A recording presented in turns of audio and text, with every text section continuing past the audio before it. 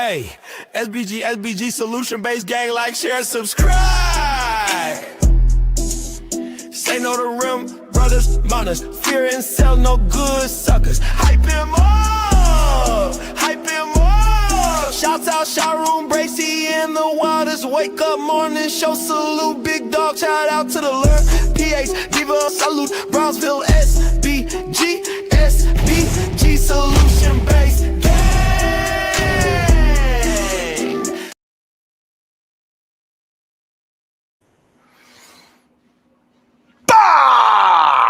Let's go.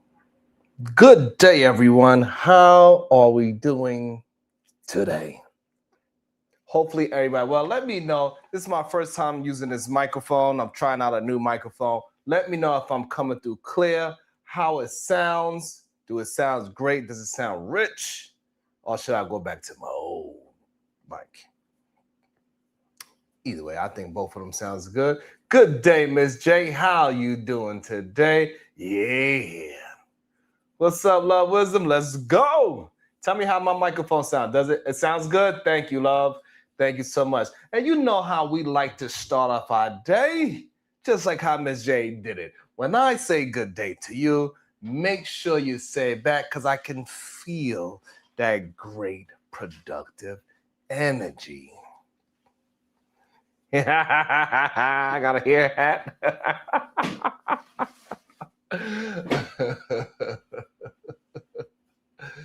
Yeah, man. I heard a couple of people are mad at me. But what's new? I always seems to ruffle some feathers shadow the time. While somehow, some way, no matter what I do, they feel like they have to go against me. Some people are mad at me simply because I let another man communicate his words. And they mad at me. They like, but Sherrod, why I got kicked off for $100? Shut your punk ass up and crying. Do something about it. Same way you got kicked off, you could have paid to get yourself back on. Shut up. Well, you got shutting up. It's like it's crazy. It's okay. I don't have to disagree with somebody just to disagree with them. I was working out a conversation, and naturally, anyway, we naturally disagreed on something that he said on the show, not something that he said 20 years ago when it was on your watch. Good day to you, Bomb. You know what I'm saying? Like, it's crazy. Which part you agree with, Miss J? Good morning to you, Bomb. How you doing today?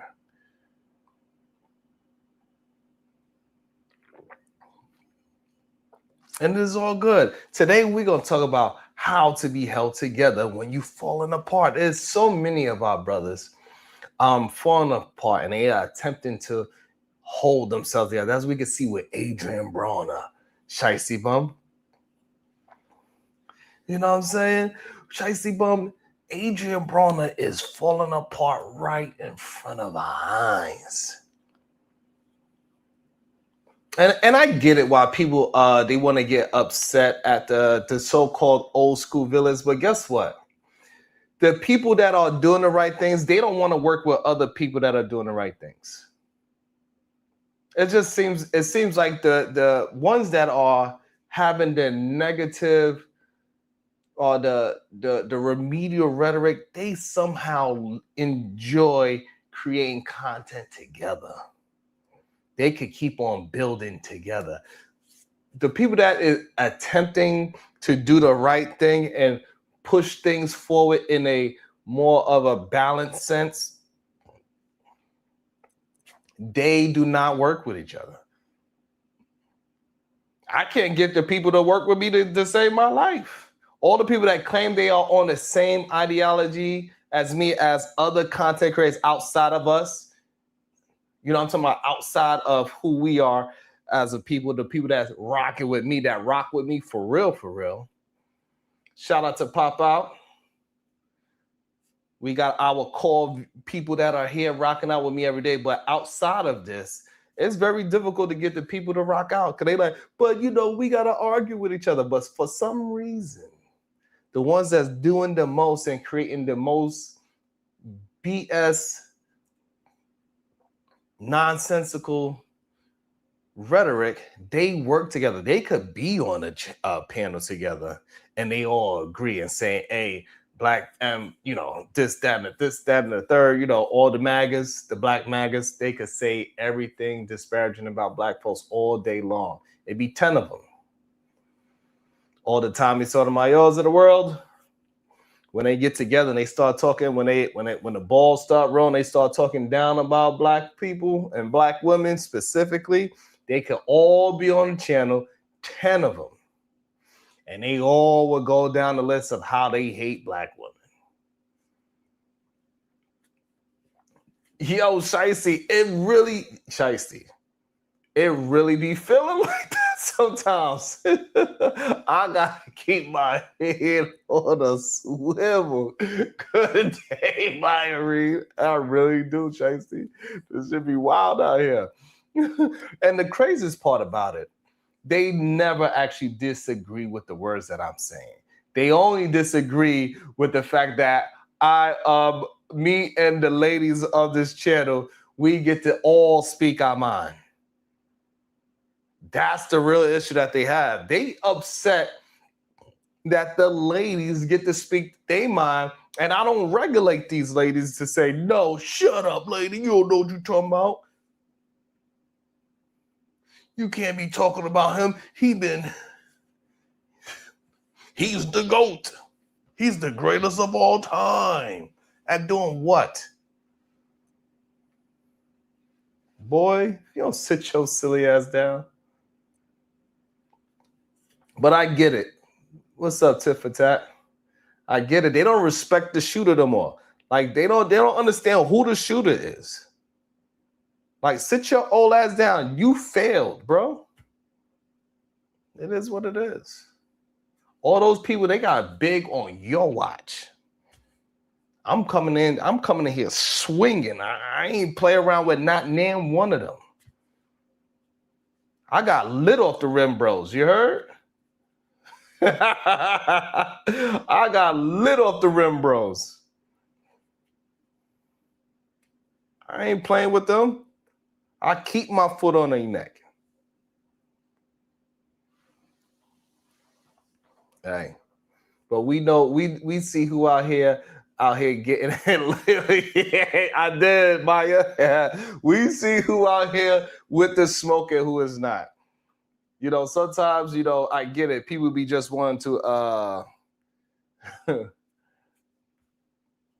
you know, they just get upset. I seen Tommy Sotomayor, he did a stream saying, that lame Sharon. Boy, if you don't sit your silly ass down.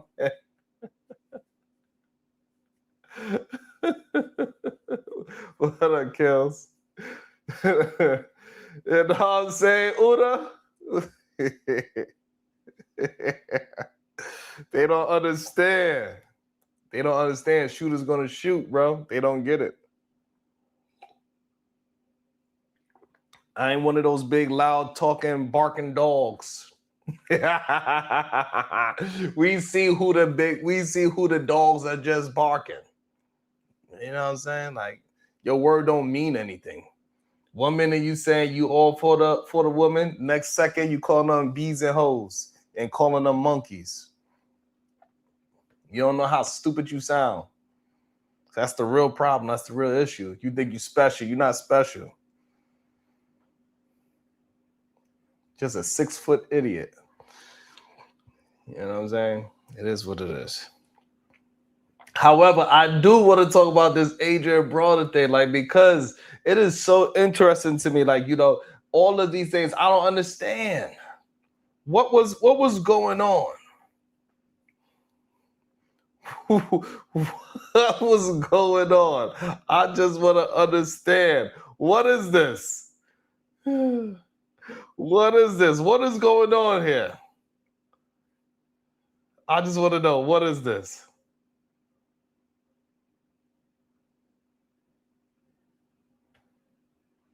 I don't want to play. It got music playing in the background.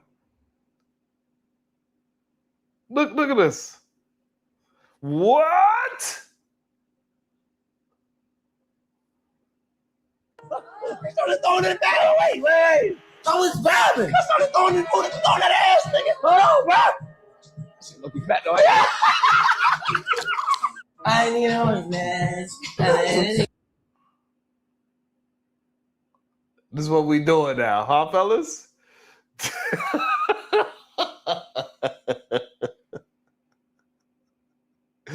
This is what we doing now? Yo, what is this? And y'all be having the nerve to say anything about me, bro? That man said he started throwing it back. He started throwing it back. Look at him, mouth open, tongue out. What's going on? He said, hold on.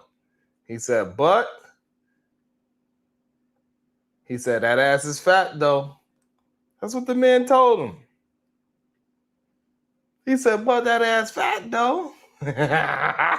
If he is pregnant, he gonna have Dean babies. Shicey bum, how the man gonna say, yo, you throw it back on me, but that ass is fat though? And this is what they really, this is their real problem with me. They think I'm Adrien. I ain't Adrien Broner, bro. Like, you ain't gonna catch me out there slipping, bro. I don't like none of that. I don't play none of those games. You can say my hands is jazzy all you want, but I'm laying up with mines. My woman every night, rubbing on that damn thing. I don't give a damn what y'all say. Ain't nobody calling me at 3 a.m. Ain't nobody calling me at 3 a.m. crying, asking for a shoulder to lean on.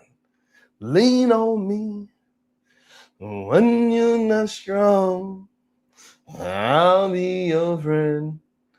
Adrien Broner threw it back for Dean the Great. He said, what you doing? And then he said, that ass is fat. Lean on me.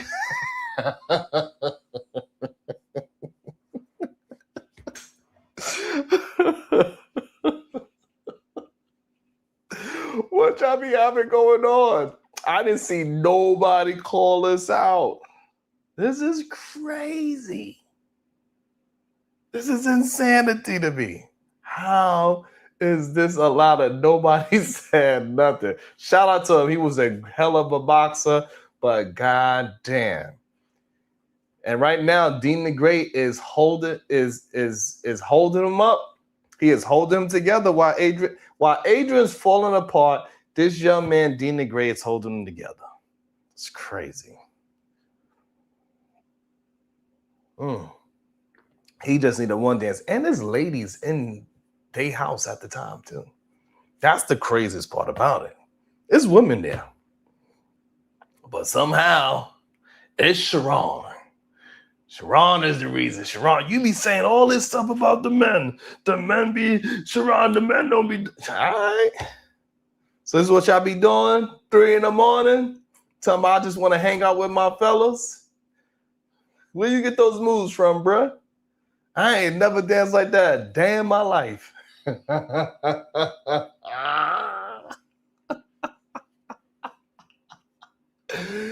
Mind you, he do have 10 kids. So,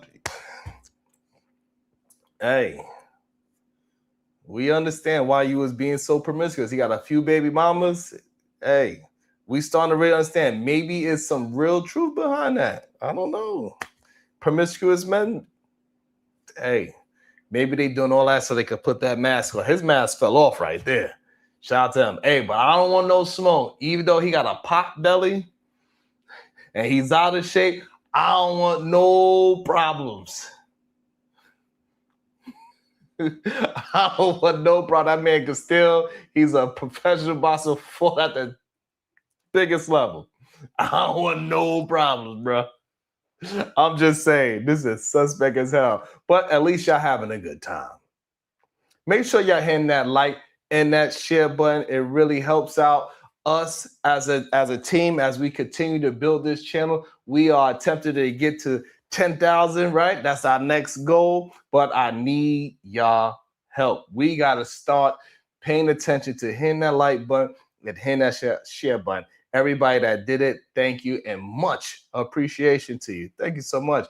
And this is an issue that happens with it. It seems like it's an issue that happens with a lot of our brothers. You know, they get stuck in arrested development. They get stuck in their prime years. Then as they get older, they become drunks and they start hanging around the young dudes. Some strange things is happening. Strange. It's crazy to see. And I don't know why. That should be looking crazy. Why would he do that? I have no idea. But you know, they having a good time. But shout out to the men that be keeping the children safe. I'm sorry, say again? You weren't in a rush when you left them inside, but now you gotta go? Yeah, I gotta go, man. I'm not moving, bro. I gotta go. I wouldn't. What do you mean you wouldn't? That's my car. I get it. As your baby, you left in there too. We had to come get you. Were you working out? I just got to work in it for a couple minutes. You worked out for a couple minutes and left your baby in the back, and we had to come get you. I let him calm down first. Well, the cops are gonna be here in a minute, bro. Yeah, they're about to pull in. So this father right here, he decided that he needed some time. He needed a mental health break. So he left his kid in the hot sun while he go to the gym and go work out for a few minutes.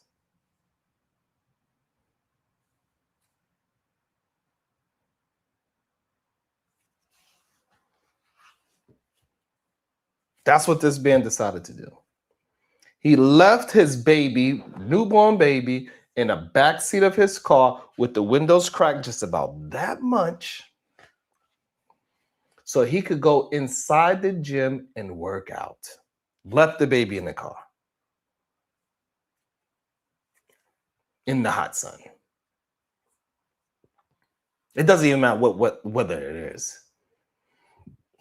Ain't no way you should be leaving your child in that goddamn car.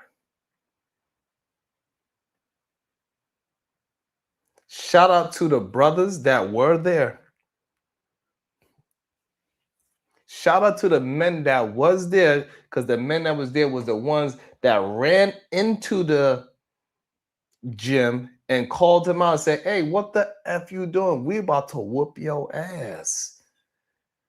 Because you know us men love to whoop some ass, and you giving us every reason to whoop your yellow ass.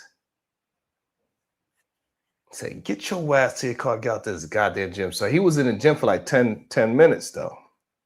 A lot could happen in 10 minutes. They was about to break the glass if he didn't get there when he got there. The baby was crying, hooting and hollering. So he can go and exercise. Insane. Insane. I will not leave my kid in the car.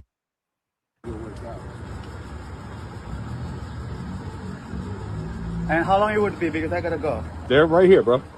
Where? 2 seconds. They're right here. They're about to pull in.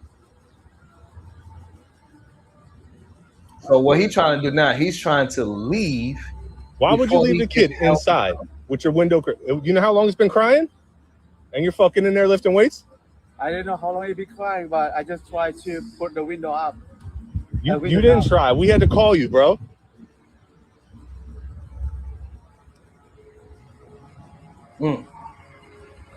Left his baby in the car for 45 minutes. How you doing? Hey, what's going on? So, how long ago did you get here? Okay, is this the car they ran? This is the car. He just came out. He's trying to leave. Sure, Yeah, no, he's in the back. I don't know how long he's been in here, but he's trying to leave. I'm checking him. It's okay. He said he was inside for 25 minutes lifting. He forgot he was in there. I'm not saying I forgot. But if we didn't come in and he didn't see us, he'd probably still be in there. I came out the gym. Where's the kid? Back. Back passenger side.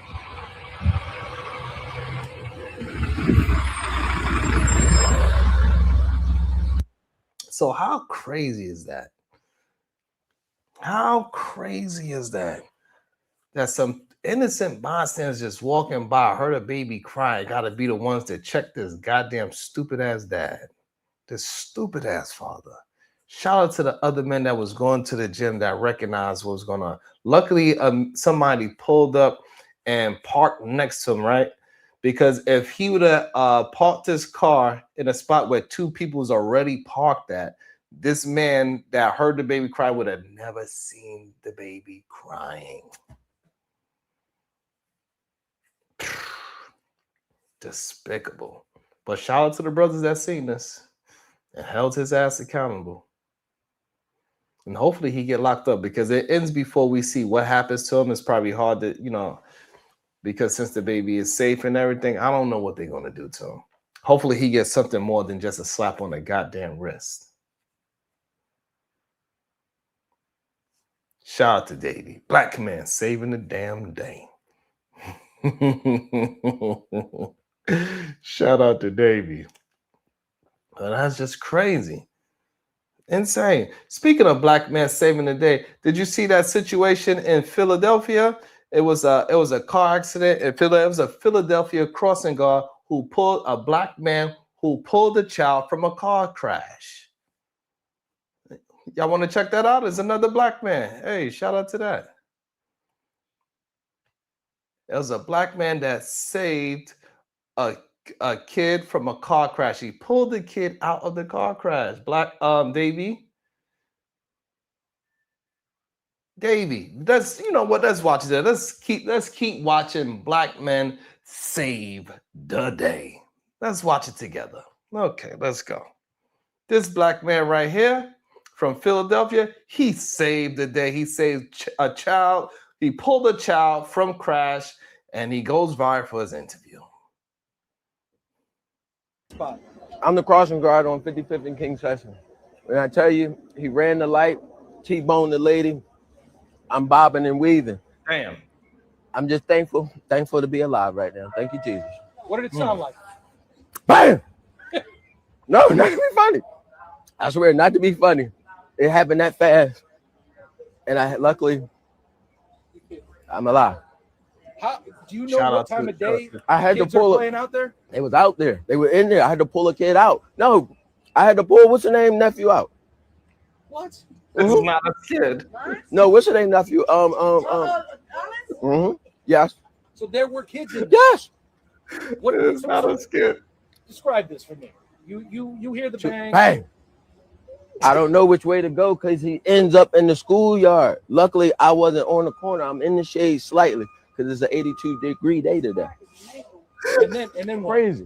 Crazy. My adrenaline is still running. I'm just thankful to be alive. So you see this car on its side. Kids are screaming. What's going on? I run Seapool, then I grab a kid out because he's stuck frantic, pull him out. SB, what you talking Ain't nobody about? in there. Guys in there. He's trapped in there. Then I run out, get myself together because my heart is boom, boom, boom, boom, boom. No doubt. Crazy. You grabbed the kid. Pulled him up out of there. How was the kid? What He was shaking up, but I pulled him up out of there. Was he like under a piece of playground equipment? Or Yeah, what? right up under there. Oh God. No, I'm being honest. No, I believe you. So tell me about this car. Did you see what happened to her? Do a 360. I didn't know which way to go. Luckily I wasn't right there on the corner. I would have been trapped in the madness if you zoom in. What's going through your head, man? Oh my God. Thank you, Jesus. That's what's going through my mind. Thank you, Jesus. Yo, he is decent. Yeah, that's some good Hey, ass. Mr. Softy. Okay, Shout out you to said you saw Mr. this. Softy, Yeah. How bro. did you come to be in that spot? I'm the crossing guard on 50. Yo.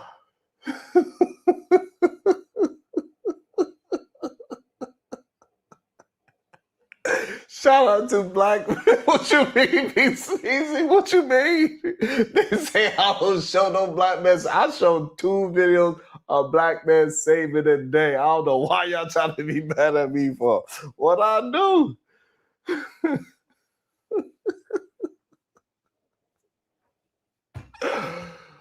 Oh, shit. Shout out to Mr. Softy, bruh. Oh, man. He's a crossing guard. Yes. He's a crossing guard, god damn it. And he's a hero. He's not just a Bubba. He is not just a crossing guard. This man is a hero. Every city needs a hero. He gotta be fast, he gotta be strong, and he gotta be faster than light. This man in Philly is a hero. They need some kind of hero in Philly because guess what? I'm a chopped cheese because the New York Knicks, they done packed up the Philadelphia 76ers.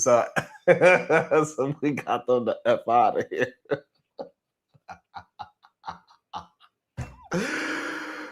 Oh, shit. This shit too crazy. That boy is tearing that Mr. Softy up, Bob Cherry. That is crazy. Oh boy. And this is how you get, this is how we as a black brothers, we get held together while falling apart. God damn it. Shit. Lord have mercy. It's kind of crazy.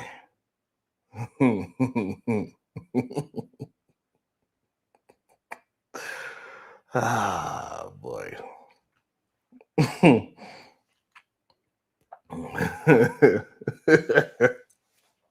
Hey, I'm just reporting the news. That's all I'm doing. I ain't painting no narratives. I ain't doing none of that. What up, ADS? They send me the clips. I review them. That's all I'm doing. I ain't do nothing else. Just reviewing. And so you know. And so also on Friday, I did a show. I was invited to the Untouchables, Team Fatty, Ilkan Ali, etc. And they got a whole group of people. And they had a show on Friday. And one of the clips that we watched on Friday, I want y'all to watch with me because I thought this clip was interesting. I want to know, what is your thoughts on this clip?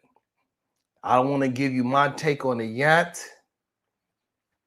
I want y'all thought on it so we could watch it together. This clip that we watched on Team Fatty's super panel the other day.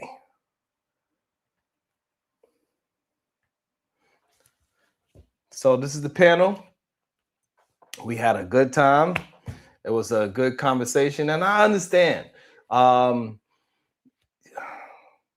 don't want me to, but I have to. I gotta work with who I could work with, and I gotta grind who I could grind with. I gotta fight who I gotta fight with. You know what I'm saying? We got to find more people that are like-minded, that's willing to put in the work so we can have more panels of like-minded people on our side of things as well. But it's so difficult to get people of like-mindedness on our side to work together for some strange reason. I don't know why.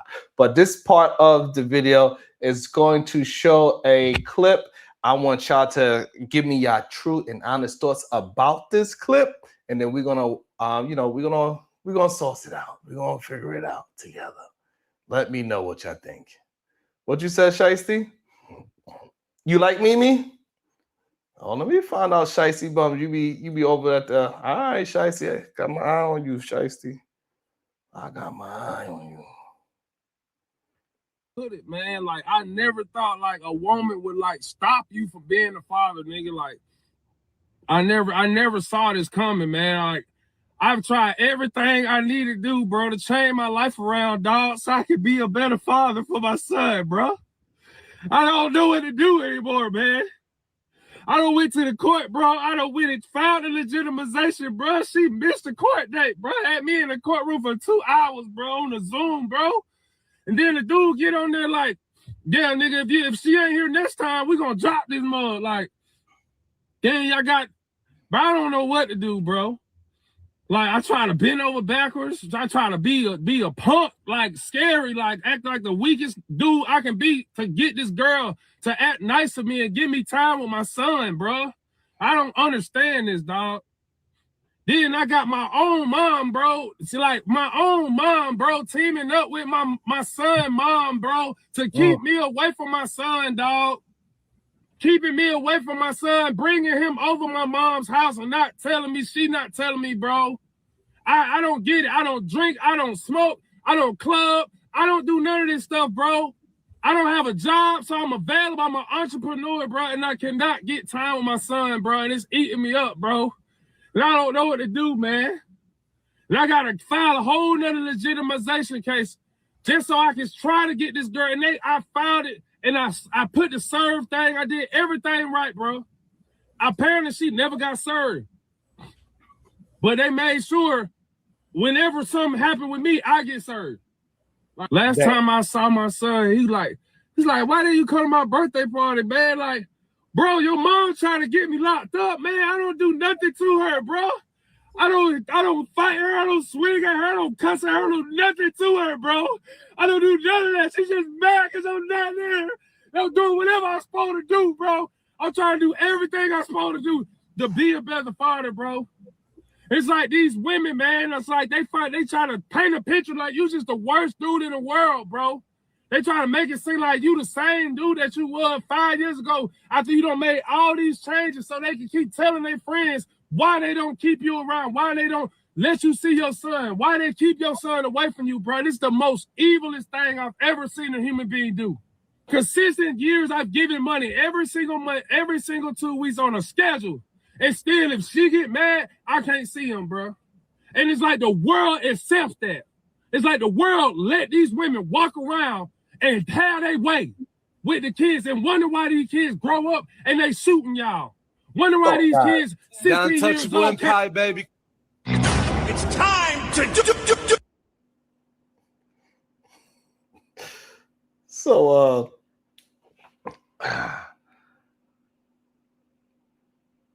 did y'all believe him? Put a 1 in the chat if you believed this man. Or put a 2 in the chat and you think he was just being performative. Not a shiesty. You better. I can't stand shiesty ass. I cannot stand shiesty ass at all. Oh shit. Ooh, the same 2. I see a bunch of 2s. B Sneezy said, nah, I believe him. Hey.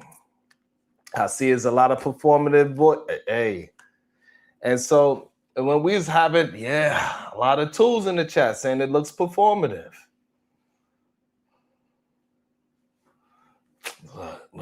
OMG. Shout out to the first support of the day. Shout out to this. Thank you so much. Shout out to Time Walls for $2. Thank you so much. I appreciate it. Make sure y'all all be the same way. Make sure y'all support the situation. I really appreciate every last one of y'all that can send $1 or more, because I don't mind. But please spread love. That's the Brooklyn way. So good. 1.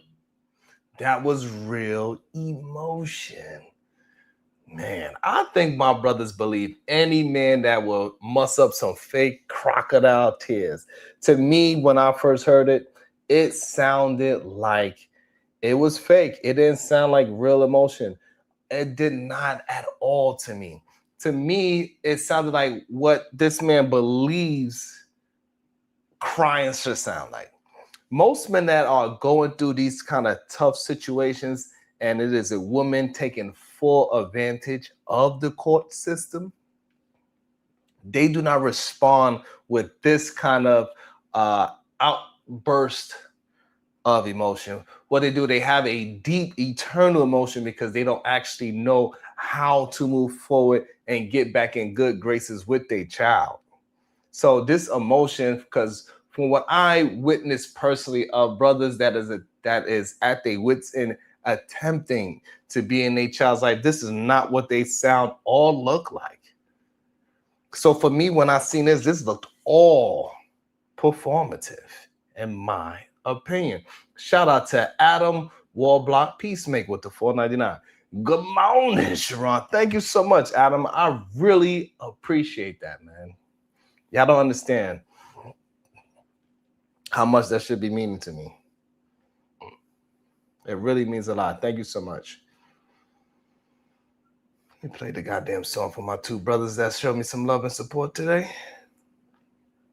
About to be a situation. Hey, hey, hey.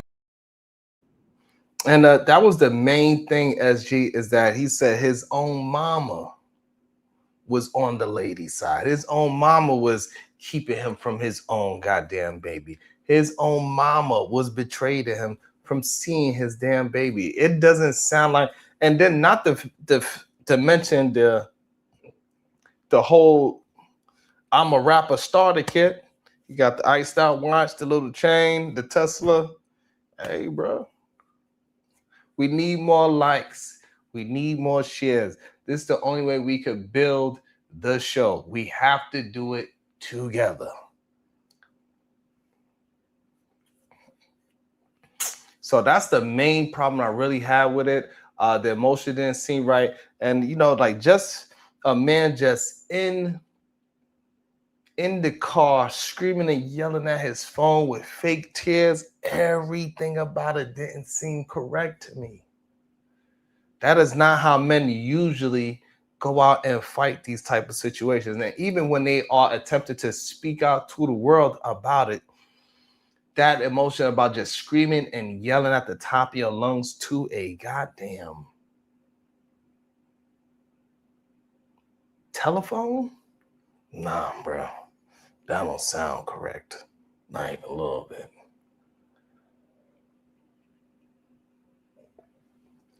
I don't know the full story neither, Soul Provider, but I know bullshit when I hear it.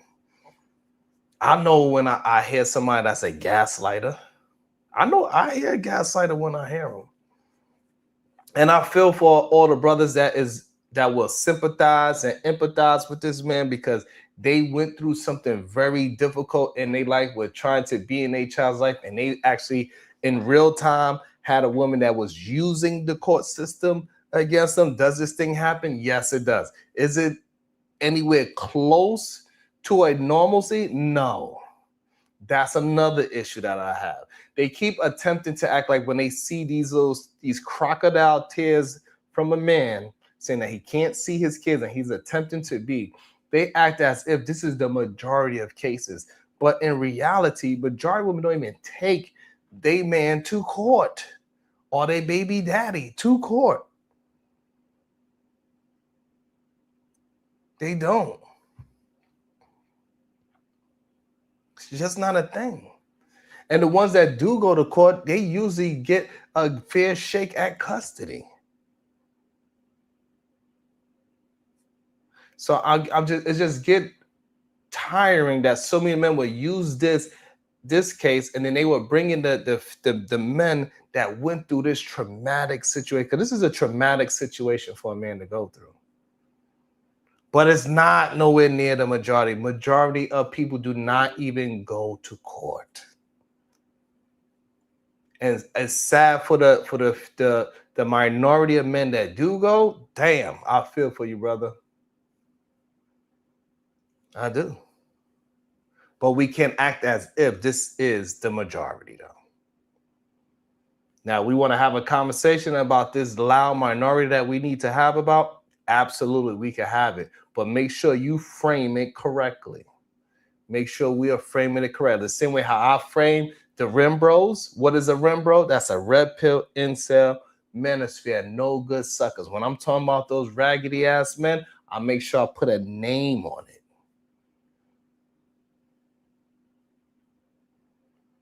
Thank you. I'm looking all right. Shout out to, feel me. Thank you.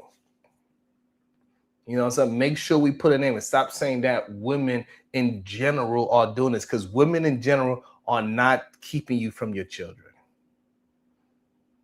That's just a reality. Majority, the general population of women that have children are not keeping children away from their baby daddies or husbands. That's just not in the general sense. And these men got to stop putting it as it is. And we can have a conversation about that as well. We could do it. Or won't we do it? And so, like, I just want, like, you ever notice men? So, and I do have a lot of love for my brothers, the ones that are doing the right things. I got a lot of love for them. The ones that don't know where to go, I got a lot of love for them. Because if you ever notice, men don't really get taught how to fall apart. This is what, so all these different things, this is what my thoughts came to watching all these videos, because it's a bunch of men falling apart, right? We got this man crying in the car, falling apart. We got Adrien Broner dancing on another man, falling apart. We got this man leaving his kid in the car while he goes to the gym, almost killed his kid. What up, the plug? Man, that man is falling apart. We also got the man sucking on a goddamn ice cream, falling apart.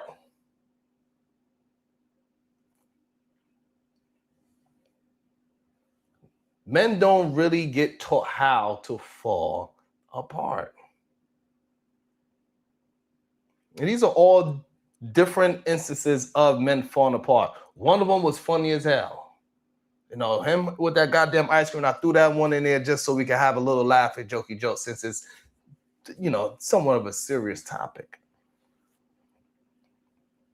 What happens is that men, they get taught how to hide it. That's the first thing they hand little boys. Not love, not softness, not language, a mask. They tell you to be strong, man up, stop crying, handle it. By the time a man is 30, he got more walls in a prison yard and everybody's confused why he quiet at the dinner.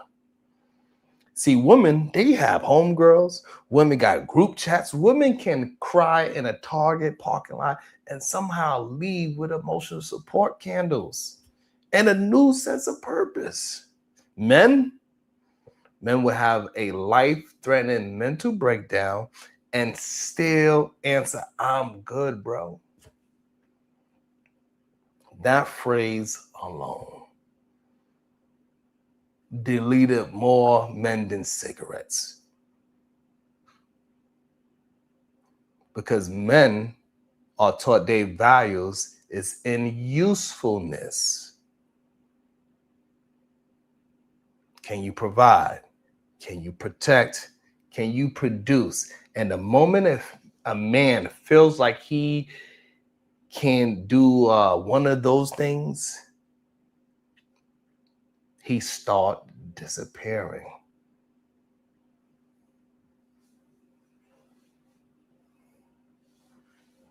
That's a strong possibility, Drip.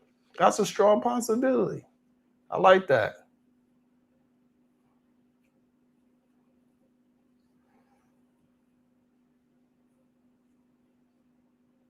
And you know, it have plenty of men, they start disappearing while still standing right in front of you.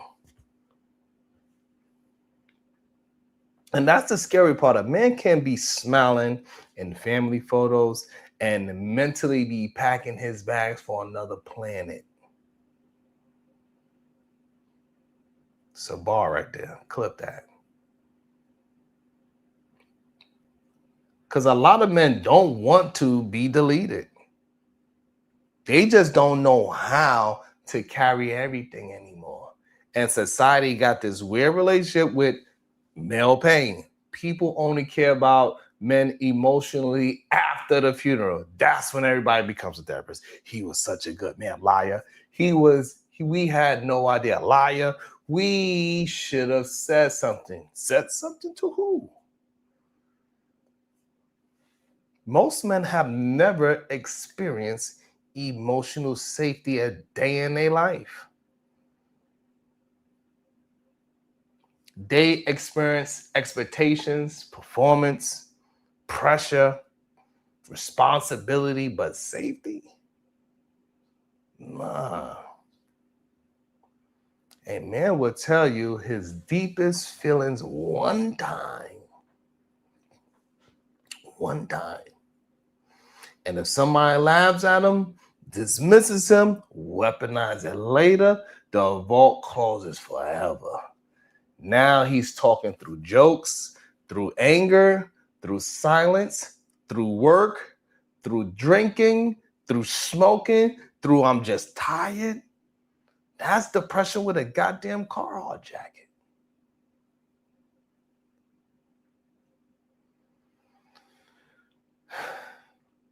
And the crazy part, the world still needs him functioning while he's breaking. Bills are still due, kids are still hungry, jobs still calling. Life don't pause because your spirit is fractured. And that's why some men become obsessed with the gym, or work 80 hours, or disappear into hobbies, or sit in the driveway for 45 minutes before going inside, and maybe even fall asleep until the next day, and then your wife goes viral for telling you to come inside. Right? Didn't that just recently happen? That driveway be therapy.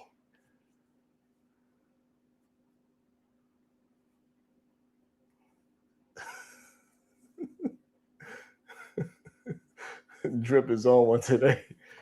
You know what I'm saying? That driveway could be therapy for some of these brothers. And that's the only silence he got. You know how many fathers are sitting in parked cars right now just trying to gather enough strength to walk in a house where everybody needs something from them. That's not weakness. That's exhaustion. And nobody talks about how lonely leadership is for men, because if you're the rock for everybody else, who's the rock for the rock? If you smell what Sharon is cooking. See, the thing is that men don't always need solutions. Sometimes they need permission. Permission to not have to figure it out. Permission to grieve. Permission to rest without guilt. Permission to say, I'm not okay. I'm not okay. My Chemical Romance, one of my favorite songs. Permission to say I'm not okay without feeling like the whole world loses respect for them, right? Because a lot of men learned this, right? The moment you become vulnerable, people become uncomfortable. So men perform strength instead of practicing honesty. And that performance is killing people slowly.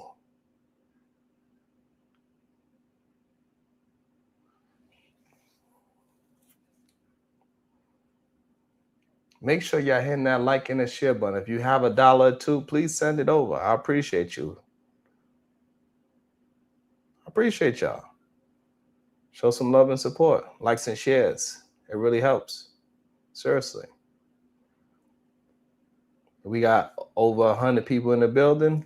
We could get another 100 if we just hit the like and the shares. And you know what being held together really is? It's not pretending nothing hurts. It's finding one reason not to quit today. That's it. And maybe it's your daughter. Maybe it's your mother. Maybe it's God. Maybe it's pure stubbornness.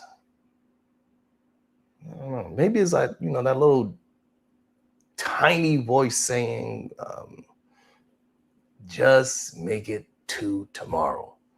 Sometimes, healing ain't this beautiful movie montage that is not that at all. Like, I know the movie be making it seem all good. Nah, it ain't that. Sometimes healing is brushing your teeth when your mind at war. Sometimes strength is answering one text message. And by the way, I got over 1,000 text messages that I need to answer.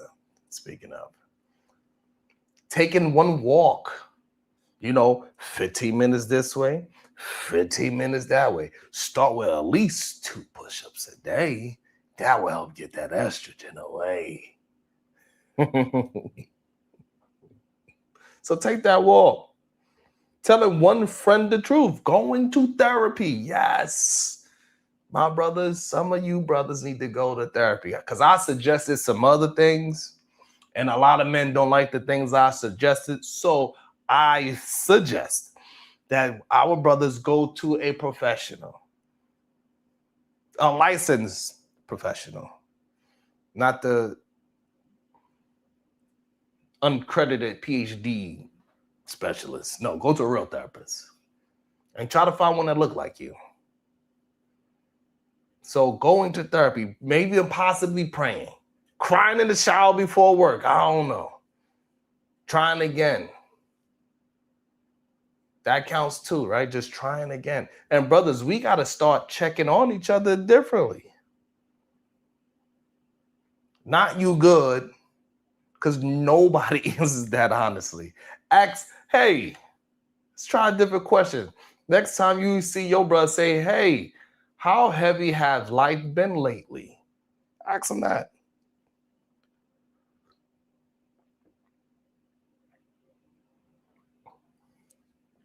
Be sneezy. It is what it is. It is what it is. There's a lot of people hurting right now. Shit is wild outside. Next time you see one of your brothers, say, hey, how heavy has life been lately? Ask him. Ask him a real goddamn question.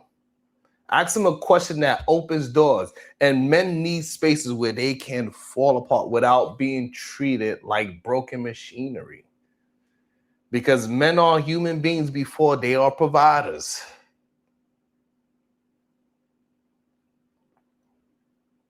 A man, not just a wallet with a beard, not just goddamn labor, not just sacrifice, not just survival. He deserves softness too. He deserves grace too. He deserves somebody saying, you don't have to carry all this alone. And maybe that's the conversation. Not how men can be tougher, but how men can become honest before the pain turns permanent. Because something is being held together. Sometimes, yeah, I don't know. It's just somebody reminding you. Right? Sometimes we just need to remind our other brothers that you are allowed to be human.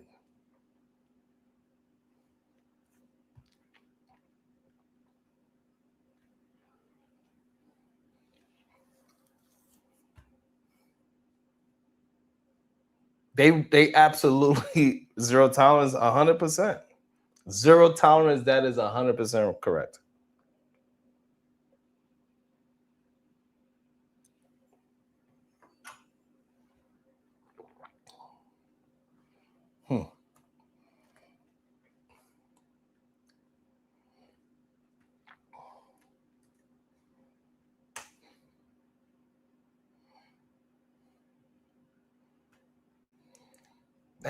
Damn, I did an hour running my goddamn mouth.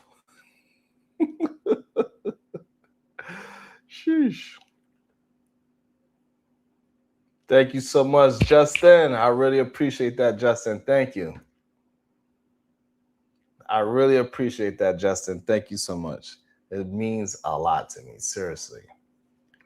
Thank you. It means a lot.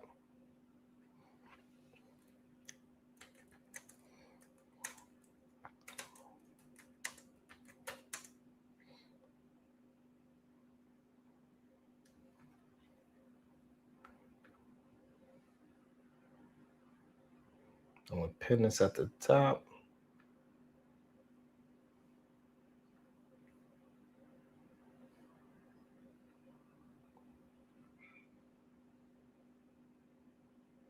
Okay, message pinned. We need more likes. We need more shares. I need y'all to hold me down like I've been holding y'all down.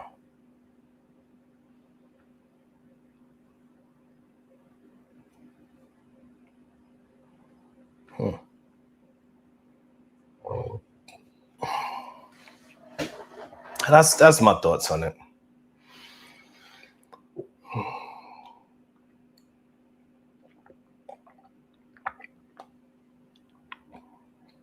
I've seen way too many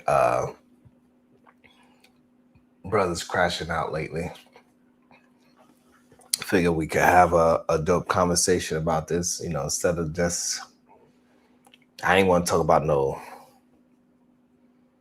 BS like Tekashi 6ix9ine or Meg Thee Stallion again, or Abba and Preach today. Even though I did bring up a bunch of messy men today. I did bring up a bunch of messy men. It is a bunch of messy men on Monday still,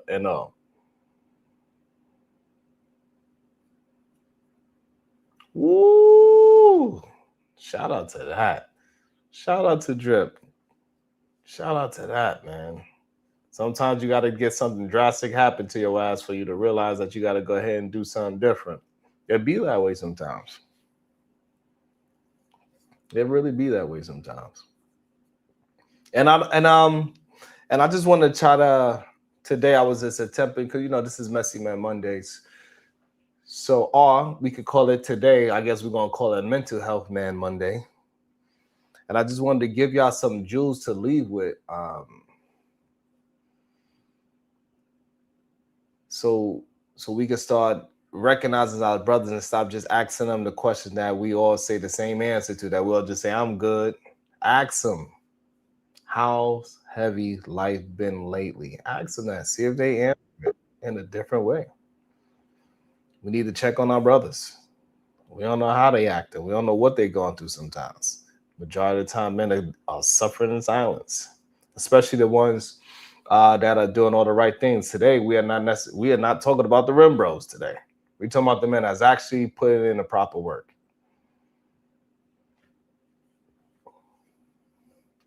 Good day to you, sir. Welcome to the show. Shadow the Titan. Good day. What's up? How you doing, Troy? I'm doing well today. This is a conversation I understand. I mean, not necessarily from the child support aspect, but definitely from it. It's hard because weakness is, when people outside of you can see weakness, you see that they act different. And when people start acting different, you have to posture yourself differently. Then it becomes a game of cat and mouse. Sometimes you just get tired of being the mouse.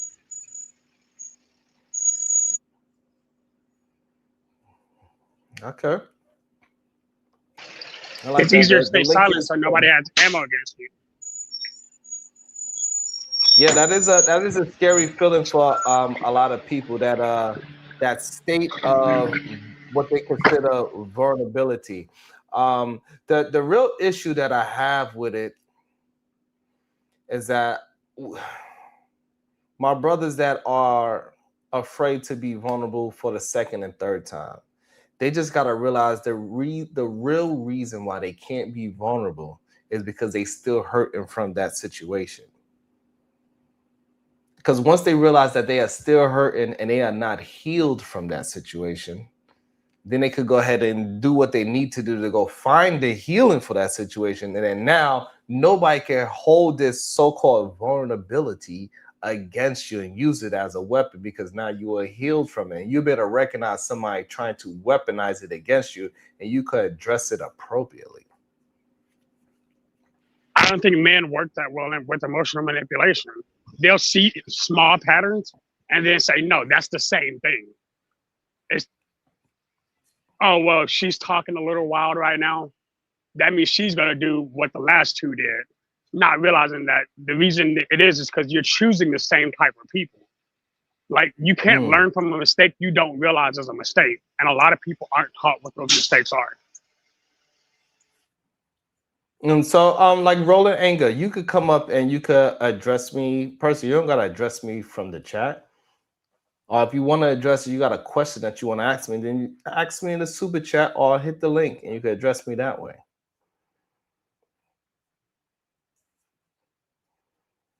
So maybe we are having a conversation about men not dealing with their issues in real time, and they think that everything is a shot, everything is vulnerability, and they try to handle everything in silence. It is just not a good thing. It's not a healthy thing. We see way too many men crashing out, day out. It's happening too often, especially in our country. It's going crazy in our country. I got so many goddamn news clips. What's up, Genesis? I got so many news clips of men crashing out. Just recently, another Asian man crashed out because he felt like he was getting cheated out of his money with a business deal. Killed the 2 business partners and then took his own life.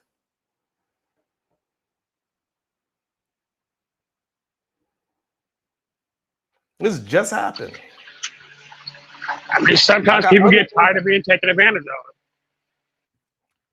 I got other things. I got other dudes wilding out, crashing out. This one Christian rapper, he's in the street in his car, just choking the chicken in his goddamn car for everybody to see. And then comes to find out, do some research, and he's just a Christian rapper. Like, men is going through something that I do not understand.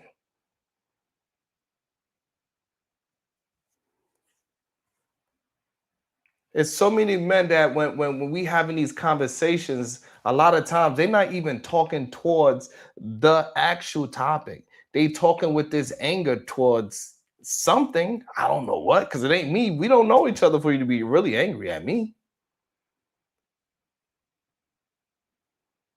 You don't know the ladies on these panels to be really that angry at that lady.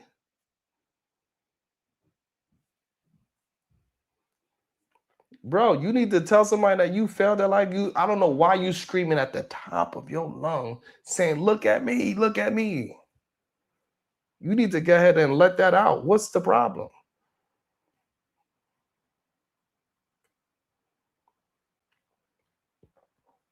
It's a problem if you got to look at porno every day. I'm sorry. You got something going on, brother. We got to start calling these things out. And we never know which one of our brothers is addicted to corn because we ain't going to never have that conversation.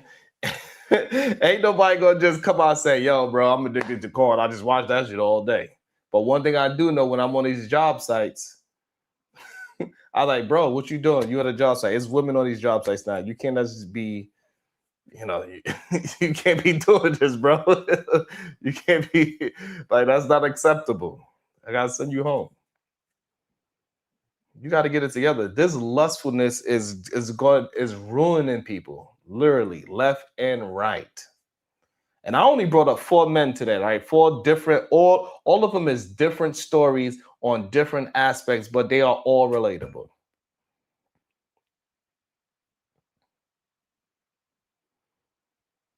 And we got to get it together. Go ahead. As I was saying before, the biggest issue that we're having is the fact that there's a lot of people who aren't taught how to deal with it. And I think people are so focused on, hey, what do I need to do to get to the next step? But for a lot of men, that's because that's what life teaches us. Hey, if you're not useful as a man, you're not useful. Hell, people say it in this panel all the time. Again, not you, but when it's said, and it's said by everybody around you, at some point, either you got to listen or you got to fight against it. And most people are just fighting against it in a bad way. I think all addictions root from the same thing. Whatever addiction it is, you need therapy to pass. But again, most people don't believe in therapy. Right, and that's another thing that we got to start really getting together as a collective. Stop pushing men away from therapy with this whole idea that it's too soft and it's too feminine and all these things. It is not. A lot of y'all men need something to talk to other than these goddamn panels. A lot of you men need something to talk to other than you and your friend group. Your friend group is not helping you in this situation, clearly, because you have not able to move forward in life. And this whole idea that you got to be useful, what men got to get out the idea that you can be, that being in the right state of mind is very useful. That's the most useful you can actually be. Being in your right state of mind. It ain't no goddamn money. It's being mentally ready for everything that life is pushing at you. So that Yeah, is but you got to usefulness. keep in mind being soft and being useful aren't the same thing. But a lot of people will correlate them to be the same. Oh, you need to take time to deal with your emotions. Yeah, people look at that weird. Not you specifically, but there are people on your outside in your inner circles that would say, "Hey, you need a quote unquote mental health day." Yeah, that's a female. But a lot of people see men as supposed to be structurally stable. But again, you just named 4 situations where clearly people are wilding out because they don't have effective outlets. People's people's spouses are supposed to be their emotional anchors, but most people don't trust the people that they married enough to do it. Hence why the divorce rate is so high. If you can't put everything into your spouse and they can't put everything into you, y'all probably shouldn't be married. That's just my opinion, though. So here's the thing about, I think we cannot act as if just because you'll go to therapy, you're going to get better. Just because you'll find a wife that you're going to get better. Men need to really understand they have to work on themselves and learn how to regulate their emotions. However, they got to find it. They got to find a different source to regulate their emotions other than going to the gym, other than sitting on a goddamn couch watching the Philadelphia 76ers lose, other than watching goddamn corn all goddamn day, other than all of these different things, diving into hobbies, just dive into work for 90 hours a week. That is not going to change your mental stability. It is not going to help your family if you are not mentally prepared for what comes with all this. And this is why so many women are saying, hey, slow your ass down. You ain't the goddamn leader. Take all that pressure up off of you. I see it affect you. Women maybe need to do a better job of saying how they see it, because as soon as a woman says, hey, you ain't no leader, relax, men feel attacked. I am the leader. It's not what's said, it's the way it's said. It doesn't matter. You're supposed to. So the problem is that the reason why it shouldn't matter, because men all the time says it should be what I say, not how I say it. This is what men preach about women, or how they should be able to communicate to women on these panels on a day-to-day basis. It should be what I'm saying, not how I'm saying it. All the time, men are saying these things, Shadow. I promise you. I ain't lied to you. But if you're saying, but hold up, if you're saying you're not a leader, again, I can only speak from a married perspective because that's what I believe in. Anything else is just a relationship. But when you put it actually in context, if you actually sit down, no, if I'm supposed to be your husband, I'm supposed to be the one that's supposed to be here to lead. If you're gonna allow me to lead, then allow me to do that, but don't kick me when I'm already trying to do it. Even if, and I think that I need to make a clarification, even if I'm not succeeding as a leader, doesn't mean you need to follow me off the cliff. It just means you need to correct what I'm doing so I can learn to be a better leader. I think that's a thing that a lot of people ignore. Yeah, so the thing is no coddling that situation, right? It's either you could tell your partner, hey, I love you, but you ain't leading. You're doing a horrible job. You need to let go of the ropes and let me take it. Majority of men cannot accept that. That's an issue, because they worry about how it's said, how it's looked, how the perception is. And in reality, especially in our community, the Black community, you know when we was the best? You know when the Black community was when families were together? When it wasn't male-centered. Yeah, I would assume when it was family-centered. It depends on what you mean by family. I hope you don't mean nuclear family, because we've never been a nuclear family. I disagree with that. There was definitely major points in history where the Black family had fathers, mothers, and children in the same house. In fact, it went so far as there were 2 or 3 generations raising each other. Yeah, but we was never the nuclear family. That's the part that a lot of a lot of our Black brothers, they tend to follow this ideology of the Caucasian man. of this nuclear family thing that have not been working for Black men for the most part. Majority of our communities were village centered, where we had sisters and aunties and uncles, and we had all these different things, and we had a village. This is how we was able to create the Underground Railroad. We didn't create that by having nuclear families. We created that by having a village of people that's willing to chase after the same thing. It was a network of women saying, hey, this is how we got to do this, how they pass things down. And if we could just get back to that history and just understand what is actually, how it actually happened. And the real breakdown of our community is when Black men started believing in this patriarchal stereotype that we're supposed to be emotional, stoic, and all these other things. That's not meant for us. Hold up, even the village is comprised of nuclear families, so I don't understand where that's coming from. What do you mean? Yeah, it did not. How so? It did not. So you mean a bunch of men were just having? Wait, you mean a bunch of men were just having babies, dipping out, and then it was just the mom, sister, grandma, grandpa, all decided to do everything by themselves, and that's when we were at our best? You can't sell that to me, because the numbers don't support that. Yeah, I'm not trying to sell you anything. I'm just telling you the truth. That once you tell, it's not man, women, and his children. It was man, women, children, grandparents, uncles, aunts, nieces, and even we extended it to our friends that was really close. So we want to call them our brothers, and then they become extended uncles as well. A lot of times in the Black culture, a lot of our uncles is not even related. A lot of our cousins that we grew up with are not related because we had a village, not this nuclear family. And once men start to realize that this is how we actually grew as a community, then maybe we can get back to actually raising villages, which i.e. means raise a village or raise a community. Can the village be comprised of nuclear families? No. The numbers don't support what you just said. No, the numbers don't support what you are saying. Hold on.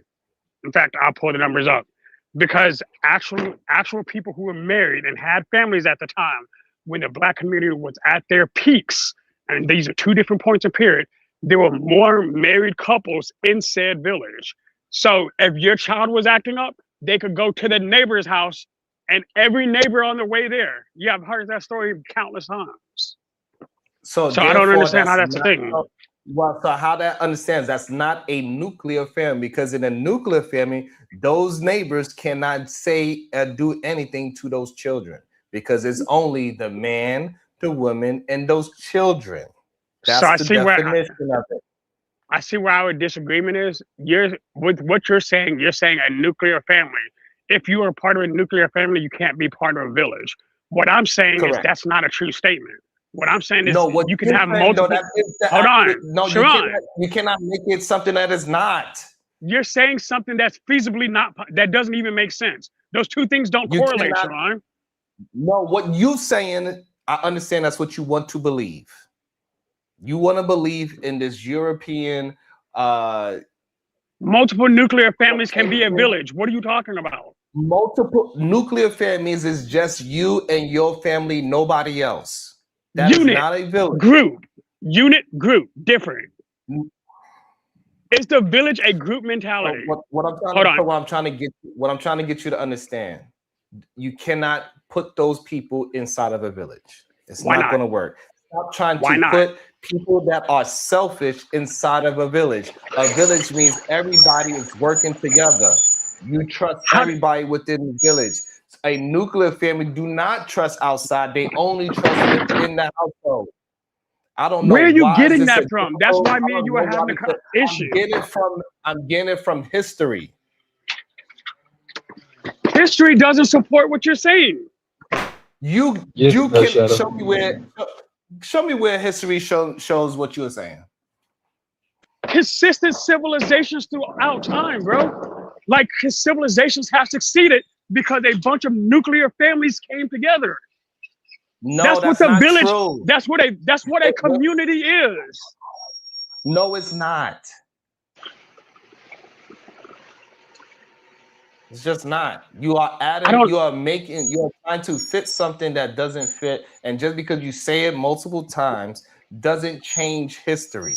You cannot keep saying Sharon, individual families and it's a bunch of people on the block and they all individual families somehow decided that we're going to come together and create a community. That's not how it works. It doesn't work today. What we see today in most what? communities is what we see today in most communities are not communities. It's individuals doing their own thing, go about their own business.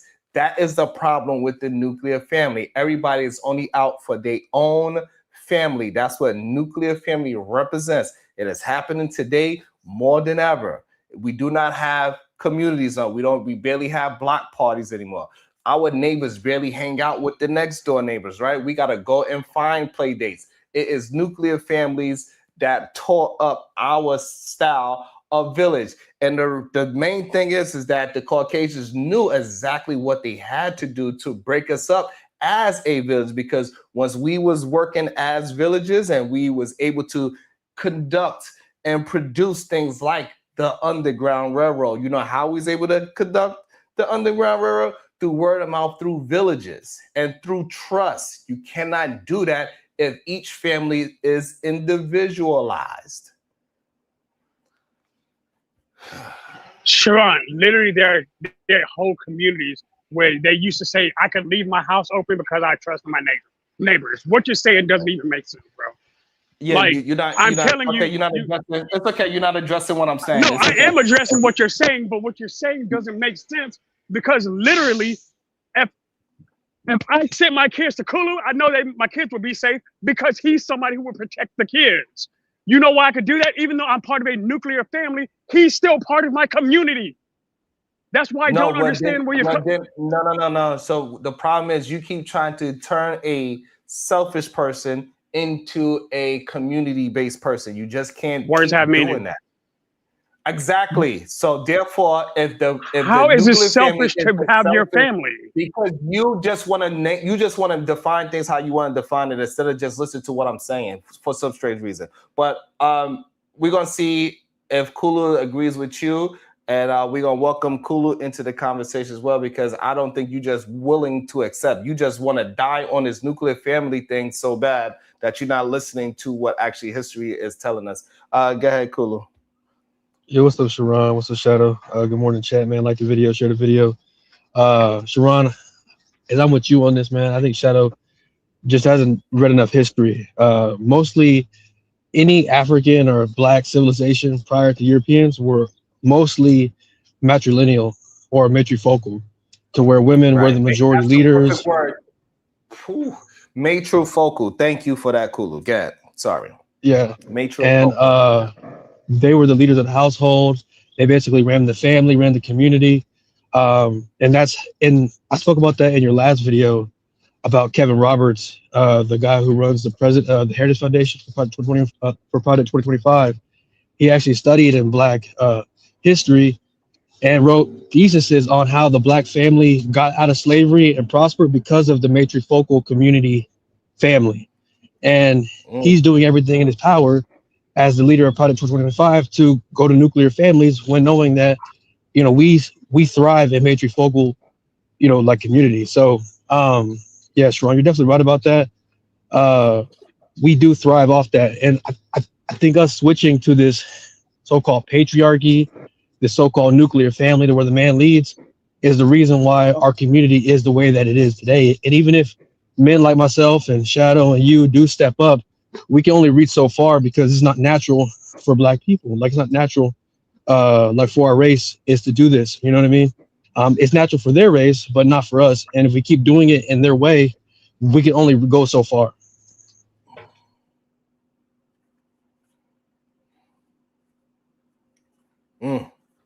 So you're saying in African communities, they were just a bunch of people who grouped together.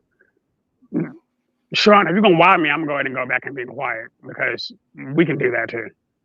Because I'm trying to understand where Kulu's coming from. You gotta understand. We're not gonna do that. Saying, you asked me, right? So I'm trying to let you understand where you're coming in wrong. when you come into the conversation like how you just did, you are negating everything. Say you're not actually addressing what is being said. What you're doing is saying, so you are telling me that's condescending. That the African. I'll fix it. Right. I'll fix that. Kulu, question.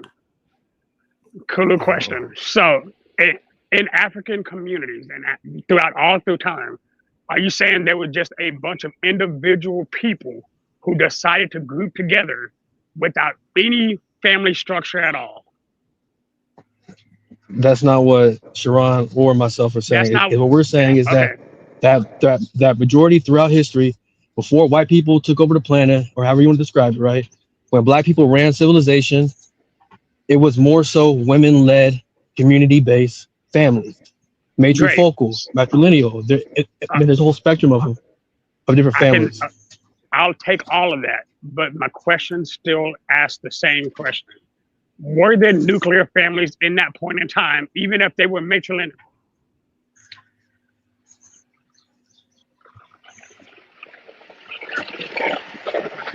I guess you could say to a certain extent, but they didn't call it that, bro. Like they had a whole different.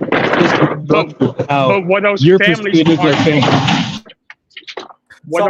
part of destruction? I guess my question to you, Shah, why do you want to hold on to this idea of a nuclear family if it haven't been working for us as black folks?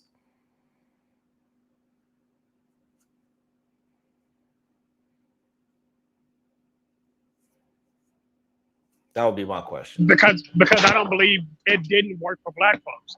I believe people becoming quote unquote more independent and walking away from the nuclear family is what ruined the black community as a whole.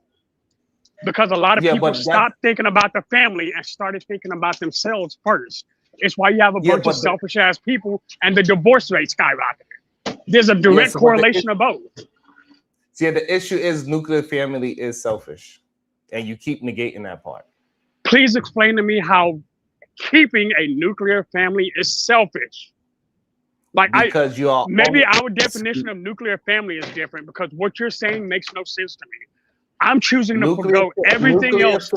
Nuclear family means man, women, children. That's it. Okay. Where is the selfish aspect of that? Because you're only concerned about your family. Cousins, uncles, right? So you do what's best for your family, your wife and your child, and then you leave the others, your cousins, your aunts, your uncles, your grandma, to defend for themselves or to struggle. Whoa, hold on. Now y'all are adding something that is not there. That's what we're telling you. I understand what he's describing, but I'm telling you that's not what a nuclear family does. No, hold on. I don't know why you can't understand. The definition is man, woman, child. That's it. So you cannot add in if I have my man, woman, child, he has his man, woman, child, and he have his man, woman, child, that we are a community. You cannot add that. You are the one that's adding that into the conversation, saying that if this household is man, woman, child, the one across the street is man, woman, and child, and the one next door is man, woman, and child, we have a community now. No, you cannot do that. You are adding. Why not? Why can't those three families interact with each other in a protective manner? Because they are explain that to me, because that's where our difference is. You're adding that. Again, you are adding that, Sharon. That's what I'm trying to tell. No, bro, I grew up in two very different communities, and they did the same goddamn thing. What you're saying isn't real, based on real life. What you're saying is just not truthful. You going by if you want to go as a belief, I cannot argue your belief, because you just not listening, because you keep saying, I believe this is happening. And I'm telling you what the definition is. I'm telling you what history has provided for our conclusion. And then Kulu even gave a different historical, what's his name? Robert who? Is Kevin Roberts. He's a white man. Kevin Roberts gave another historical person that is in, he's in politics, matter of fact. He studied history. And that's all right. And I believe he's a doctor. Doesn't he got like a PhD? But regardless. What I'm trying to say. Did Kevin Roberts say a nuclear family can't be part of a community? Hold on. Stop asking questions and listen to what I'm saying. Instead of just understanding me, you keep trying to not Siobhan, I understand. understand you. I'm telling you what you're saying is not accurate based on definition of those two words. No, Shadow. I'm telling you, you're trying to Shadow, conflate two things that don't exist. Hold on, please. Hold on. I'm telling you from history. You are telling me from your belief. If I cannot argue your belief system when I'm going with facts, data, and history. I cannot argue your belief. So if you want to die on the hill of I believe that every individual can be for themselves and for the community at the same time, I cannot argue that, because that's just not a smart thing to do, to understand that somebody is selfish and then act like that selfish person is going to do what's best for the community rather than what's best for them.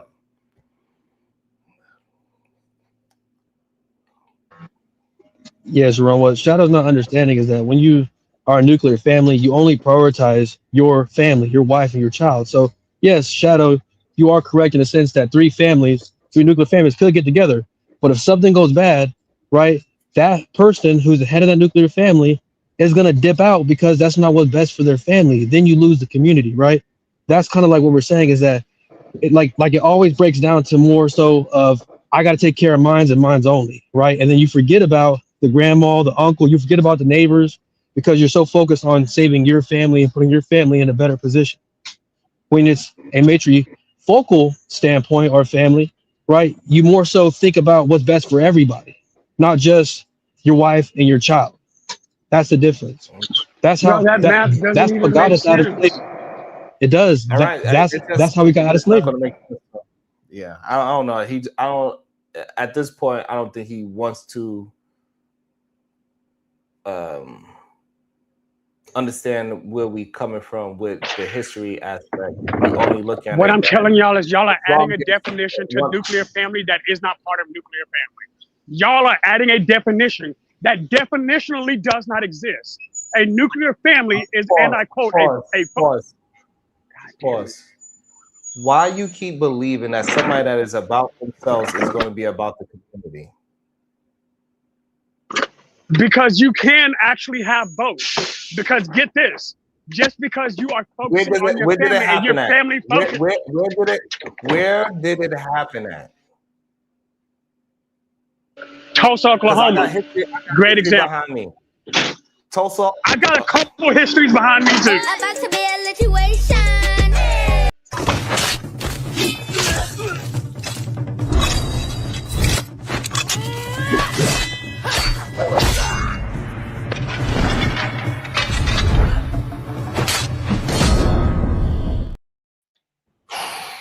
Welcome to the show, Bomb Cherry and Supreme Goddess PhD. But good day, everybody. How are we feeling today?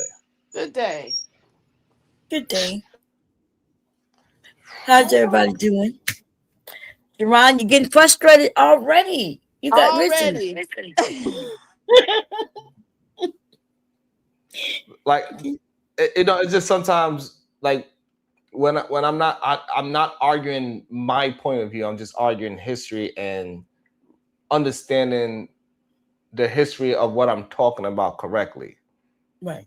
And it's just frustrating that somebody else would not accept that. Hey, maybe I don't know the history properly, or maybe I'm using a word incorrectly, or the phrase incorrect.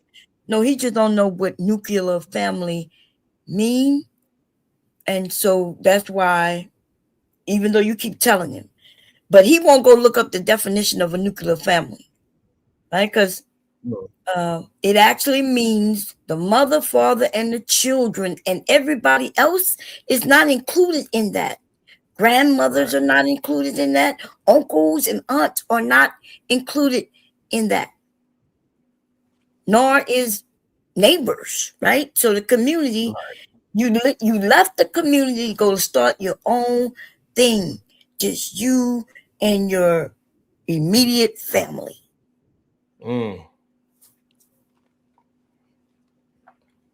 And like, maybe, it could be just a cultural difference, and I think that's another thing, right? So when we have our village mentality, you don't even have to really be a blood cousin to be considered a cousin. Or damn near, sometimes you even gotta be blood brothers to be considered, oh, that's Uncle so-and-so. Right. That's that extended family or community. Right. That's how we moved, and that's how we got to the Underground Railroad and got some goddamn freedom.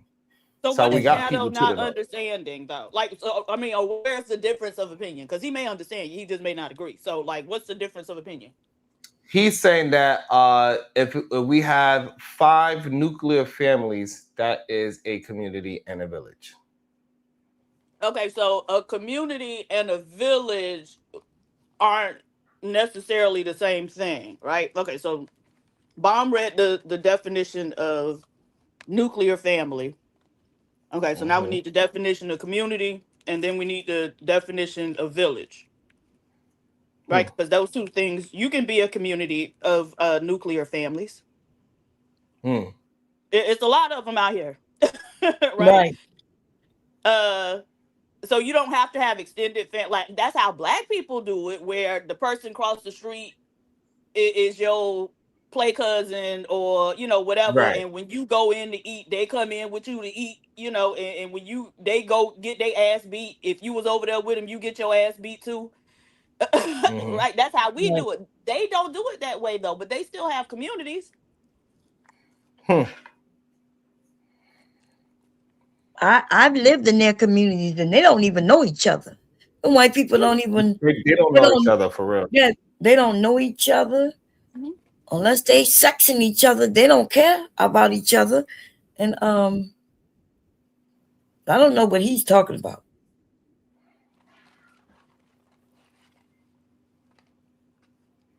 Yeah, So they village is a nuclear small. families. So community is in village as well. So What? Read the definition out loud. I just super chatted it.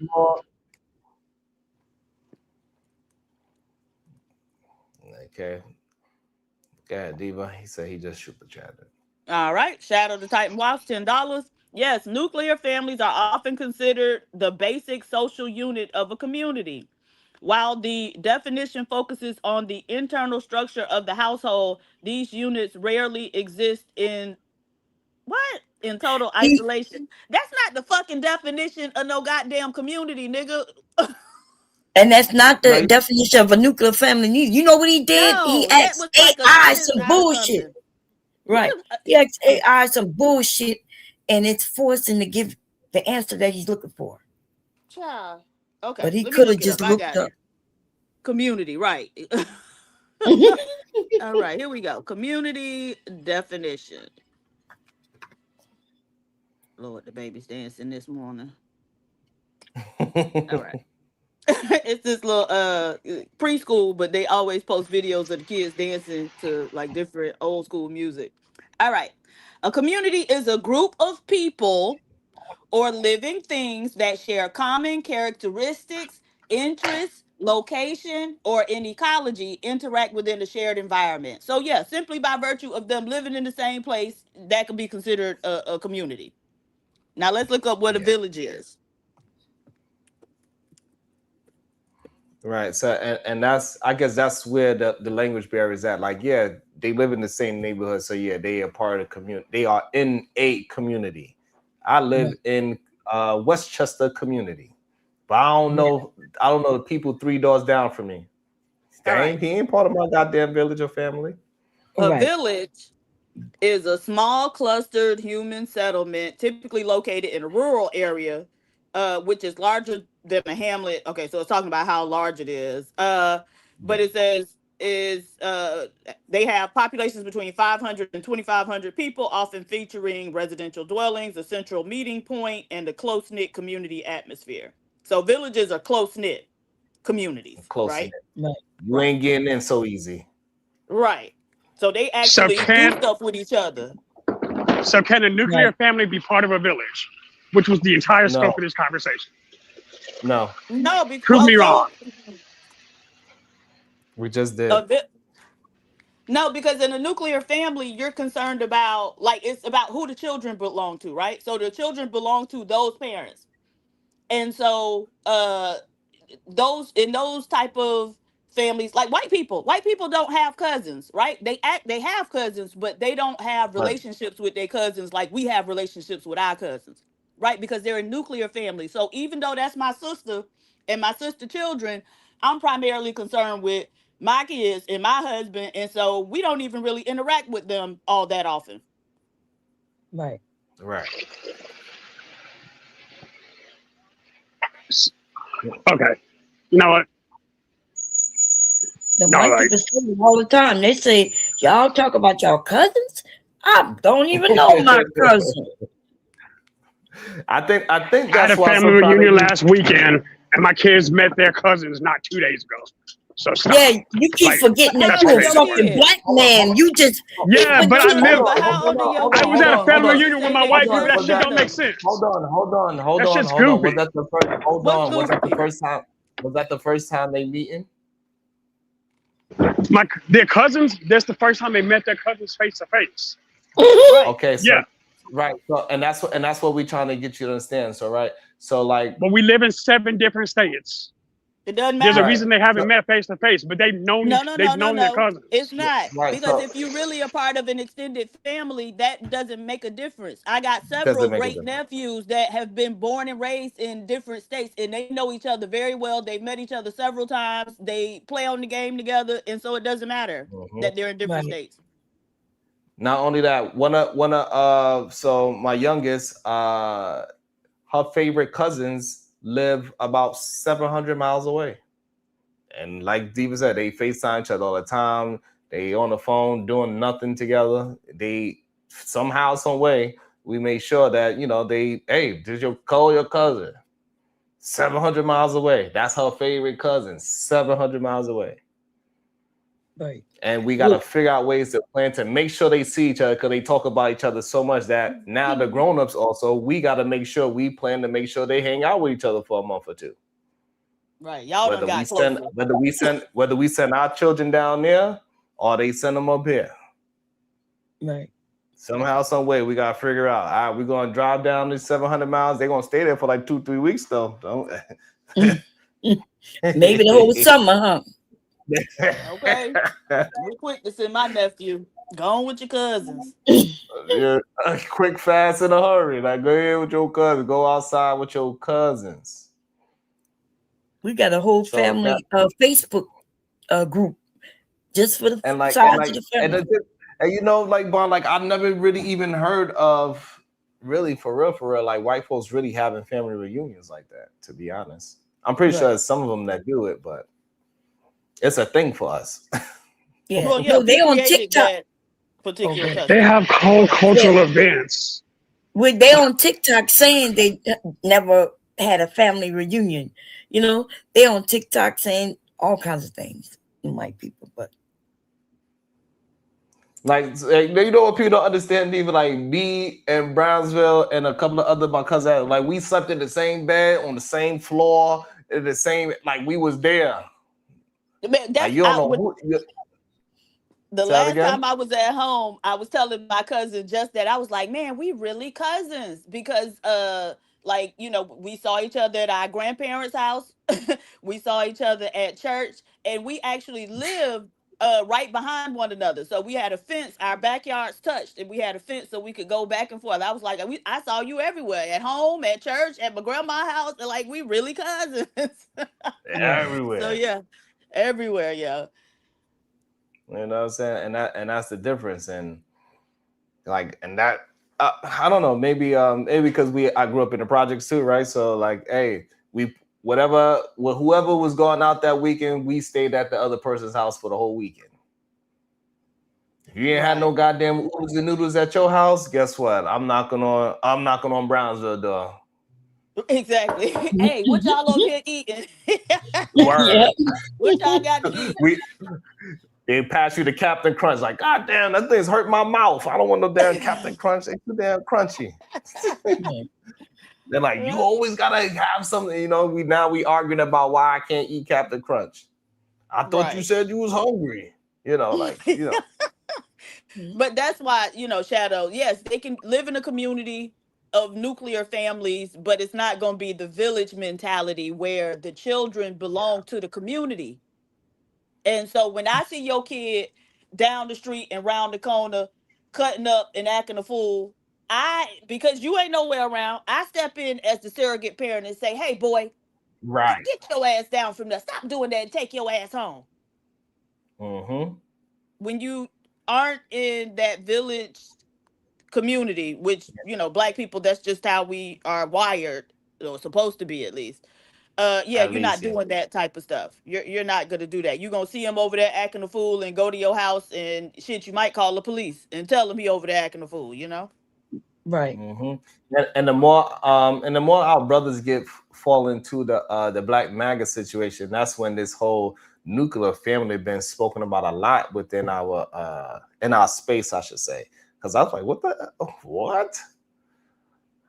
Like I don't know. I just couldn't even imagine. Like, you know how many fights I got into because you got the new Jordans. Oh, you better not go to sleep. You wear my size too. you better sleep with those new Jordans on, boy. I tell you, because I can't wait. As soon as I heard you, you got the new triple fat goose. I'm coming over right now. I'm coming over right now. You crazy, like, and that's just how it was, and it became so normal that we didn't even argue no more. It is what it is. Jerron was like, "We got the triple fat goose." He started speaking French. Well, yeah. Until I had the little cousins getting me, like, damn. Like, why you always messing up the shoelaces? I'm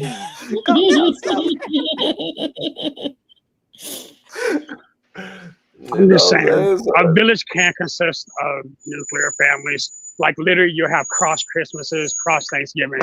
You have giant events. And again, I've been to them and done them. So, no, I understand what y'all are saying. Hold on. But Okay. A village is not an event, baby. That's what you're not understanding. Yeah, that's right. how we. Yeah. The village is a 24/7, 365, 366 in a leap year type of thing. We don't need an event to have a village, right? That's why I use those as examples, but that's not what I'm saying. That's not what I'm saying, You Diva. just said they have events. Those people, if you're in a nuclear family, you are not having a village mentality. That's just what it is. And look, what he not understanding, right, Diva? He don't understand that everything is a goddamn event with the village. You got the new what? Are we coming over? Right. You got the new video game. You got the new Atari. Y'all got y'all report cards? Oh, we gonna put something on the grill this weekend. Yep. Turn the music. Everything is an event. Everybody invited. Absolutely. Yep. All the time.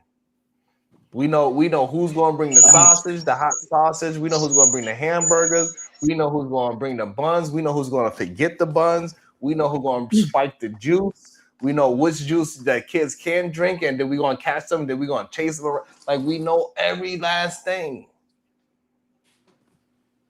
And it happens every week. We didn't need no damn permission for a block party. We went outside and just put a grill out. It's a block party, bro. It's a block party, yep.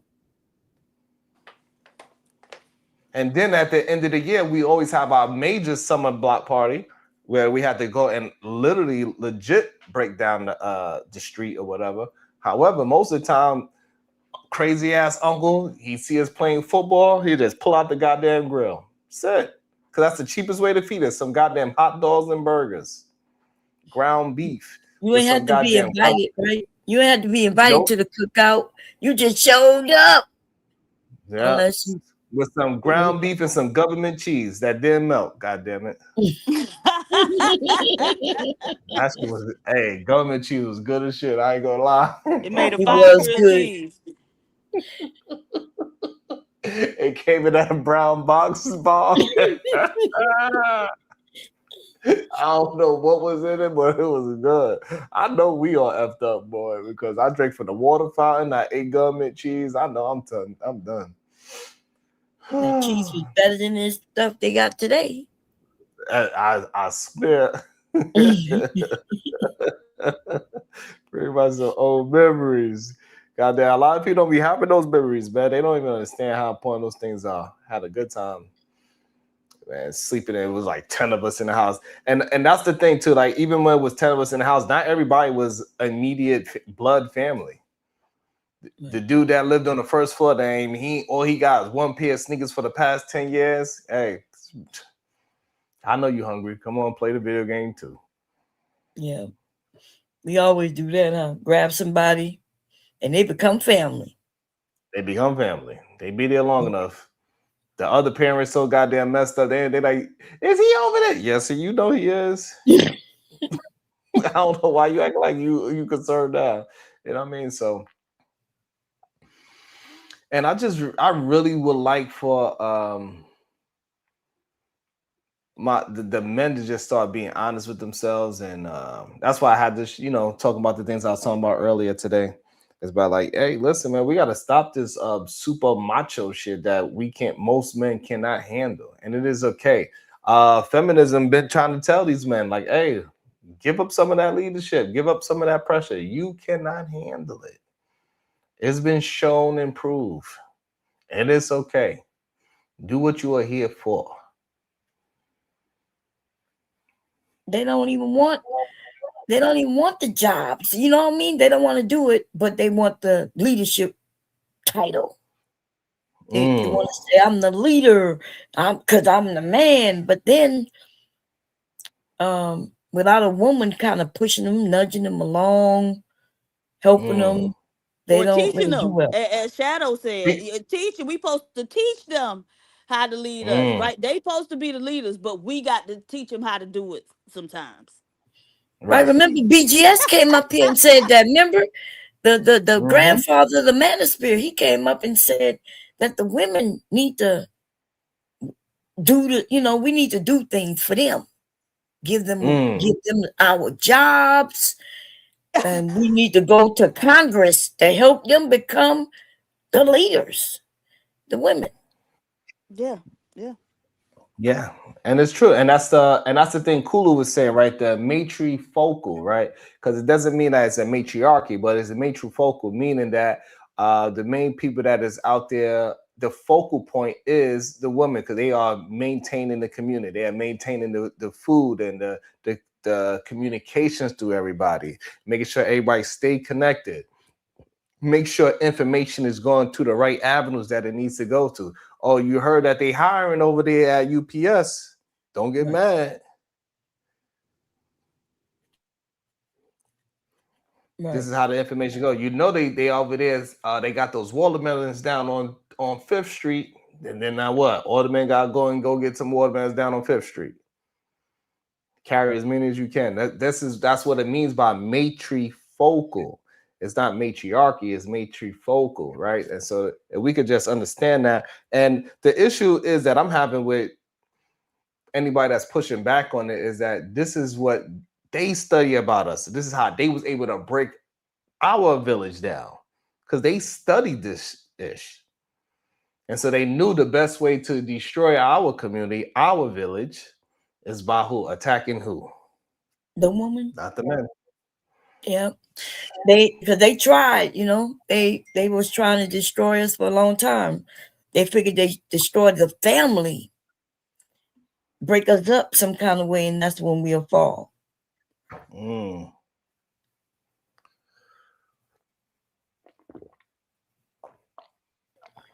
Sneezy. Tell me about that employment opportunity right now. Go ahead. Good.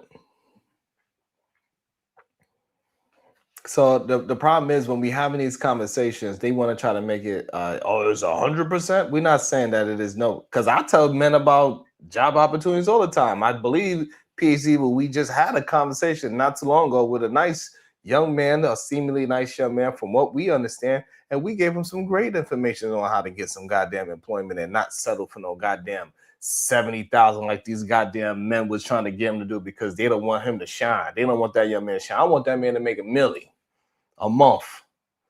And they said, no, you can make 70,000 and be happier. Shut your what? No, you cannot. It looks like Shadow put the definition of a nuclear family in the back, and it looks like I was right. It says a nuclear family is a household unit consisting of two parents and their children, biological or adopted, living in one residence, often considered the core of the basic family unit. Is typically excludes extended relatives like the grandparents or the aunts. So I guess I was right. I was right. No, you weren't right, but you had the definition correct, and I agree with you on your definition.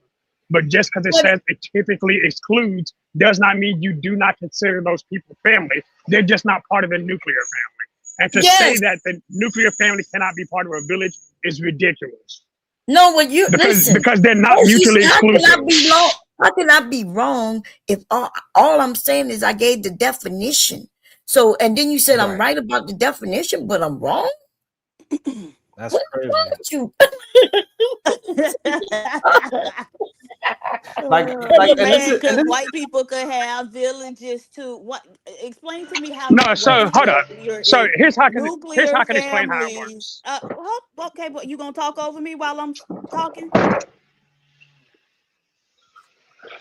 And make sure y'all supporting the goddamn show. We don't. I don't know what the issue is, but y'all need to get it together. The fact that we don't have 100 likes is disrespectful. The fact that we don't have 100 shares is disrespectful. The fact that we bring in great commentary, communication, like get it together. This is another problem of this whole nuclear family shit. Y'all need to get it together. Either you're a part of the village or you're not. If you're gonna be a part of the village, you're gonna have to do something in the village. You're gonna have to hit the like button, you're gonna have to hit the share button, and you're gonna have to send 99 goddamn cents. That's your goddamn hamburger at the barbecue, that's your damn buns at the barbecue, that's the damn Frankfurter at the barbecue. You're gonna have to do something. Tired of y'all. I'm tired of y'all argue with me just to fucking argue. And then go ahead and support everybody else that's doing the worst. I get on my fucking nerves with that shit. Go ahead, Diva. I'm sorry. I had to do a little rant. How many likes we got now? Because we ain't talking no more till y'all get them up. Are they at 100 yet? No, they're not. They be tripping. What's the, don't you got a commercial or something? Sharon owe himself 80. You owe yourself $66 on them F's you bombs you just dropped.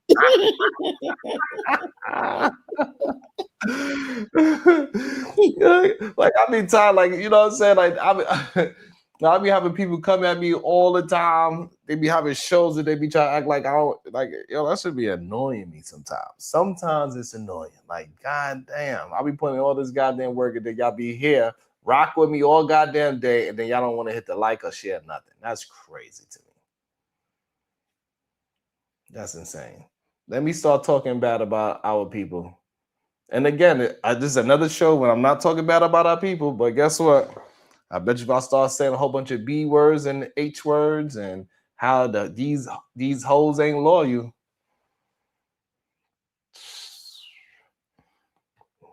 It'd be lit, right, Diva? About to be a situation. Hey, hey, hey. Right. Okay. Bridget M7, $5. Shaking my head, Shadow. Miss J, $2. For the next cookout. Thank you. Sharon, you must have read a super chat in a certain way that got somebody mad at you, huh? What happened? I always get people mad at me, Bob. You know, it is what it is. People just don't like the fact that I don't know, they don't never really want to actually argue the facts that I'm saying, or even though you just read the definition, right? And we are basing our conversation on definition. We also basing our conversation on history. They will still argue the fact and the history. It's just wild, just to try to prove that that they arguing with me. It's weird at times. I don't know. I don't know what the hell that is. I think they feel good just giving you pushback, but it gets redundant, it gets crazy, you know, because hey, there's definitions to words, you know, and I don't know. I think they just like to fight with you up. I'm not sure. No, reading comprehension helps. Okay, exactly. so, and you liking it, baby. You liking it. Clearly, because I understand what the word excludes mean. Just because it's saying it's excluding in the literal definition of what a nuclear family is. Not that you ignore all those other people. That's just idiotic. Like, this is goofy as fuck. Yeah, no, what you're not understanding, Shadow, is with the village we are talking about is where the children belong to the community.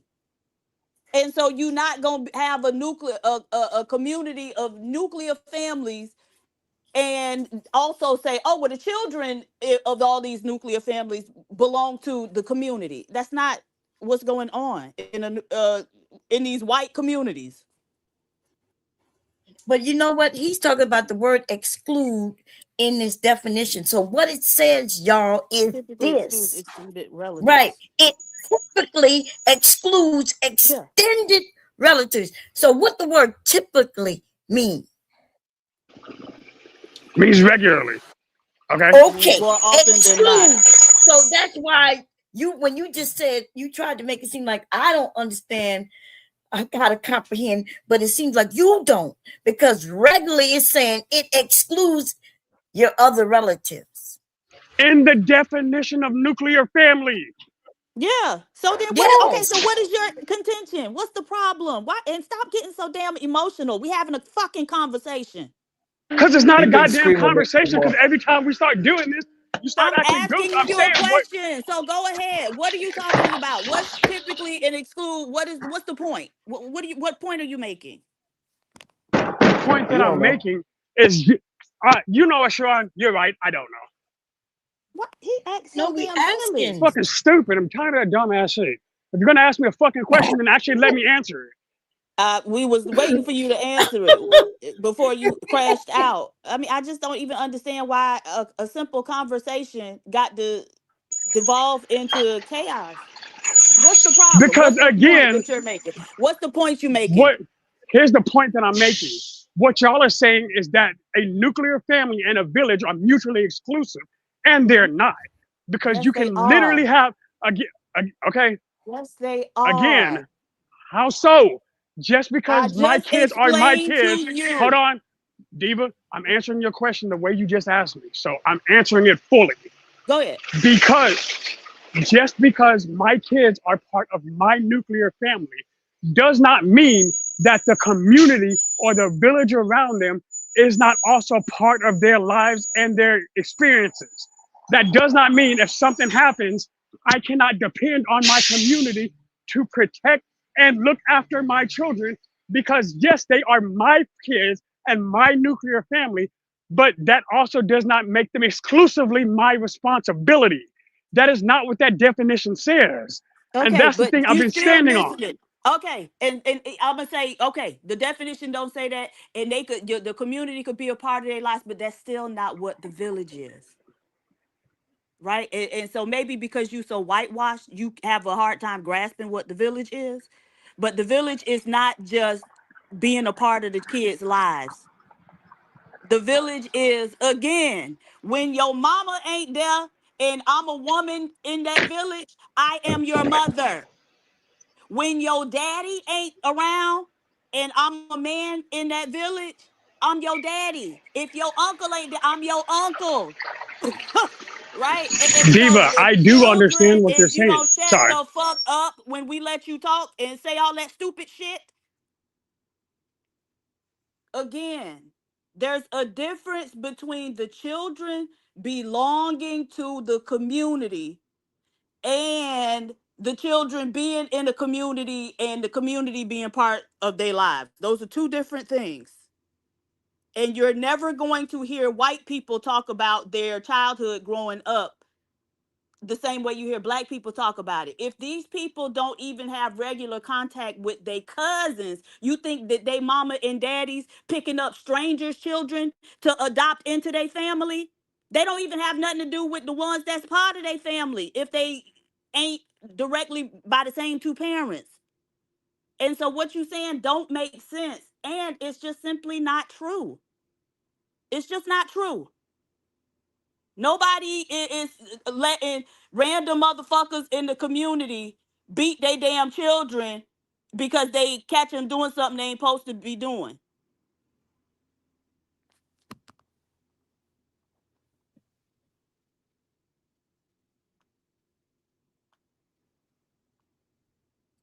Yeah, I don't understand. Well, I guess he says he's from a different type of life experience, which we understand.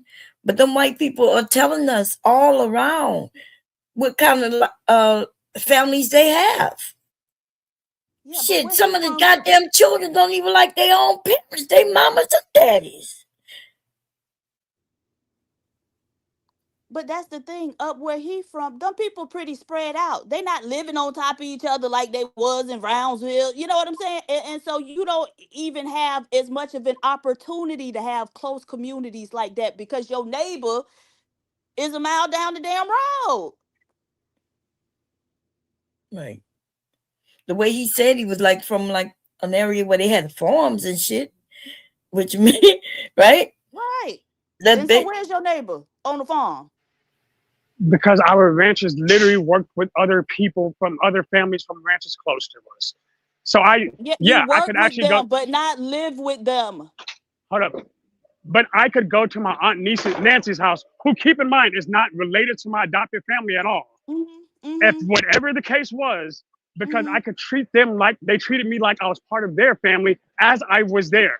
Because again, if something were to go down, or if Nana had to go do something, I could go to Nancy's house. I can go to Jeff's house. Yeah, because we were all close enough. I could walk into their house. That was a normal occurrence. Okay, so Nana had to be doing something. You go to somebody's house. No. And again, I think it's just because you was raised by white people, you don't understand what the village is. So, but if it make you feel better to think that you had a similar experience to what we had, then baby, go right ahead. But that's not what we talking about. Just being able to walk into a big house. You know what's crazy, Diva? Mm-hmm. I think over here they have an understanding grasp of what the village is. They be sending, like, they got this thing they call the IE. It's aunties. Aunties will come to your house, help you cook and clean. You got to break them off a little bit, but they'll help you. They'll come and cook full dishes and help you clean if you like, you know what I'm saying? If you can't do it on your own. The little girl that we just met, she came knocking on the door. Is your daughter here? No phone call, no nothing. Doop, doop, doop. I was just checking. She walked in, and then her rude ass, she walked in and sat down on the couch and started playing her damn ukulele. Like it wasn't even like a thought of her mind that like she ain't like she like, nah, we peoples now. Like I found my people, like we good. She's like, Diva, she was in here like I picked though Robin clean. I was like, oh shit. That's right.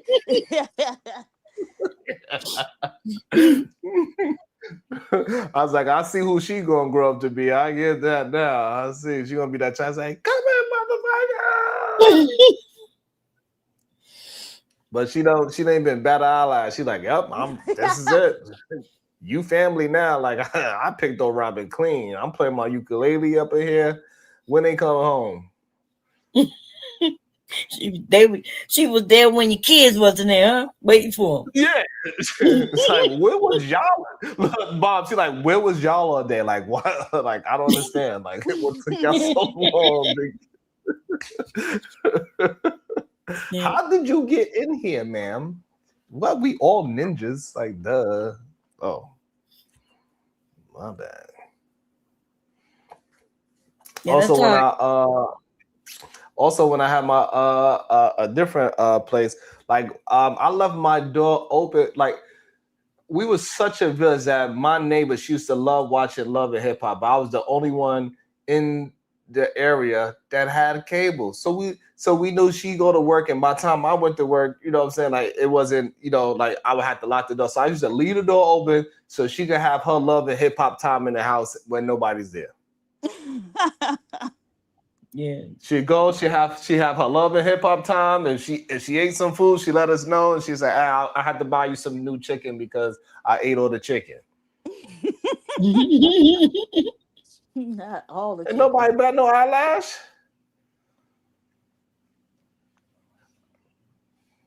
Yeah, man. We got away from If that, her- you know. When they started, Yeah, you know, Bob, like if her daughters was next door and they was hungry, she like, well, I don't know why you calling me telling me that you're hungry. You know, Sharon cook every day.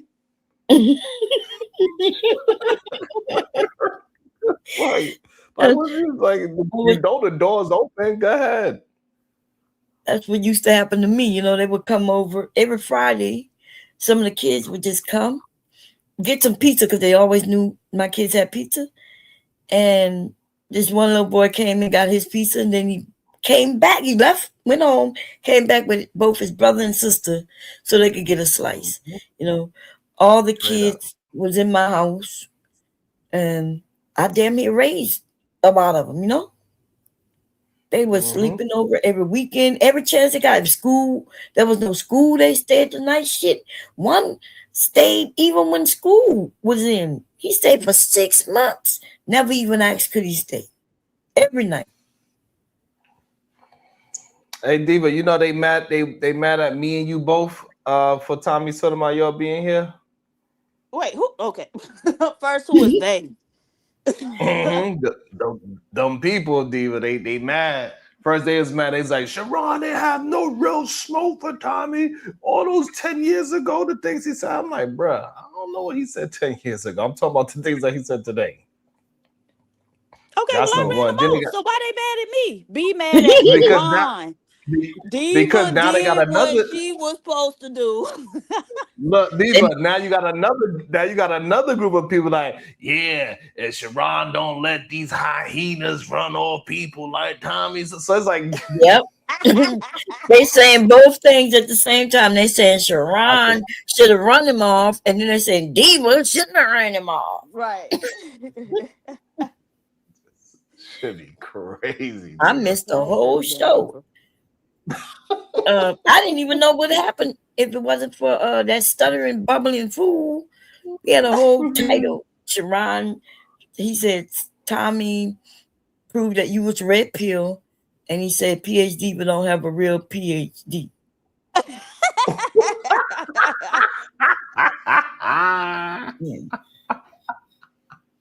And that's interesting. Yeah. I love it. Love it. He said he came up here and he said he was happy because he had a first, you know, he had a seat right here. But and then he said nobody would let him talk, I guess. He takes too long. All that damn stuttering.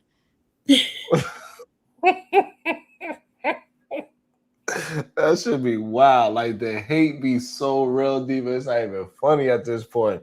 It's like, God damn, what can we do over here that we know y'all love it? Right? We know y'all love it. So why y'all trying to act like y'all don't love it? Is it because I'm so handsome? Davey, I am so sorry. I did not mean to time you out, Davey. I am really sorry. I had my phone in my hand and was doing something, and by the time I looked at my phone, it said I had done timed you out, child. I'm sorry. Baby, I'm sorry. I didn't mean to. I promise. I was like, that's crazy. I didn't even know. I got to be careful when I got my phone in my hand. I didn't think I could time people out from my phone. So, girl, my butt be timing people out. Used to, you know, put the phone in my pocket and everybody be blocked in the whole chat.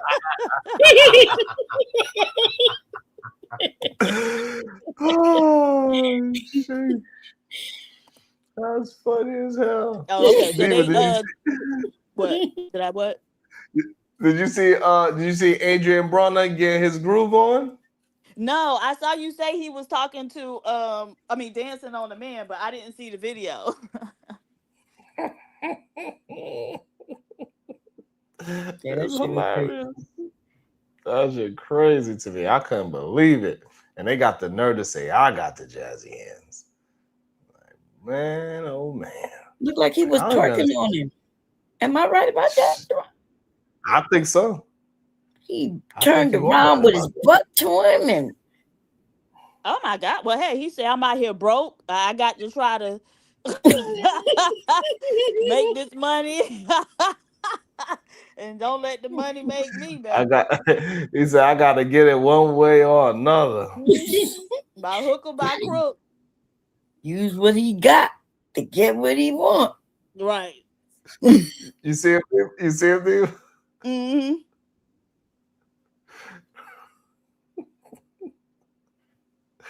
Oh my God, I couldn't believe it. Look at him dancing, tongue out, stank face. Yeah, he gay. There you go. Oh, damn. He got in front of him. Started throwing it back. Wait. So it's vibing. I started throwing it, throwing that ass, nigga. Hold on, bro. I ain't even on it, man. He talking about when that ass is fat though. Yeah, I think most of these men are homosexuals at this point. They be mad at me. I don't know why they be mad at women. Hey. They got the right, because we seen the attitude that he had with women, right? With the same dude. He was with the same dude. He tried to holler at homegirl, and homegirl was like, nah, I'm good. He got mad at her ass. Why? Because he backed that ass up on it. God damn. But not the dude said, but that ass fat though. That's crazy. Because they mess with each other, but they're not supposed to do it in public. So when he got a little too comfortable, That's what it is. Yeah. And then he realized, oh no, dude, everybody can see us. So he pushed him away. And then he had to let him know, but that ass fat. Right. So he'll come back and won't be upset. He had to affirm him in that moment. Right. And they both stuck their tongues out. Nah. You know, like Meg the Stallion said, ah. Crazy. And like, I don't know what's going on. I don't know if it's the weed. I don't know if it's the goddamn soy milk. I don't know what the hell going on. All I know, I'm glad I don't take none of the stuff that they take. Because that shit is just crazy. Well, Sharon, you know, I'm a woman, so I'm going to tell you, the peen is good. And some of the men like peen. I like peen. He like peen. We should be besties, me and him. God damn. That's insane. We still short 14 likes. We need 14 likes, y'all. We need 14 likes. Hey, Verbal. Hey, everybody in the chat. That's crazy to me. You know what I'm saying? What happened to Kulu? Kulu, why you left us? Kulu must be at work. His phone died. Oh, okay. I miss you, Kulu.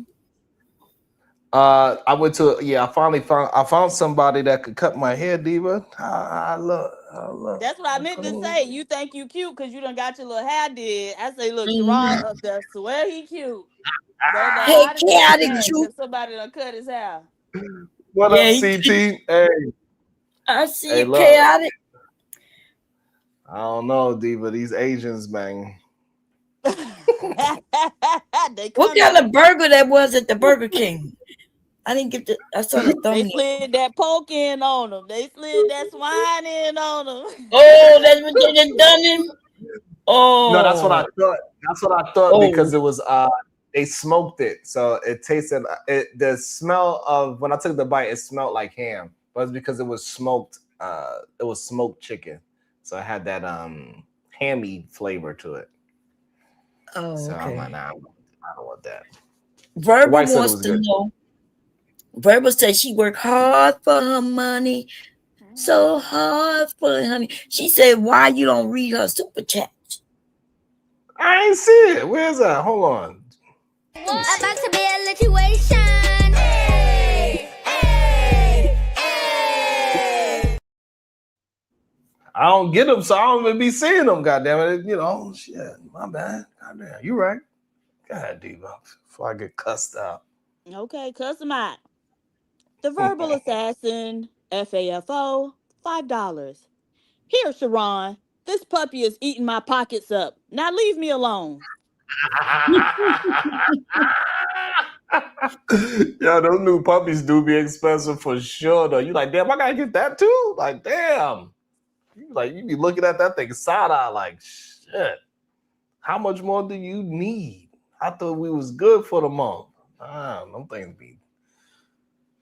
But then they become your homie, though. So, they become your homie, so it's all good. But yeah, I videotaped it finding this barbershop. It was a very interesting place. Like, hey, look, I don't even know. At first, I wanted to say, man, this is some culture appropriation. But I was like, you know what? Everything look right. It smell right. I know I'm going to get a good cut. They hook you up though. It look good. Can't speak no English. Oh, no English, but he could cut, huh? Mm-mm. I was like, give me the Nas, because they playing hip hop music though. I was like, give me the Nas. You know that's Nas. Give me the Nas. Wait, they ain't have one of those pictures so you could just point to which one you want. I want to give me a number 8. Mm-mm. They had it. They had little posters. They had a whole bunch of posters though. They had a whole bunch of like Nas, Jay-Z, the Bevel poster. They had a whole bunch of posters in there, but they ain't had like the number Not stuff. what they supposed to have. Damn. Mm-hmm. You got it, Diva? I got it. A random independent, $2. I see the cut. No black barbers, huh? Oh, not one. But I wasn't the only brother there though. It was me and his both of us our first time. We was like, you go first. You go first. You go first. Because I was like, oh good, you here, son. Like how long you been going here? This is my first time. I was like, shit.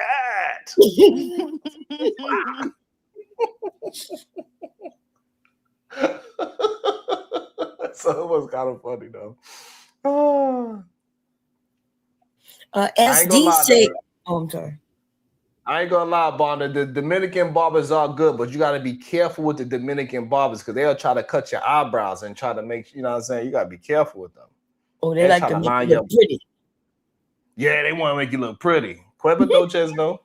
They be wanting to make them look gay. Yeah, they be too pretty, baby. They arch eyebrows and now line you up too tight. Literally line you up.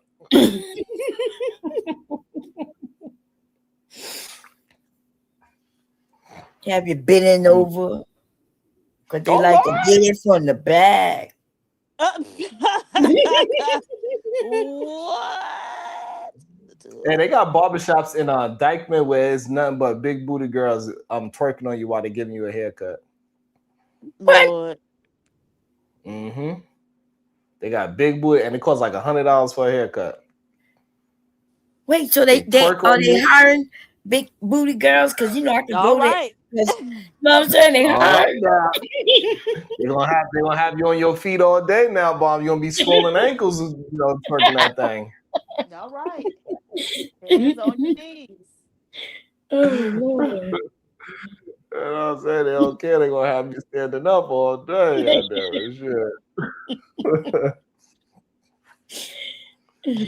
Diva, did you see your favorite content creator Ilkan Ali getting cooked by his best man? What happened? Yeah, Fatty was out there cooking Ali. I was like, oh shit. Well, Ali don't never have nothing to say. I don't even know why people entertain him. What? Well, I mean, that's because they like to support that kind of rhetoric. That's for sure. Yeah, but I realize they really support that rhetoric. that the what they be talking about. But okay, so his best man though, he can present it in ways where he can actually have a debate about it. He can actually, create, at least an interesting conversation surrounding it. I just don't think Ali can do that. I don't think he does that. Yeah. Yeah, especially when we was having that conversation about the man crying in his car. That was crazy to me. Not the man crying in his Like car. I didn't understand, like, yeah, over the child. I didn't even understand how like Shadow looked at and heard that man crying and said that was real emotion. That was crazy to me. That looks fake as hell. Yeah, that should look fake as hell to me. And did you hear when he said something about he changed since 5 years ago, which he kind of admitting that he was real messed up at one time, where even his mother don't want him near his own child based on what he says. Yeah, I don't know. I don't understand like how men would still act as if that man doesn't shine red flag. That man was a whole Target. Like, goddamn, like he looked like a whole Target department store with all the red flags that how he was talking. The way how he emotional in the car, the way how he had the crocodile tears, no tears came out whatsoever. The way how he was screaming and yelling like he wants somebody else to hear him. Like the phone wasn't like 2 feet in front of him, if that. I don't know, man. Like, ain't nothing about that seem real to me at all. But a lot of men eat that kind of stuff up. I don't know what that is. I don't know why I don't have that gene to coddle a crying man just because he's crying. Like, that shit didn't look real. Like, he looked like one of the men that you got to tell, suck it up and shut up. That's what he looked like. Even though my whole monologue was about it's okay for men to, express themselves. And didn't he say they went to court? She didn't show up. So they just said they're going to give him another court date. And if she don't come, I thought he said he would win or something, right? If she don't come back, or I don't know, something like that. So why would he be complaining? I don't know. I really wish I could understand it, to be honest. Who got that echo? Is it me? Okay, I think it's fixed. Whatever happened. But it's just a weird thing. But maybe one of these days, I don't know. At times I'm starting to feel like, hey, maybe that's all they want to do. They just want to complain. They don't want to actually have a real life solution. And that's why they maintain the same nonsense day in and day out. Exactly. I don't know. That's why they was mad when you called your show a solution base, and because they just want no solutions. Yeah.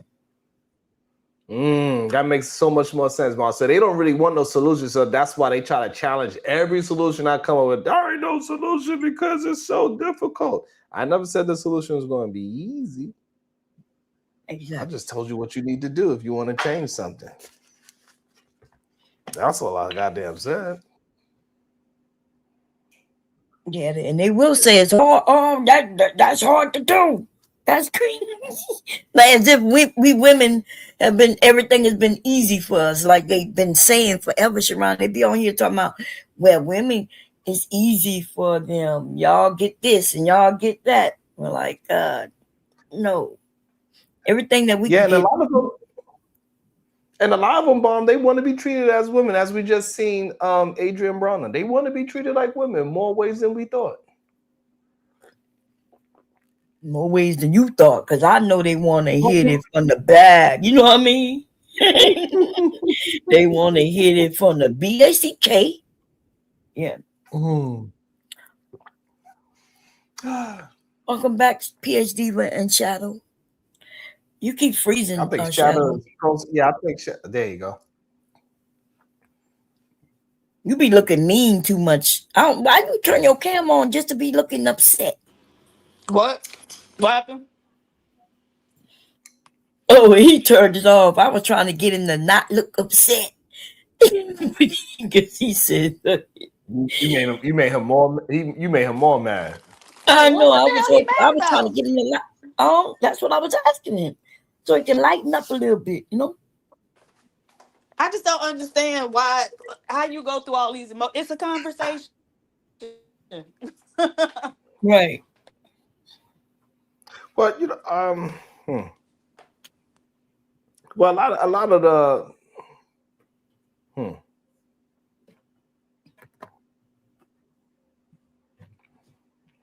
I don't know. There you go. You're looking a little better now. Cheer up. There you go.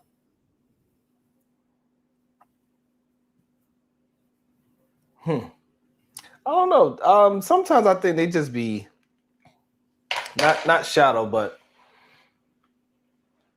I see a lot of people wanting to talk about that Chud dude. Who is this Chud the Builder? I didn't understand why people wanted to talk about Chud the Builder. I did not get that at all.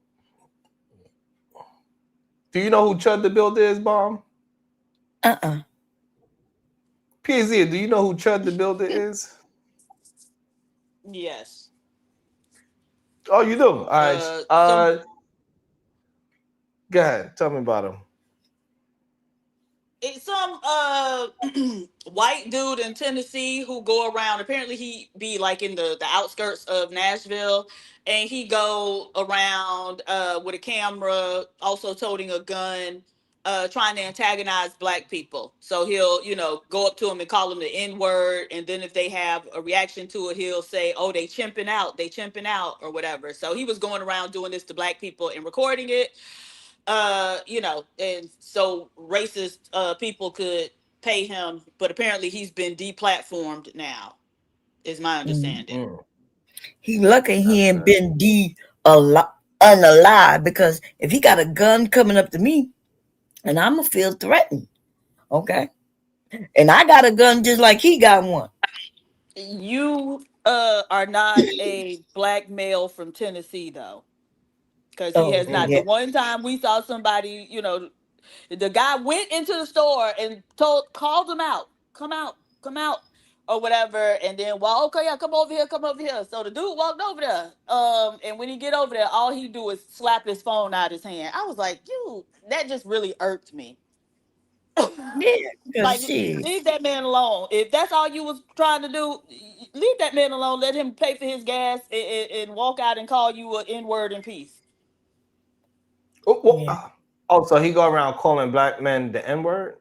Black people, yeah.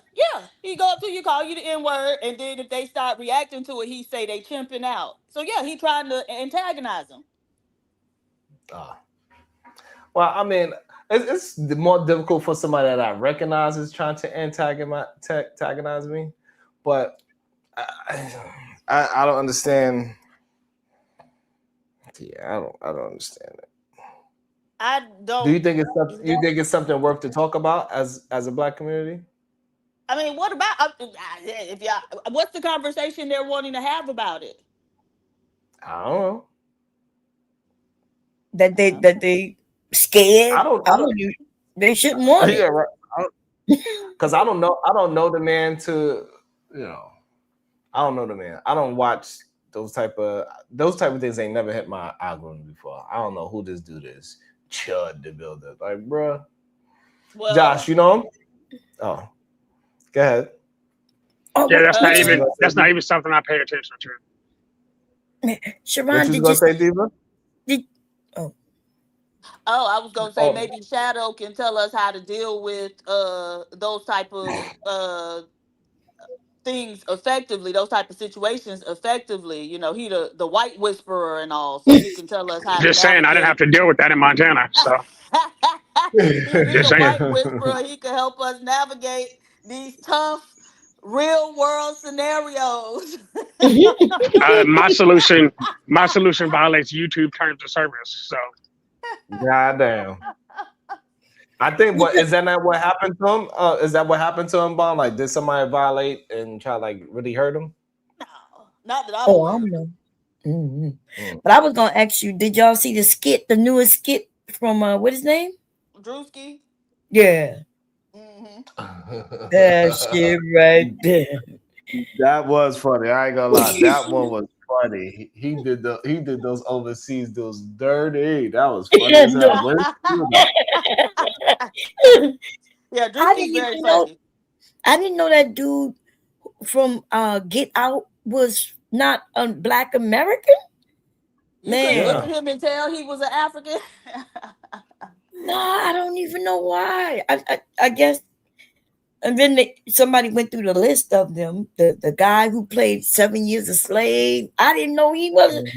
All these motherfuckers were the Black Americans.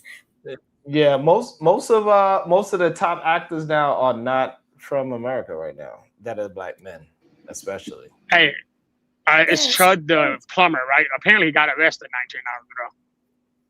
Oh, the Builder or something like that. Yeah, Chud the Builder. Chud the Builder apparently got arrested 19 hours ago. Oh, good. Oh, for what? Harassing folk. I didn't read. Probably harassment. It's saying finally arrested. Chud is finally, the racist streamer was arrested for disturbing the peace. So I guess disturbing the peace. And like, so, you know, it's getting interesting because a lot of these, I guess these YouTubers, they don't know what to do. So they just harassing people now just to get views. He's the second like YouTube blogger that's getting arrested. It was this dude that just recently got locked up or arrested, I should say, in Japan, and he got 4 years. Oh, the Johnny Somali guy? Yeah. Oh, that's all he got. He was supposed to be getting like 20 years. When they gave him his Damn, he getting 20 joints? That's crazy. So like whatever it is, I don't know, but I know he getting some time because he want to just harass people in other countries. Like people need to realize that, especially if you go to another country, like you are going to somebody else's country, you need to be understanding what they culture is as well. Like you cannot just go there like, oh, they culture is bad. Shut your ass up. Yeah, these people punishing him because he done left one country doing one thing, apologized, went to a whole nother country, and he started messing with them comfort women statues and things. And then he put out one of them Asian women for revenge porn. So he up for like 20 years. And he been in jail for almost a year now. I hope they wouldn't let him go. He's stuck. Isn't he over there with you? Where you in, China? Is that right? He what, in Korea or something? He's in the Japan or Korea, one of the two. Oh, okay. Yeah. I saw a video recently about somebody with I guess they're the Meta glasses, the new Meta Ray-Bans, and they got I guess they turned off the light and they ended up recording their encounters and then putting them online. So I don't remember the name of the person who it was, but somebody just recently got arrested about that. And I think they were charged with revenge porn as a federal statute. What's the girl name that did that with the glasses that was recording people without them knowing? What's the girl's name? Yeah, I'm pretty sure that was a girl, right, that did that. Nah, I heard about a dude. I didn't hear about a girl. Oh, it couldn't have been a guy. It had to be a girl. Guy's not dangerous. It's usually the women. Not at all. Not at all. It had to be. I know it had to be, but clearly maybe we was mistaken. But man, that's crazy. Like, I don't know. Like, maybe just be thinking of new ways to be degenerate. Like, you got to be a degenerate so far that you got to buy the glasses that is meant for a peaceful social media experience where you have a little bit more convenience by just, you know, hitting a button, and now you can just click on what you see and walking down the street. Now they turned it into some goddamn hidden camera video. That's insane. But you see, our shadow gave the he said he turned them, you know, the light off, like almost like an accident that the light was off, you know, while recording, kind of thing. Wait, what did Shadow say? When you mentioned that he had the glasses on, but he turned the light off. Then you said, yeah, because in the glasses there's an indicator light in it, and they found a way to turn off that indicator light so you can't tell it's recording at the time. Right. That's crazy. Yeah, that's So crazy. they manipulating. Yeah, They there have manipulating been the 13. system. There have been 13 cases in the last 15 months. Wow. Yeah, because these Like, men, what? they don't think, because they instead of them getting with the woman, right, and enjoying themselves, Sharon, they want to take it up a notch. They want to record her without her permission, which is, yeah, that needs to be, yeah, that's criminal on all types of levels. Because it's one thing that she said yes, but if she didn't say yes to being recorded and for it to go on the internet, wow, That's wild. yeah. And but like for a lot of my brothers, I don't think they look at that as a dangerous situation, which is kind of weird to me. But they think if it's not life threatening, that it ain't dangerous. Right. So a dude hollering at a girl and say, "Hey, F you, B, you ain't all that anyway." They don't look at that as a hostile situation or a dangerous situation. But they don't understand how much tension that's going to gear up. If you are seeing, if you are on a subway and somebody is verbally attacking you, the next time you get on that subway, what's going to happen? You're going to be tense. Right. You're going to have your guard up. You're going to be looking around for somebody to have that same kind of thing. So what makes men not understand that if a woman walks down the street and she get cursed out for simply saying, "Hey, I'm in a rush, I'm going to whatever," being polite, and still get cursed out, all for like the one that we've seen. Because if you believe that a woman is not going to see this young lady get body slammed and kicked in the head for saying, "I'm just going to school," and do not see themselves possibly being in a crazy situation like that, especially when the girl didn't do anything, you crazy. That's dangerous. Just like it's very simple. They understand it when they was just like video after video of the cops doing something to black men. They understood it then, even though the stats said, "Hey, a black man is safe from the police," right? That's what the stats say. Ain't that right, Bomb Cherry? Yep. That's what the stats say. The stats say, "Hey, they not unaliving black men. They ain't whooping black men ass. They not harassing black men. They ain't doing nothing. There's just a couple of bad actors and a couple of bad apples." Guess what? The whole nation, even even overseas, they felt the pressure of black men being hunted, so to speak. But they can't understand it for females. That's weird. I don't get it. I don't understand how they don't understand that. Yeah, no, I don't get it neither. They say that we are responsible. If a man do something to us, we must. What did we do? What did we do? So maybe we was wearing a pretty dress. Or we had on. Wasn't they talking about some pants on that panel you was talking about? We had on some yoga pants or something. Yeah. Oh yeah. I should play that video too. Yeah, they was talking. She had on some yoga pants, and even though, I mean, yoga pants are built to form your body so you could stretch out and bend and all of those things, but apparently she wanted attention by wearing them yoga pants.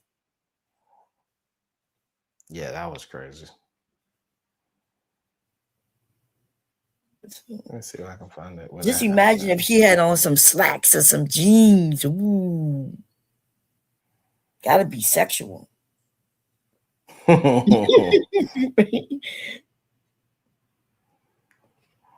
on, let me see. Shorts. Let me see. I think I know where that part is at.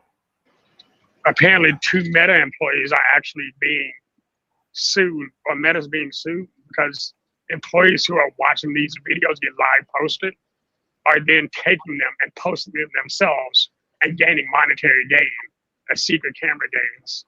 That's what I just finished reading. That's savage. Let's see.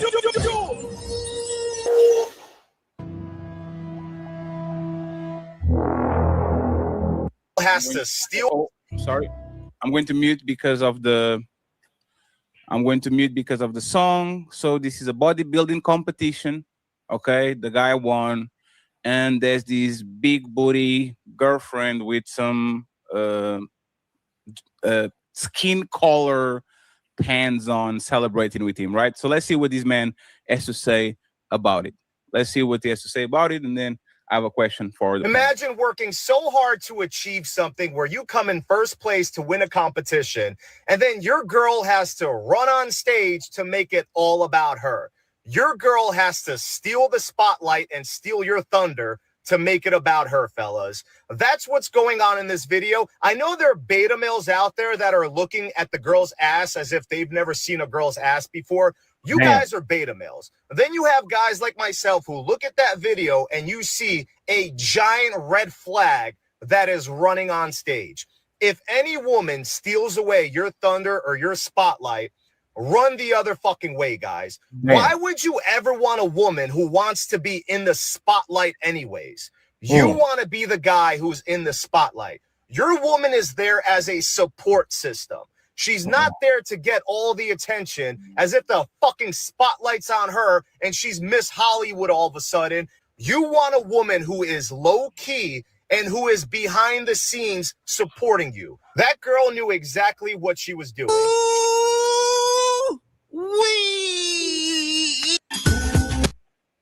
That is insane to me. Yeah, that's great. Shadow, what you think about that video? Do you agree with homeboy in the video? What's your thoughts? No, but you know my opinion on how relationships are supposed to move. I believe there's a partnership between the two people and benefits depending on what their actual perks are. So if your wife's better at speaking, step back and let her do the speaking. If you're good at creating things, create. Yeah, I just saw it. I think what he said was out of line. Wait, you mean the video he's talking about? No, I didn't see that. I thought you were talking about the dude who was talking. Oh, so you only heard him. You didn't see the video. Yeah, no, I only heard him. I heard what he was saying. Okay. Well, the video was a young lady with a nice shape ran up on the stage because her man just won a bodybuilding competition, and when she got on the stage, she hugged him, but her butt was facing the audience, and that's what he was talking to her, saying that she was trying to steal the spotlight from her bodybuilding man. I feel like that's a stretch. Like, she came up and congratulated him for winning a competition. She could have done it on purpose, but nobody knows what her intent was. I think that's just stretching. Okay. Bonche, what you thought about it? Yeah, I thought I agree with Shadow. She came up, gave him a hug, and she had on them yoga pants. I've seen men wear them pants and they butt look like that too. And not only that, but look at her man. Look what he got on. He had on a shirt. He just finished competing and he won. But, oh man. Diva, what you thought about it?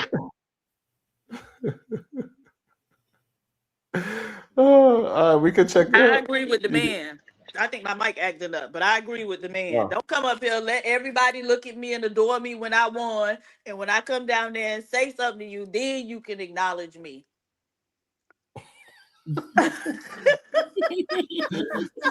So Diva, so your man went whatever tournament it is. You ain't gonna go up on that stage and hug him and show a little hint of ass.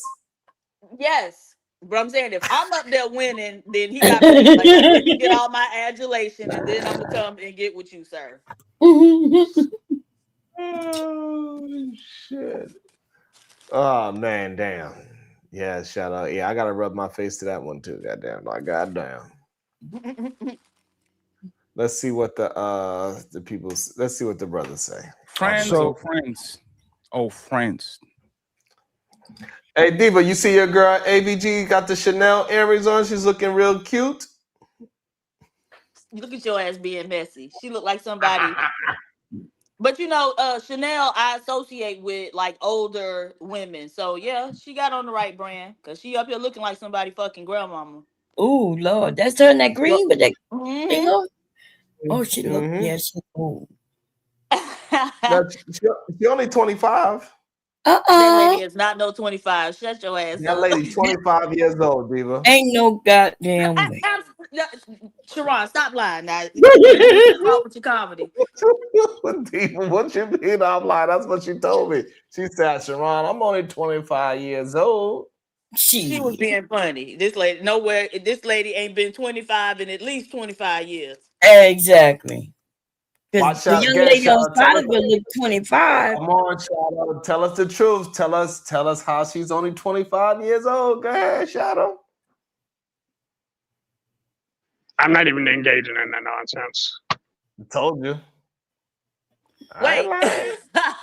No, because Shadow know her. He be over there. That lady did not say she was 25 though, right, Shadow? Sharon is lying on that lady. Sharon's trolling. Okay. Thank you. So how old is she? You better not say 28. How old is she, Shadow? Oh, She now about he want to be all frozen. I know. Now he want to be all frozen. She at least 50. She's at least 50. Yeah, she old, man. She ain't nowhere near 50, Diva. She's not 50. Lady is at least No, she's not 50. What? How old is she, Shadow? She's not even in her high 30s yet. Wait, is that right, Shadow? Is she in her 40s? He don't want to share. But see that young lady on side of that young black 25-year-old. We know that she ain't No, she's nowhere older. She's older than Glacier, and Glacier's 30. But she's younger. She's definitely younger than 50. Damn. Told you, dude. She only like 30 something, 35 like, tops. That's that spoiled milk right there. Like, no, she's if I remember correctly, she's like 35 or 36. No, Dude, ain't no I way. messed up. I couldn't hear it properly. 25, 35, She look like everybody on that panel's mama or somebody. Zoinks. Yeah. She look like she could be your mama, Sharon. You want to ask a question first, Ali? Because I have a question too. Oh, no. Go ahead, my brother. Insecurity, or is he 100% right? It's time to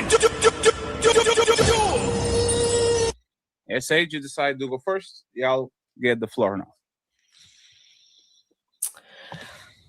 I think that he's in the gym. Obviously, she's in the gym. I just kind of started going to the gym, and that's all I see in the gym is those pants that suck right. I don't know if there's a vacuum back there, what's going on, but those pants is all you see, whether it's a big girl, small girl. So I don't know if this was necessarily, I mean, obviously this was a bodybuilding competition. So everybody in that room is probably built, to wear those pants. Was it wrong for her to do that in any other situation? Yeah, I don't know how. I think it's a kind of they're in the right place. It's like, when you wear a bathing suit at the beach, right? You wear gym clothes to like a gym type environment. I don't know. She wasn't dressed up. It didn't look like she even think he was going to win. I mean, how do you dress for those type of events? I'm curious. I don't know. But yeah, that's what they wear in the gym.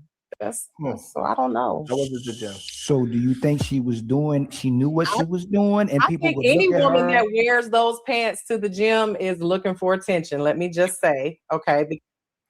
What's your thoughts on that? Any woman that's wearing leggings is looking for attention. I mean, look,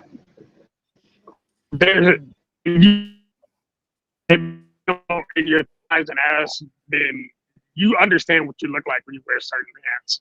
But there are also people who are just shapely, who no matter what they wear, they look like yoga pants. I think wearing yoga pants everywhere, like when you're not working out, that's a whole different story. But in the gym, no, I would say that's normal. It's actually good for you. Okay, so you don't think women are looking for attention where they wear tight fitting clothes? Not at the gym, no. No, not at the gym, definitely not. Okay. Bomb Cherry? Well, I don't know what looking for attention means, but if you're talking about a woman going out knowing that she's gonna look good, you know, people might look at her and say, oh, you know, she got a nice figure or something like that. I think yeah, most women and men may want to, you know, look good and attract somebody, you know. I guess we want to look good when we go out. I think most people, men and women. Okay. Women are getting PhD, their if a asses woman, done, right? On purpose. When she look, they you know, absolutely maybe she are. got it done. I don't know if she did or not. So I don't know. So Diva, what you think about it? A woman wearing tight leggings to the gym, is she looking for attention?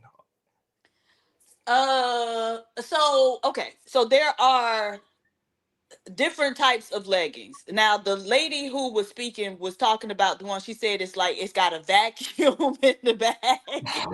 So I know exactly which one she's talking about, right? And so, like, regular leggings, you put them on, and even if you got a big butt, like the leggings in the back they go straight across your butt, right? But you can still see if somebody got a big butt.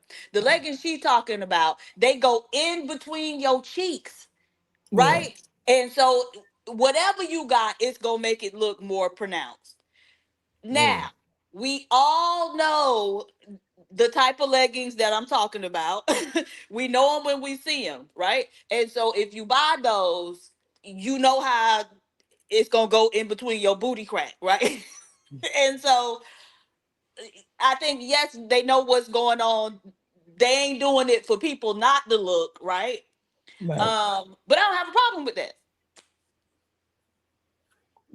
Well, we know you don't have a problem with it. I mean, Diva, they're You got- literally called booty lifting yoga pants, to be fair. So, like, they split and spread.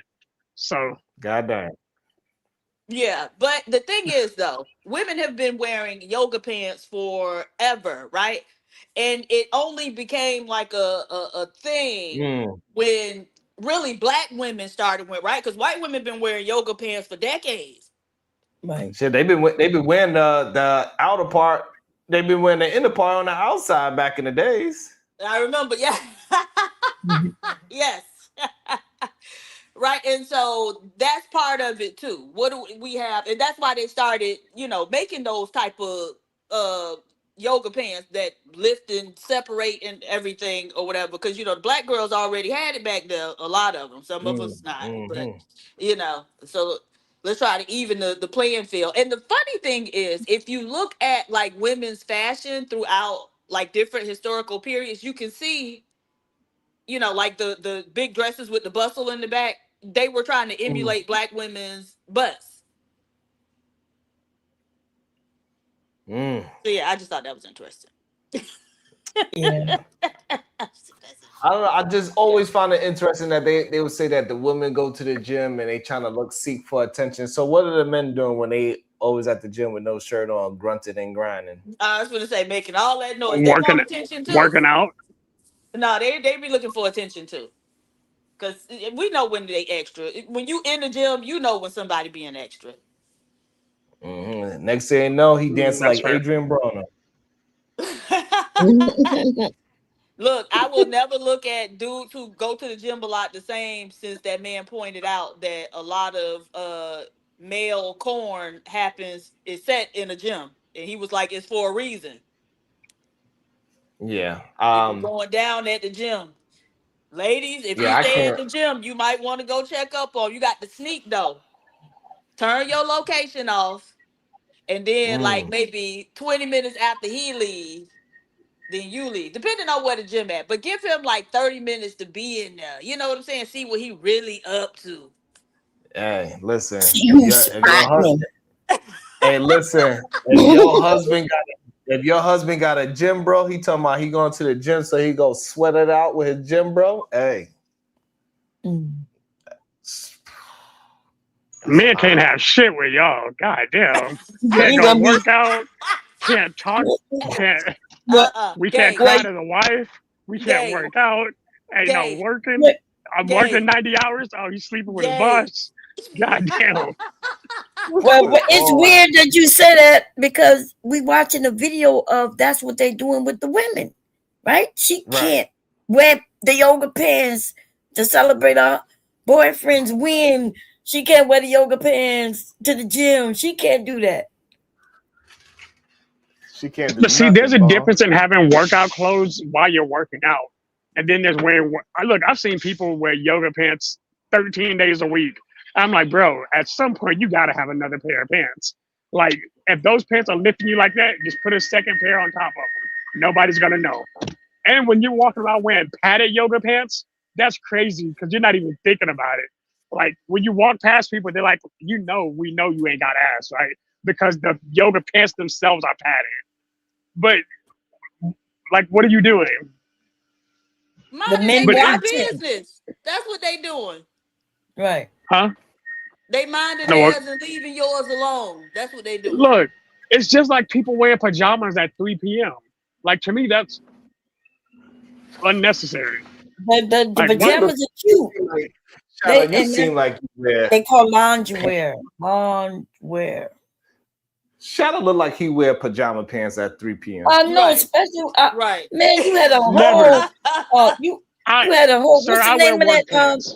Black Panther? You had a Black Panther shirt on at work. Yeah, I do. Because I like playing superhero because we deal with a lot of kids. But Okay, even ain't nothing on top wrong. of that, hold up, even on top of that, I'm working out all day. Okay, well, nothing That's- wrong. I'm not saying nothing wrong with it, but you are the one judging with other people with. Yes. Hold up. Whoa. Hold up. First and foremost, this is my black family who taught me this. Don't ever walk out the house acting like you just crawled out of bed. Ever. And don't So walk it's out weird the for me to house. hear y'all Look, say so that. my parents said, "Don't walk out the house acting like you a superhero. That's not a real person for real." I don't think that's a true statement. I think you stunned. They do tell us don't go out the house and embarrass them. So yeah, right. Also, let me welcome somebody into the show that absolutely have no problem wearing pajamas at 3 p.m. Welcome to the show, Keon. Good day, sir. How you doing? What's up, buddy? Yeah. What up, man? Happy Mother's Day, baby mama. I know. And let me also welcome into the show, OG Do Dirty. Good day, sir. How you doing? What's good with you, Sharon? Salute to the panel. Good day to you, brothers. Hey, did y'all see that last video that we was just reviewing of the young lady giving her man a hug with the little booty yoga pants on? No. Yeah, no, I ain't see it. Also, y'all here to talk about Adrien Broner throwing it back on his homeboy. Do what now? I didn't see that either. Yeah, I didn't see that either. No, you can talk about it. I don't even. You can skip that. Let's go to the little Sean about it. Not Keon, we need to know your opinion on that. On the You man throwing need it back. to know my opinion on that. On that boy throwing it back on another boy. I don't know why you need to know my opinion on that. I mean, you did say you was gay, so. Oh yeah. I forgot about that. That see, I was trying to respect you without saying that again, but now you want. Now Sharon did it, so you know. What's Okay, disrespectful OG about my Do Dirty. you know? OG Do Dirty, do you subscribe to the nuclear family or the village? Which one? I want to say both, but I would say the nuclear family first. So nuclear family. Damn. Yeah, you And got to why start is with that? your household before you go out to the community. But I mean, if everybody in the community has a nuclear family, then that community would be stout because everybody would be on the same mindset. But I don't think it's like that. So. Thank you. Could everybody have an extended family? Say that again. I couldn't. You said, should everybody have one? I said, could everybody have one, right? And then we still have a village. Does the nuclear family lend itself more to a village concept or extended families? I would probably say extended. He wasn't saying what you were saying, Shadow. Because he said that the family come first before the Right, village. but he also said, sorry, my bad. Yeah, he was saying that the family come first because that's what a nuclear family is you put your family first before the community. And so Right. that's what he was saying. But So and OG, can you make sure I'm saying this right? You're also saying that a good village is comprised of nuclear families, right? Or did I Yes. not hear that? Okay, No, that's you're what I right. thought. You're right. Yeah, it's not though. Yeah. Why would you say that? Can you break it down for me? Oh, because nuclear families are parents and children. Right. And so but in a village, the children belong to the community. Okay. Right. And so if nuclear families, the children belong to their parents, then how can you have a village where the children belong to the community? Those are two different things. I see what you're saying. I was just thinking, like, you know what I mean? If people are in a nuclear family, right, and they have their priorities straight, then I would think that it would bleed off into whatever extended part of family, which would be that, you know what I'm saying, community tie, you know what I'm saying, and everybody would be on the same accord. You I said just the think communal what? Community tie. I didn't want to Oh, say hell no. community. I just said community tie. You know what I'm saying? Why? Hold on, but why you don't say community? I just don't like saying it. I mean, I could say it. I said it right after, but I just said I like saying community tie. Like I saying, Why is that? I like saying. What you mean? No, I'm trying to understand. Where did you get this community thing from? Oh, it's just something that we say over there on our side of Because the game. that's usually a negative That's usually a negative connotation of what community is. Oh, okay. That's what BGS and what his name was saying, tie, right? Yeah. They were making it like it's a negative thing, saying our community is like negative. Joke. Oh, okay. I mean, I don't care what they saying. I get what y'all telling me. I mean, I have no problem with that. If y'all believe they don't like communities, it's cool. I just like saying the word community. It sounds a little better to me.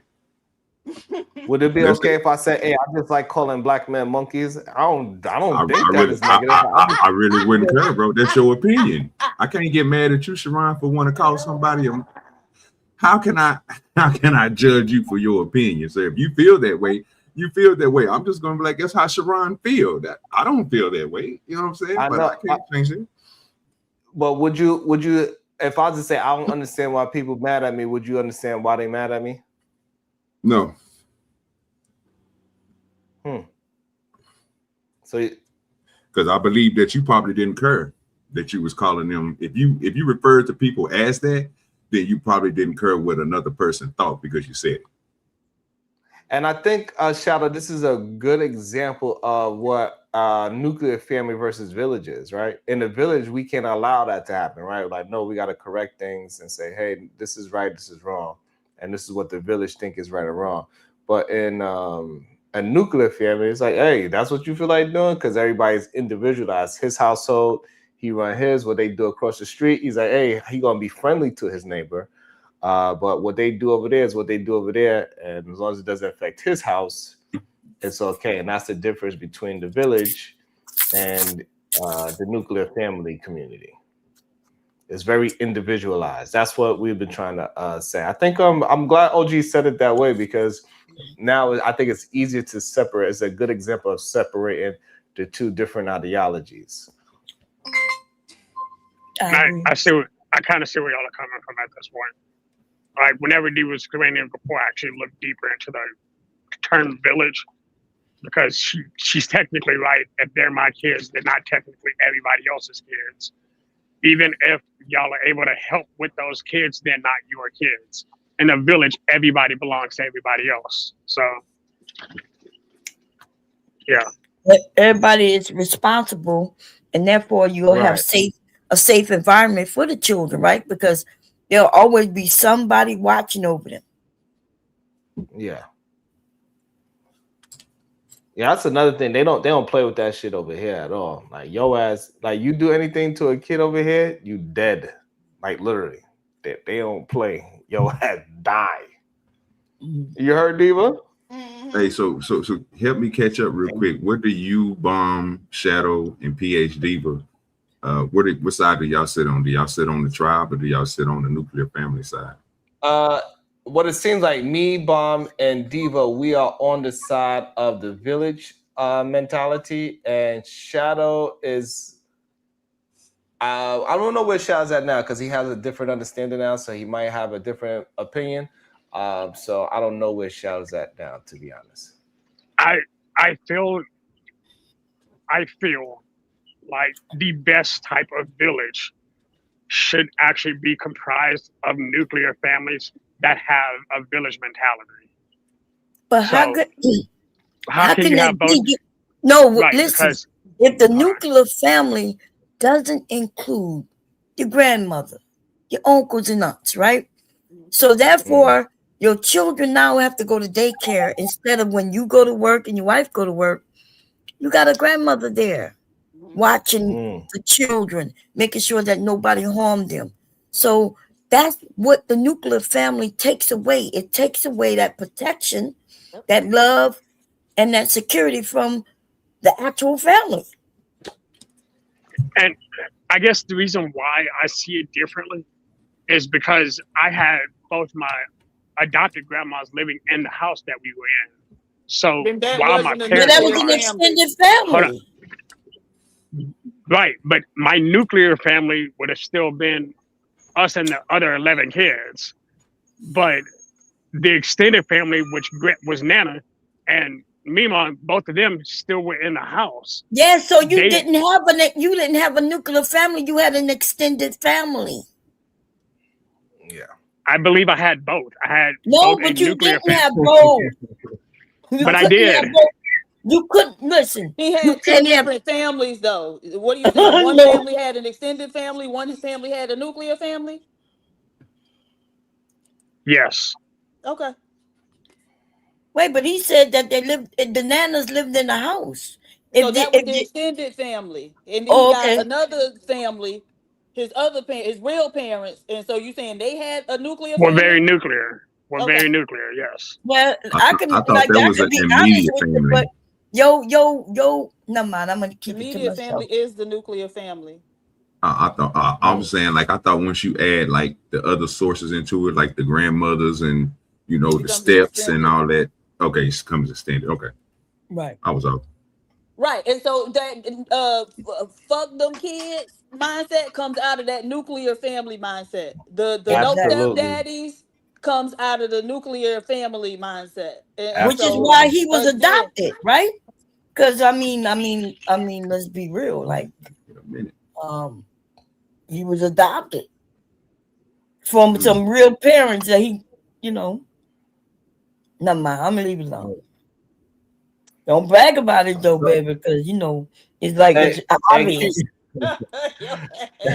Hey, Keon, what's your thoughts? Are you more on the village mentality family, or the nuclear family mentality? I support both. I don't. Why y'all trying to make them mutually exclusive? I don't like. What's the difference? I guess. What's the difference? One is selfish, so it cannot be a part of the village because they only about their own family. They don't give a damn about cousins. They don't give a damn about grandma. They only care about their household, what's best for their household. They will play along to get along, but at the end of the day, it's all about just their family. The village is all about the village, and they're gonna protect each other. Oh, so this is how they think. Okay. I get the question. My bad. I don't know. I don't know. I care about both of them, so I really can't say I'm more for one versus the other because I care about the community, but I also care about my family too. I kind of wish they both, prosper at the end of it all. You know what I mean? It's interesting that it's difficult for my brothers to have a distinction on it. That's kind of interesting to me. Difficult. Well, I look at it a different way, Sharon. So when I first heard when y'all first explained it to me, right, I had to throw away what was in my head because I was thinking, those people, if you're talking about a nuclear family, y'all only saying a mother, a father, daughter, son, that's it. Nobody else is connected to that, right? But I'm still thinking to myself, bro, like, I grew up around people, and some people in my family and other people I knew, the part of the church I was in, bro, we had a lot of people staying with a lot of people. So You know, when you grow up, you see aunties and uncles and, you know what I'm saying, grandmothers and all that. Like Shadow was saying, staying with that family. I still thought that was a nuclear family, but y'all telling me it's not.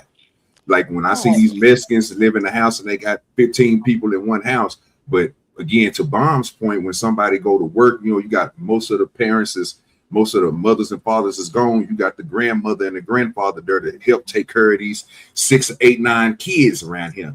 I thought that was a nuclear family because, again, they in one household. I didn't know that y'all was breaking it down like Keon said.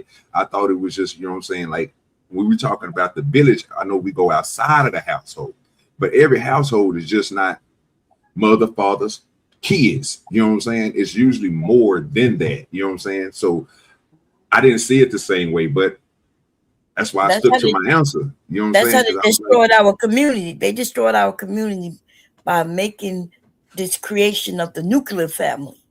And that's when, like, my mom and dad, right, moved into their own place with me and my brother. And instead of still staying with my grandparents, right, because they had enough room. Right. That's what I'm saying, Mom. Remember, Big Mama had the big house. And even if she didn't, even the family still lived nearby. It used to be where people can walk to their grandmother's house or, you know, or a short ride. But then people start moving far away from the family and creating their own families. See, I got 2 aunts in Louisiana and Arkansas, and I would visit them even as I was adopted to stay in touch with the family that I wasn't a part of. And I always considered them as part of my extended family because they're my dad's sisters or my mom's sisters. They or are brothers. part of your extended family. Right. Yeah. But I would only see them maybe once or twice a year, right? But I knew them and we could communicate. So they would always, if something went up, I could go to them if it was necessary. That's why the definition, that's why when y'all are saying that you can't be part of a nuclear family and a village, the reason it's not making sense to me is because my nuclear family still treated the community as a village. And I think that's where they did not. No, they did. Your Again, hold extended on. family members. They wasn't saying everybody in your neighborhood couldn't come stay with your. How you gonna tell him what his family did? Like, what are you Hold talking on. about? I'm not just talking about. Hold on. I'm not just talking about. Like my dad, one of my childhood best friends. Look, Hold on. again, Hold you on. keep trying to convince us that you was in a village. Fine, Shadow. You was the one person in a white family that had a village. Wonderful. But even I don't agree with that.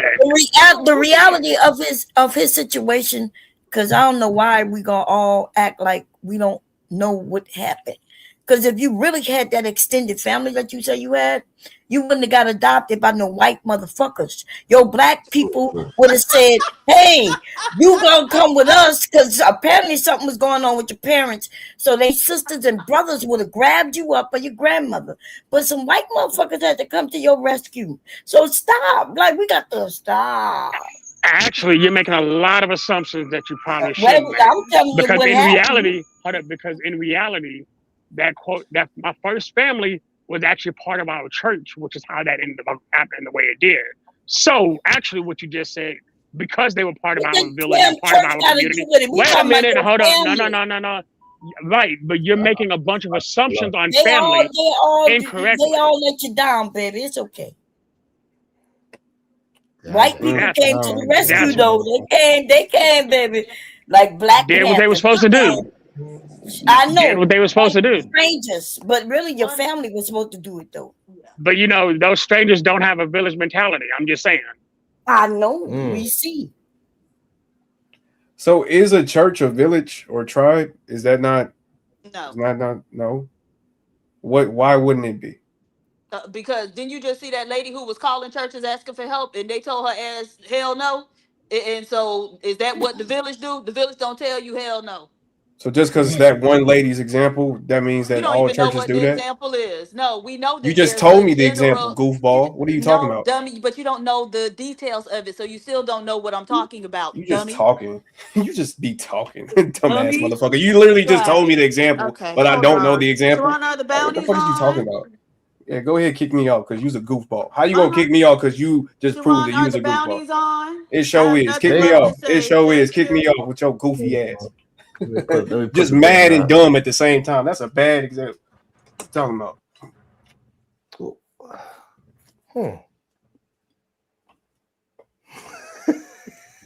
Tato.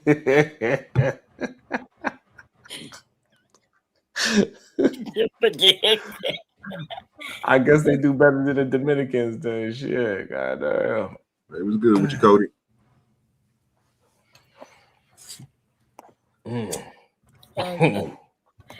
Are you gonna kick me off, Shadow? Shadow, you know you got the right to kick me off. You know that, right? I wouldn't hold it against you, baby.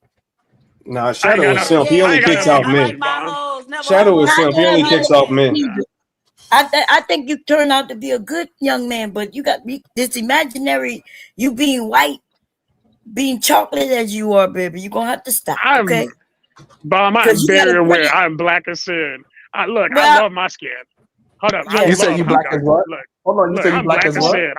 I understand what I am. Hold on. You said you black as what? You black as what?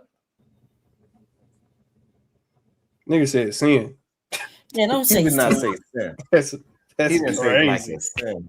You're beautiful. He did not say black as sin. Don't put no negative Ain't on no it. way. That's crazy. Hey, OG Duday, what you feel about him saying black ass sin being raised by white folks? Bro, I ain't even know. I'm be honest with you, above my pay grade with that. When I left it alone a long time ago. When they brought it up, I left it alone. You know what I'm saying? They ain't none of my business. That's crazy. I think that is the wildest thing I heard in a long time. Keon, what you think about him saying black ass sin? That's different, man. Fuck up in 2024. You sound You got hit. Well, Oh, Shadow, did he? you have a beautiful. I can hear you now. Hold I love my on, skin. Hold on. Oh, okay. Hold on. It says, "Oh God damn." Okay, he She was training, boy. She on fire today. What's going on?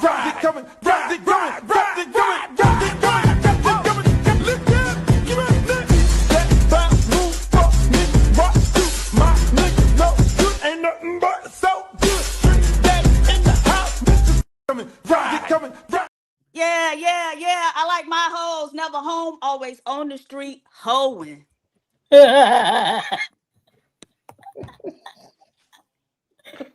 Look like he going for I don't think life. nobody know that. See, I would get in trouble for saying that. What's the name of that song? What? Wait a minute. Yeah, clearly I don't know the name of that I song. like that song. Okay. That is crazy. It's called Scott. It's called Scott. By who? You said by who? Uncle Luke. Luther Campbell. Luke Skywalker. God damn, you don't even. So, Shadow, you never heard that song The, until you the came original Booty Hole Brown.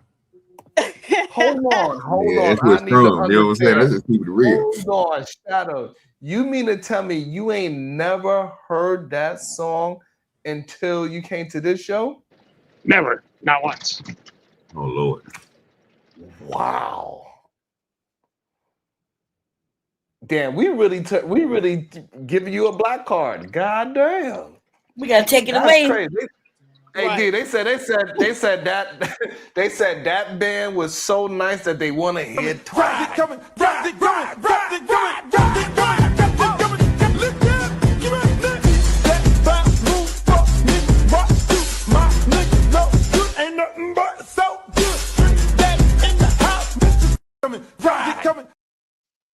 Sheesh. Sana. Yeah. Goodbye. Yeah, let me warn y'all folks.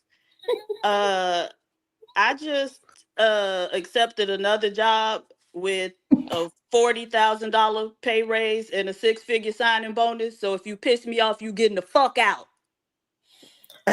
Life for life.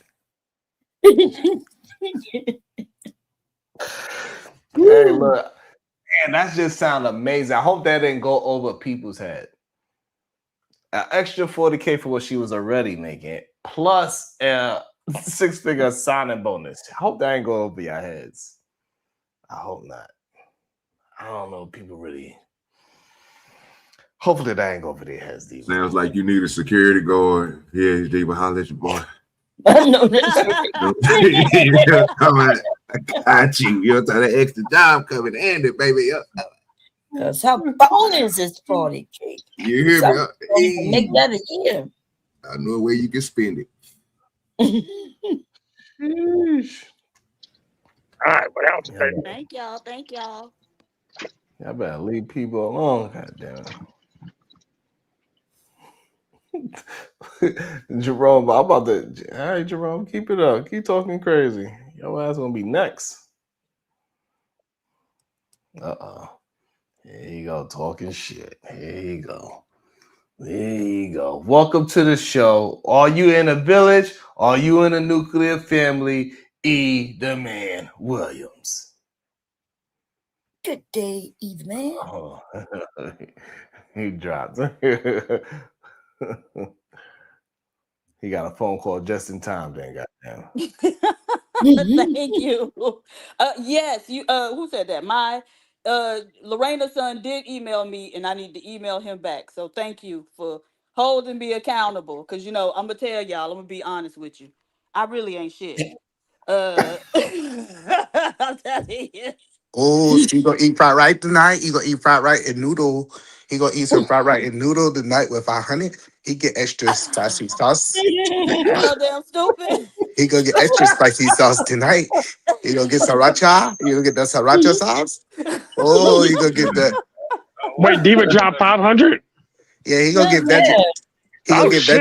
vegetarian sushi. Yeah, you better Sushi watch tonight. You better watch your mouth. You better Diva. watch your mouth. Hold up. First and foremost, I This don't ain't even the beef one. with you like This that. ain't the day. Yeah. Come back tomorrow with that comment. This ain't the day, bro. I'm gonna save Yeah. you, bro. This ain't the day. Just Look, wait tomorrow. I'm not even having that fight. You got me. The Verbal Assassin, FAFO, $5.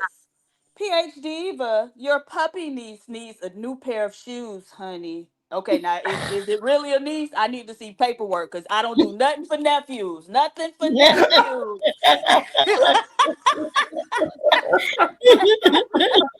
Hey, PhD, but as soon as you dropped Kia, he looked at his bottle. He had no choice but to look at his alcohol bottle. He said, Damn.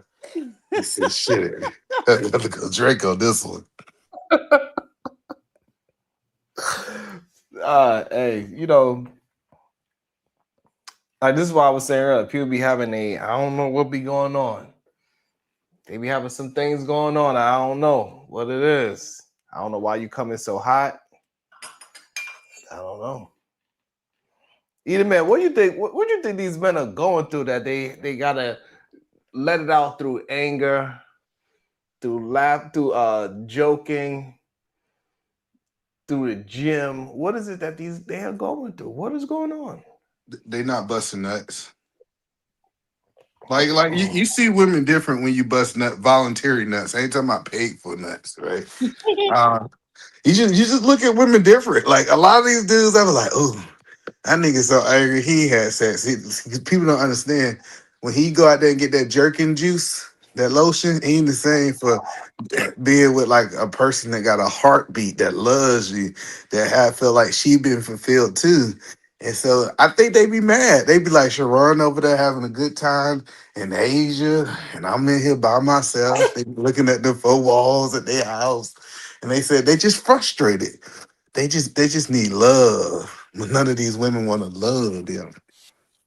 I don't got nothing to do with it. I'm talking about people that don't even know me. God damn it, shit. Did he say jerk and juice? Jerk juice. He said jerk juice. Oh, God damn. Hell, said. that was crazy. Yeah, man. I see that That's you up there. wild. He said that for real. The funny part about it, Sharon only found one barber and they only knew how to do military cuts. That's the only black man hair they cut. That's why he got the fade. He didn't choose that haircut. They said, all we know how to do is medium fade for the military brothers. We never did anything else. No, I like the fade though. Fades is fly. When you got enough hair, fades is fly. Like, you know what I'm saying? I made it past 30 and I still got my hair. I knew I was lit from there. I know I ain't losing it now. I think he trying You to make throw it to some 30 shots. with your hairline, you good. Whatever trying- it is at 30, then you good. Well, it's a little bit back there now. I ain't gonna lie. When It you go always back. been. No, that's what my hairline always been. I always had a big foot. That's why I'm really good. I went to go see I go look up the picture with the dreads. It wasn't that far back. Now you try to maybe one of your new subscribers, you can tell that to you. It went back a little bit. I ain't saying it went back. I really ain't going. I don't know, man. I'm starting to see a lot, man. I've been just following some of these dudes who supposed to be like the manosphere original guys, and I realized that the same women they be talking about, they be DMing. I'm just saying, they be trying to slid in those DMs. Yeah, you heard, Diva, did you hear about Tommy Sotomayor trying to break up marriages? Who marriage he trying to break up? Home wrecker. He a damn home wrecker, Diva. What he did? See, listen, y'all don't understand. I believe that PH Diva wasn't as loud as she is. I think her DM would be flooded with these niggas. Like, oh, dude, are you trying to be security guard? He be trying to guard the coochie. Nobody touch the coochie. That ain't gonna happen, sir. I'm married. That right. I'm sorry. I didn't know you was Yeah. married. I apologize. I didn't know you was married. I take that statement back. That's the third time. That's the third time you done threw me under the bus. E, come on, man. Come on, bro. I apologize, bro. Listen, I did not know you was a married man. I'm just saying. I mean, PhD got 40 extra. You know what I'm talking about? I'm just trying to make sure that money stays secure with her. You know what I'm saying? I don't want nobody walking up to her. You know what I'm saying? She might don't want to speak that day. Just want to come on Sharon channel and speak. I'm trying to make that happen. You know what I mean? Hey, Diva. So Tommy Sotomayor, you know he be doing a channel with this other young lady by the name of Melanin Legacy. Okay. But also, who's a part of that channel is Raw G. Okay. Yeah, so you know they be going back and forth. They be setting up they show together, and then you know one day he decided to say, "Hey, let me shoot my shot." He was trying to fuck. Melanin Legacy? No. No. Oh. And how did that go over? So how did that go over? She said, well, you know, we could talk about that later, but what's the show topic?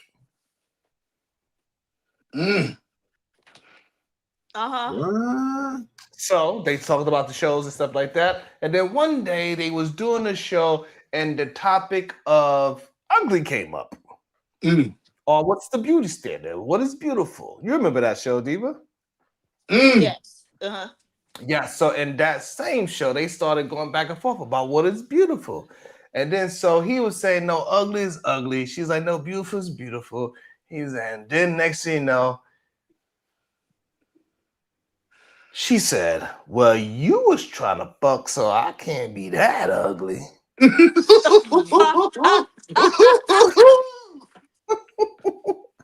you know what Tommy said, Diva?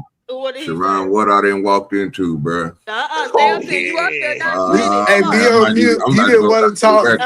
Nah, he tried to save him. He want to put his I don't cape know what's on. Let him happening. finish I telling don't the be talking story. about this type of stuff, man. You know what I be talking about? Fishing and growing marijuana, man. Come on now. Well, well, OG Dude Dirty, we talking about Tommy fishing. He was fishing too. Oh Lord.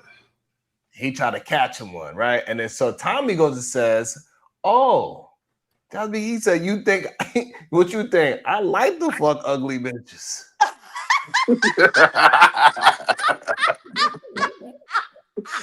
I was like, this nigga ain't shit. Meantime, the whole time when this whole conversation is happening, guess who else was on the panel? What's the man? Her husband. Yeah. And what was he saying? he was scrambling. messy. He was like, hold Remember, Sharon ain't messy. He said he wasn't messy at all.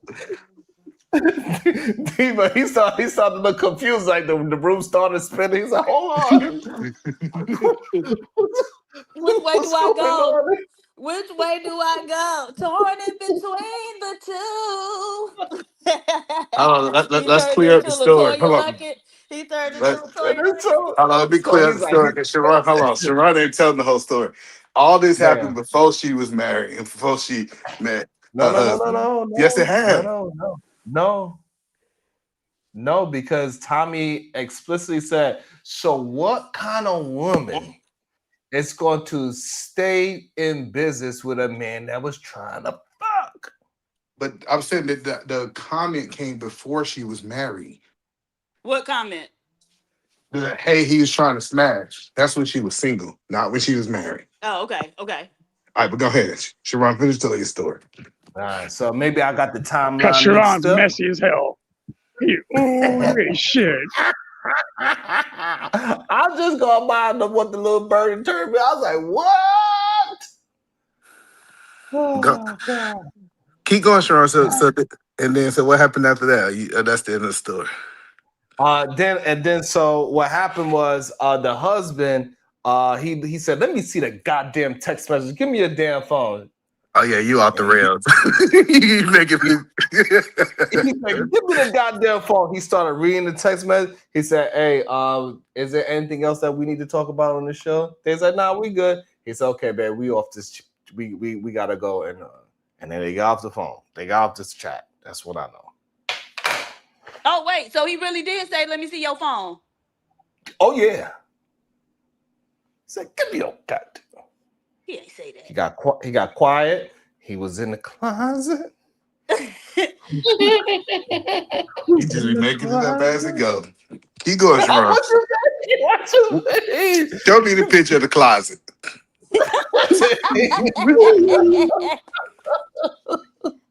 Dang. Crazy. Tommy out here wrecking homes, goddammit. Shit.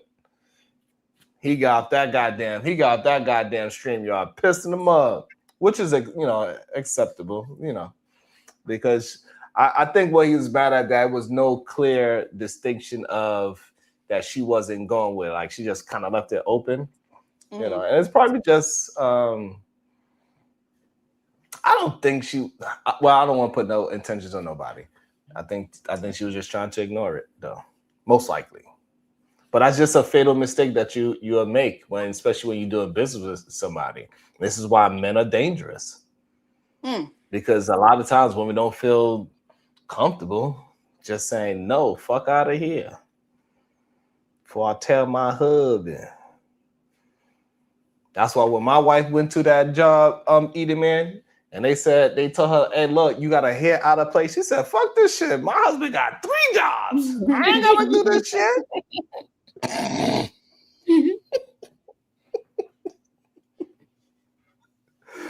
So you know what I'm saying? Like, hey, that shit is crazy, man. All I know, Diva, can you imagine that was me? If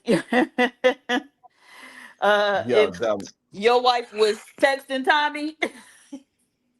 And then he said, hey, I fuck ugly bitches all the time.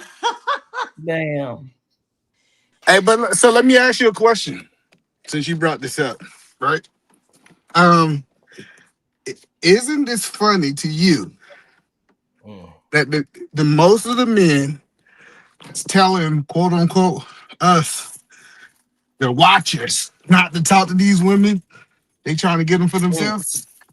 That is crazy. Like Tommy out here trying to get anything. They have the nerve to call that woman ugly and say, I hit anything. I hit ugly women too. I thought that was just the most egregious part. First of all, like you calling this lady ugly or whatever you trying to, I don't know what that is, right? Calling the young lady ugly. That's just crazy to me in the first place.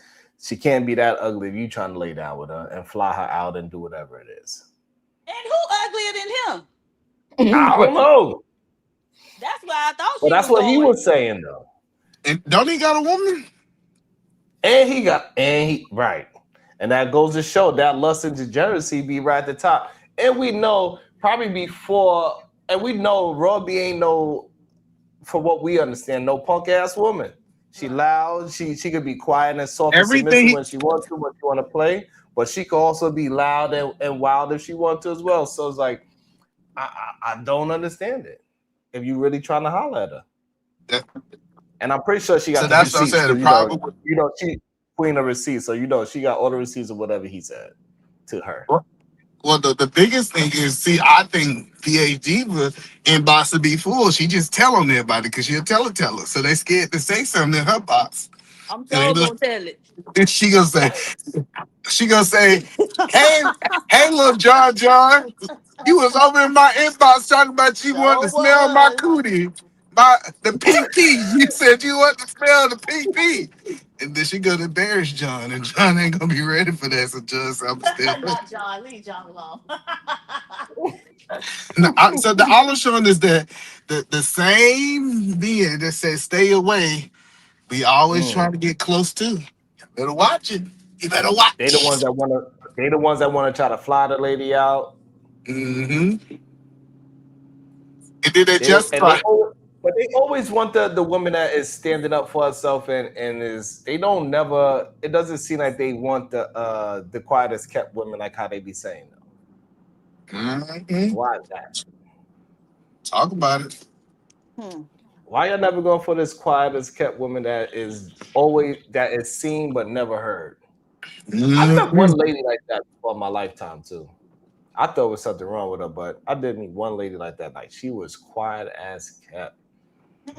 To me, she seemed like she was like probably like a serial killer or something. Damn. I was like, I ain't never seen a woman. See, I told y'all that Sharon's a degenerate. So if a woman being positive, listen, she wants her femininity. Now she's a serial killer. This is that anti-manosphere.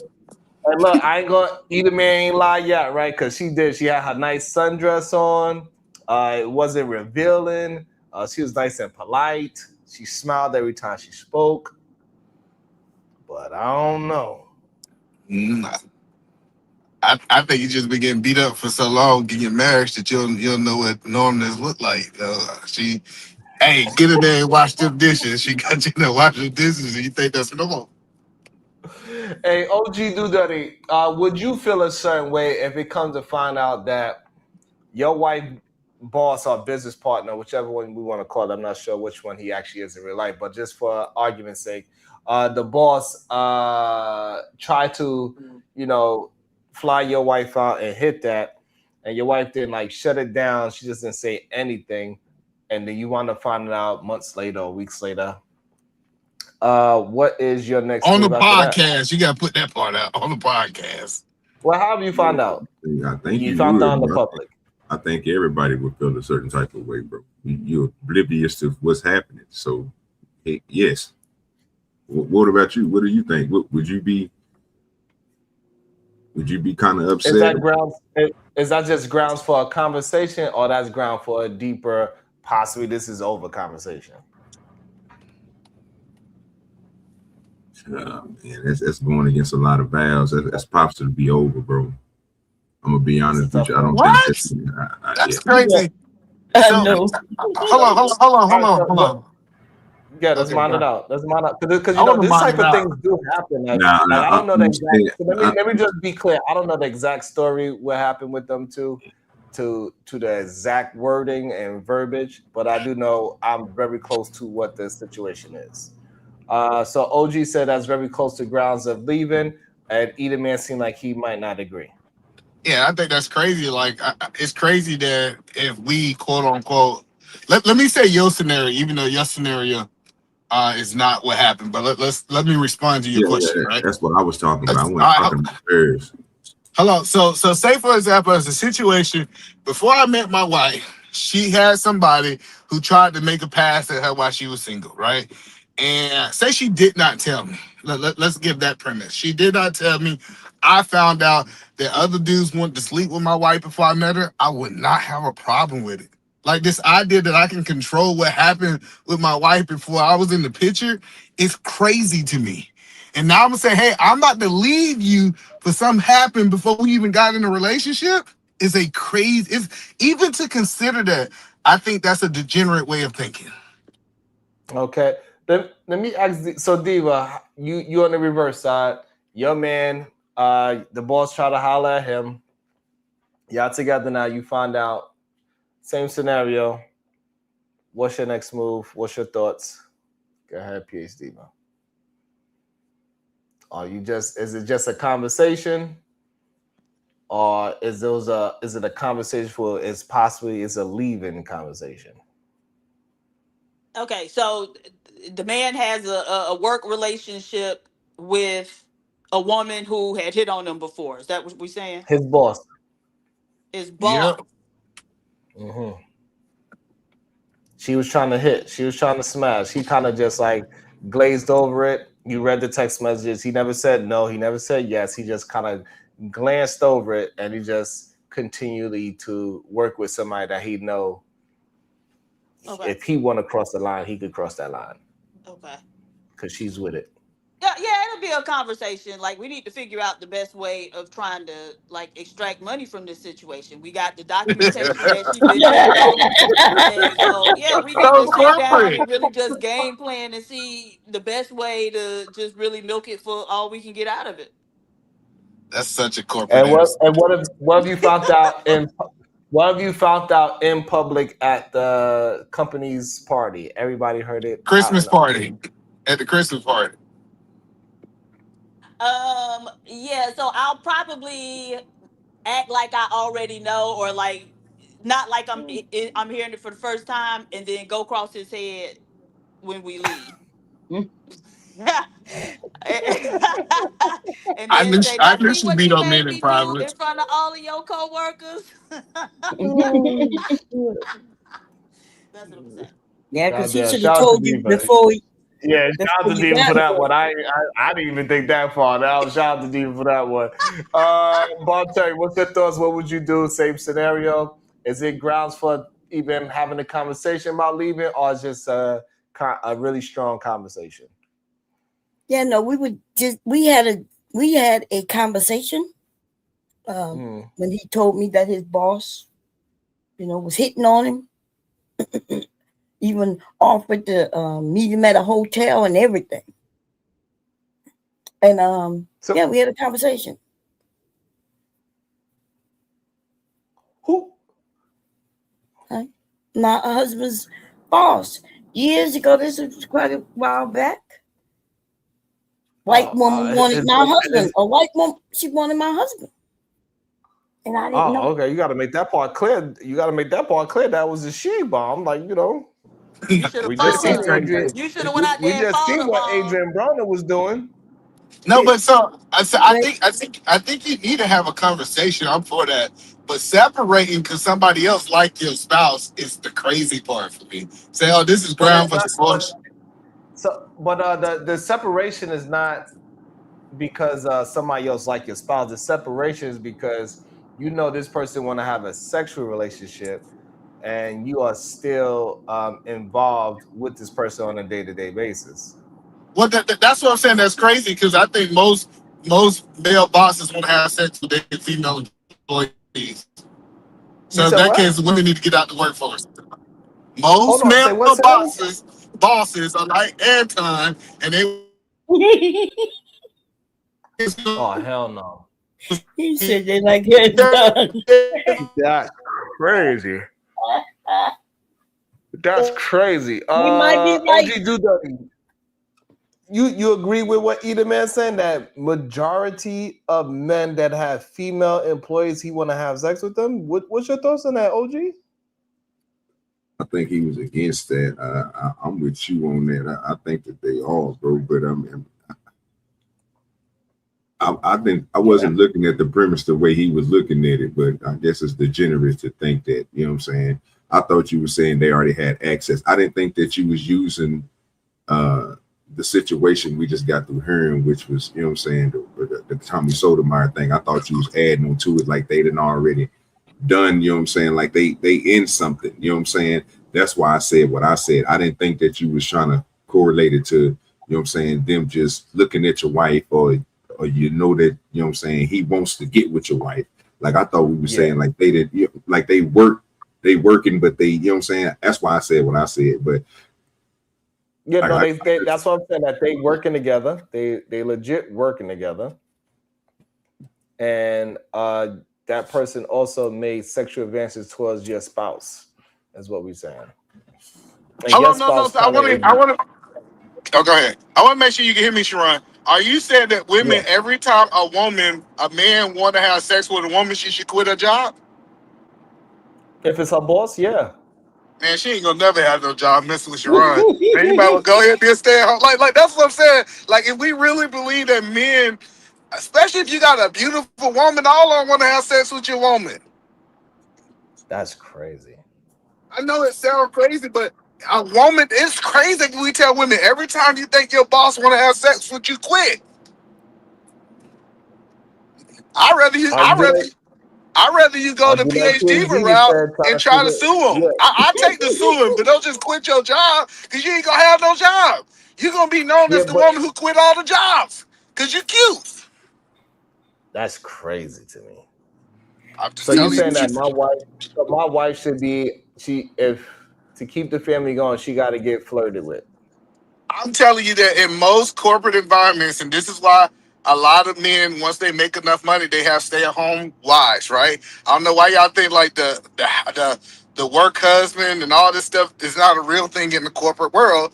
Is that typically what happens is men are going to make a pass. Now, I'm not saying that boss is going to keep like harassing her, but most men make pass in the corporate environment. PhD for tell them. Yes, a lot of men will hit on you. That's what I'm saying. It's like, hold on. We're not talking about just a lot of men. We're talking about your boss. Someone that actually have power. Yeah, the boss can't be doing it though. But I don't think the answer is for the woman to just go around quitting every job if the boss do it. Like the boss need to leave because she's not supposed to be harassing employees. Right, because if the person's on the same level, like a lawyer and a lawyer, okay, that's understandable, I guess. But the boss, nah, bro. I'm trying to figure out. They say that all of these dudes and CEOs be having affairs with their assistants. I'm trying to figure out, how do you think this happened if the boss ain't hitting on them?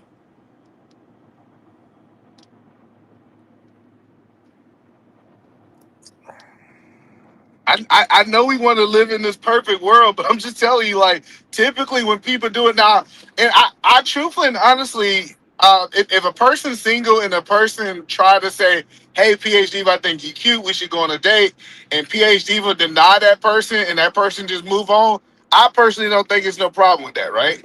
Because that person just tried to... What the person say, hey, I'm trying to fly you out. You know what I do? If it's your boss... Like, the look, boss is if like, it's yeah, your I'm boss, trying to... anything is inappropriate. Like, because your boss can't just say, oh, I think you're attractive, I want to take you out, and you can just say no and not have to worry about him taking it out on you some other type of way, down the line. So never the boss, but your coworker, if a coworker just express interest and you say no thanks and they leave you alone, then no harm, no foul.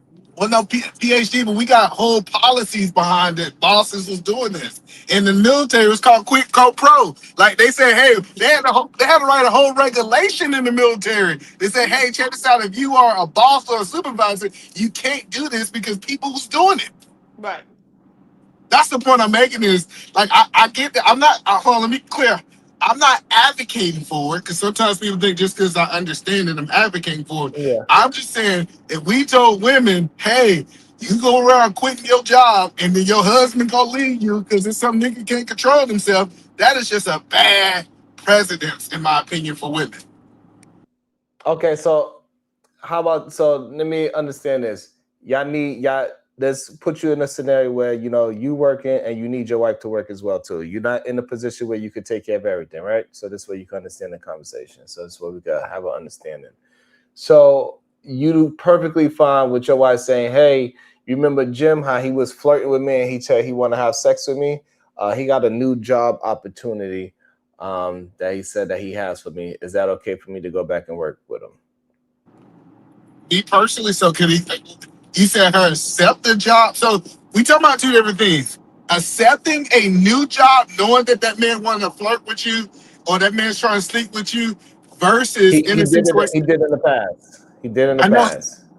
So we're changing the situation because I was speaking from the point that she already worked for this man, not that she's about to accept the job. Because I don't Right. think a Yeah. woman. Yeah. So I'm changing the scenario. I don't And think. you also need your wife to work. Yeah, no. So I don't think a woman should accept a job that put her in a hostile environment, especially if that person already made passes on her. So I'm like, hey, no. Okay. From a man's point of view, I'm like, no, it's not wise for you to go and work for that man if you already know how he's coming off, right? Because he's gonna feel like you owe him something if you give him the job. If you take the job, Okay. So you feel like that is hostile, but her keeping that job after he expressed that he want to be that's not a hostile environment. well, no. Interesting. Yeah, so what I'm telling you is her willfully taking it, knowing the situation she in, versus her leaving her job. Because remember what you just said. You said that I am now a man that my wife need to work for us to pay our bills. So now she got a different level of obligation. So her leaving the job is actually putting strain on the family. And I think sometimes what you look at is since you big ball over there, you gotta stay at home woman. And most women, they say, hey, I'm going to go through this quote unquote harassment for my family because my family can't afford for me to be off work. I don't know. They both. It still sounds very hostile to me. I think women are mostly in hostile environments. Wow, that's crazy. Damn, I was just about to ask OG Do Dirty. I don't know. Yeah, he got to get out of the kitchen. He said, man, I'm not going to talk about fishing, man. Let me get up out this bathroom.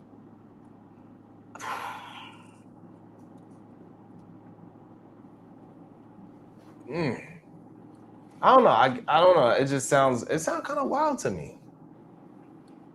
I wouldn't want my woman, my girlfriend, my wife to be in a known hostile environment if I could do something about it.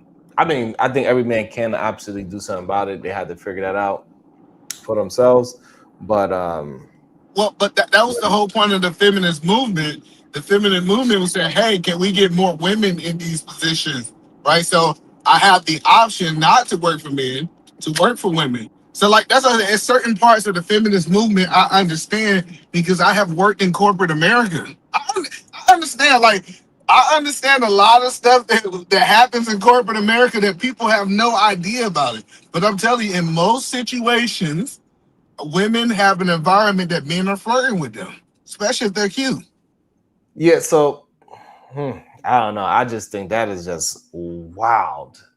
It's a tough position. I think even in this situation, that was a tough position, right? Knowing that this man is flirting with you on a whole nother level, and you still accept being in a position as long as you can keep it friendly as long as possible. And clearly, they couldn't even really keep it friendly for real. And so it's just a hostile environment because it's always that tension of what was said in private. So and then on top of that, when you go and get another job, remember, Sharon, you go get another job. What they ask you to do? Let me talk to the person that the last job you had. Now you got that woman got to depend on when they reach out to that last job, unless they allow their resume, is to actually vouch for her to get another job. It's like so much control. No. I'm gonna tell them like, hey, you cannot contact my other employer. So you saying that if women was like, hey, you can't contact my other employer, that's not a red flag in a job interview? No. Okay. You think so? Absolutely. Why is that? Because I don't know you, and you telling me I can't reach out to nobody to find out is you who you say you are? Just not that one. You can holler at everybody else. Yeah, I would say truthfully and honestly, don't even put their name on your resume. That's crazy to me. Yeah, but so I mean, I'm in a different field, so you know. Yeah, I'm just telling you. People don't really call the other person. Only, well, I could be lying. Only a couple of times people Hold have on, let me actually. 353. I need to clip this. He could. He didn't say he lied, but he said I'm trying to have a lie. He said he said he could. I I said know I could be. Even when I'm- I could be, I'm also still telling the truth. So even though I could be lying, I'm still telling the truth. I need to see what's in there. Sriracha. They got some truth serum over there. He never said could be lying. Nah, but all I'm saying is that the workplace for a woman is very tricky. It's like one of those things that a lot of people see. If you worked in corporate America long enough, a lot of people have seen this, and it's like almost like don't ask, don't tell. Like So, like we like for me, Eden man, what I'm hearing you saying, like I understand it with the people that's working with each other. It's almost like a high school in corporate America. Like everybody fucking everybody, right? Or some kind of that nature, right? And then they got their few goody two shoes off in the corner. That was me. I was one of the goody two shoes. Even though I see the girls like, "Woo, come meet me in the bathroom." I was like, "No." I was like, "No." That's like okay. But not you. What's going on in there? And she just have her thing. No, I cannot. You know, she'll drop a pin and she'll throw it at me and I catch her. Oh. Yeah. Then I kick him in the vagina and then I run. I'm just letting you know that I think more bosses make passes. Anya, right, your husband, your Bob husband Terry, was kicking people in the vagina. Bob Terry, when I was supported dating, Trump. I gotta beat. Undercover Trump Bob, supporter. every time I gotta beat him up with a stick, I kick him right in. They try to give me a hug. I'm like, no, I'm married. Kick him in the vagina, bow, and run. There you go. That's how you guys do it. My husband didn't do that shit. Okay. I was gonna bust him in the head. Right. Give me a second, I'm gonna swap it.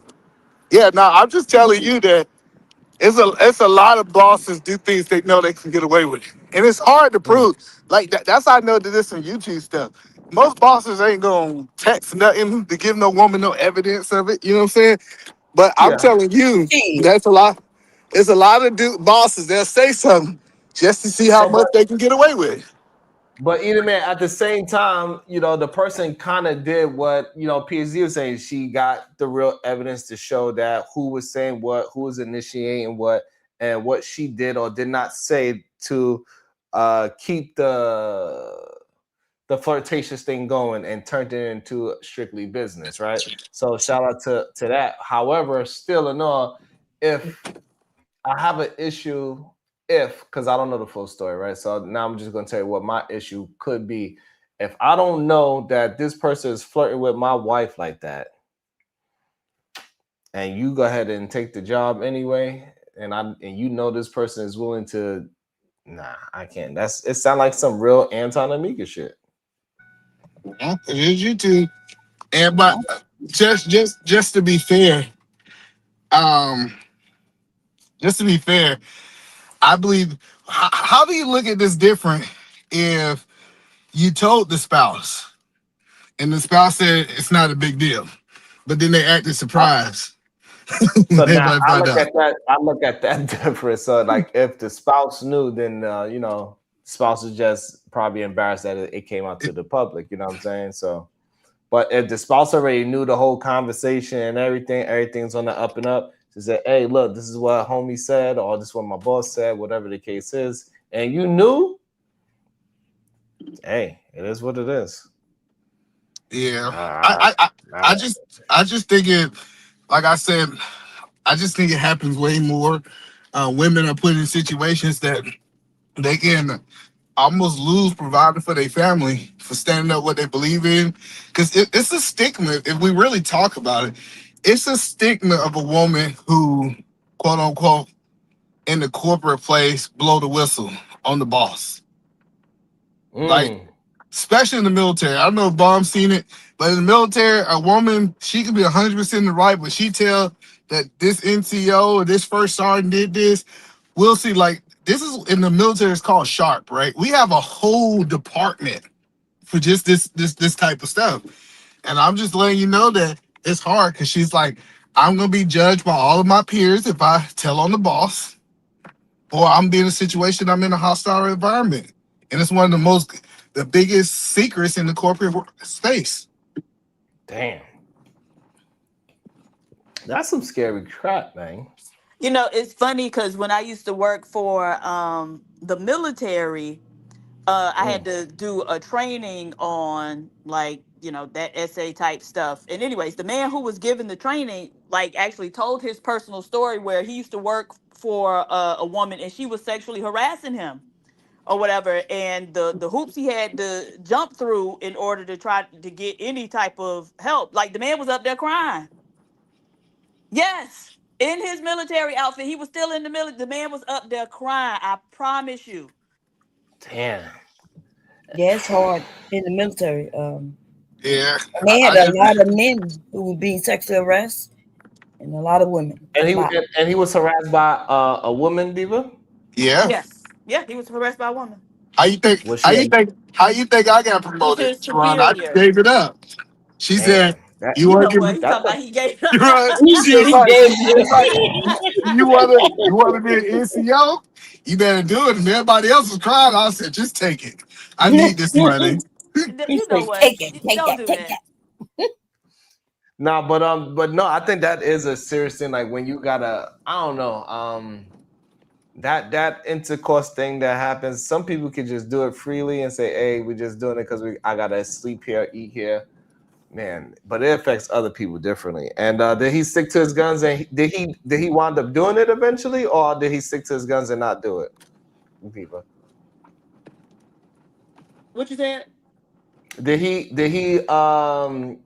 do it? Did he fall into the essay, or like what happened? No, so he didn't, and so that's why she was, you know, making his life hell or whatever. And so he went through the reporting, you know, chain of command or whatever. But initially, they weren't really responding how they were supposed to, and so he had to, you know, jump through some more hoops. At some point, they finally dealt with her. Now, all they probably did was just send her to another unit, right? So, you know, they didn't really deal with her for real, but yeah. He They don't just have to separate answer, them. you know. But it kind of shows how much pressure it is on the person that is getting pressured, right? If Right. a grown man that can probably, you know, because like let me say, like when I was in the military, they was like, we gonna put you on 24-hour duty. If you don't give up that penis, I had to give it to him. And I ain't never worked 24-hour duty. Listen, like I'm just telling y'all that it comes down to you gotta make a decision. And sometimes the decision, I know it sounds bad. I know a lot of people think it's that is polished. bad either, man. I know. I'm acknowledging all the things that you're saying. You're right, Sharon. But what I'm telling you is, this is the stuff that men and women. I think it happened more with women than men, but it's a power thing. When people get that power, they wanna use it. What is I'm glad power? I never said. I can't imagine no big, over burly, manly woman over me talking about, "Woo, boy, I love it when you get those haircuts. Come here, give me some sugar." So hold on, I'm trying to understand. Let me What see. make you think she was a big burly woman? They be cute. Listen, so Sharon, she work out every day, run all the time. Was he gay?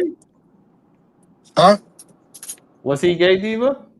No, the man was married. Oh, he was married. Yeah, that's a different story. But let me ask you, Sharon. Just imagine, single Sharon. We ain't talking about married Sharon. You like, man, I really want this contract, man. 4.5 million. We gonna put ACs in 14 buildings. My family gonna be set. You got you a beautiful woman. I don't know why people think they all be ugly, because they're gonna be like that. CEO say, hey, I know you want this contract. I just need you to throw that thing in the circle real quick, man. Hit them balls for me, man. Sharon, you telling me that you ain't gonna at least think about it as a single man? As a single man? Y'all done ran OG do dirty off. Yeah, he said, I gotta go. As a single man, what I think about it? I don't know. I know, but see, If I but you was got. if I was already attracted to her, it probably wouldn't. It'd be easy. But if I'm not attracted to her, I couldn't do it. So, but so I just want to show you it's a different reality when we flip it. Because now women in this situation, you know what I'm saying, is now they have to make that decision, I believe, often. I don't think it's as rare as what Sharon think it is. Unless you're a type of woman that's just outspoken and they know that you're gonna put them on blast. Like the idea of it's a woman that's a quiet woman and kind of stay to herself, and she usually don't like she ain't like PhD, but is gonna let the whole company know what's going on. Those are the women that they kind of prey behind. What you think, PhD? Okay, so I need to come in this new workplace and be quiet and fool everybody into thinking I won't say nothing so I can get a big payday. Is that what you're saying? Yeah, absolutely, I think so. I think that when you come out, they be like, yeah, nah, let me go on over there because I know she gonna tell on me. But the woman who like laughing, because you gotta understand a lot of things that happen. A woman can laugh in a corporate environment, and a woman and the man can take it as a pass. So she like me. No, you might just gave her a funny joke. That's why she might be laughing, right? So that's all I'm saying. And I'm not saying all people do this.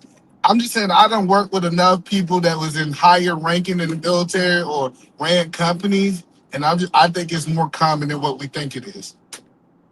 But Yeah, maybe it's that's just just crazy though.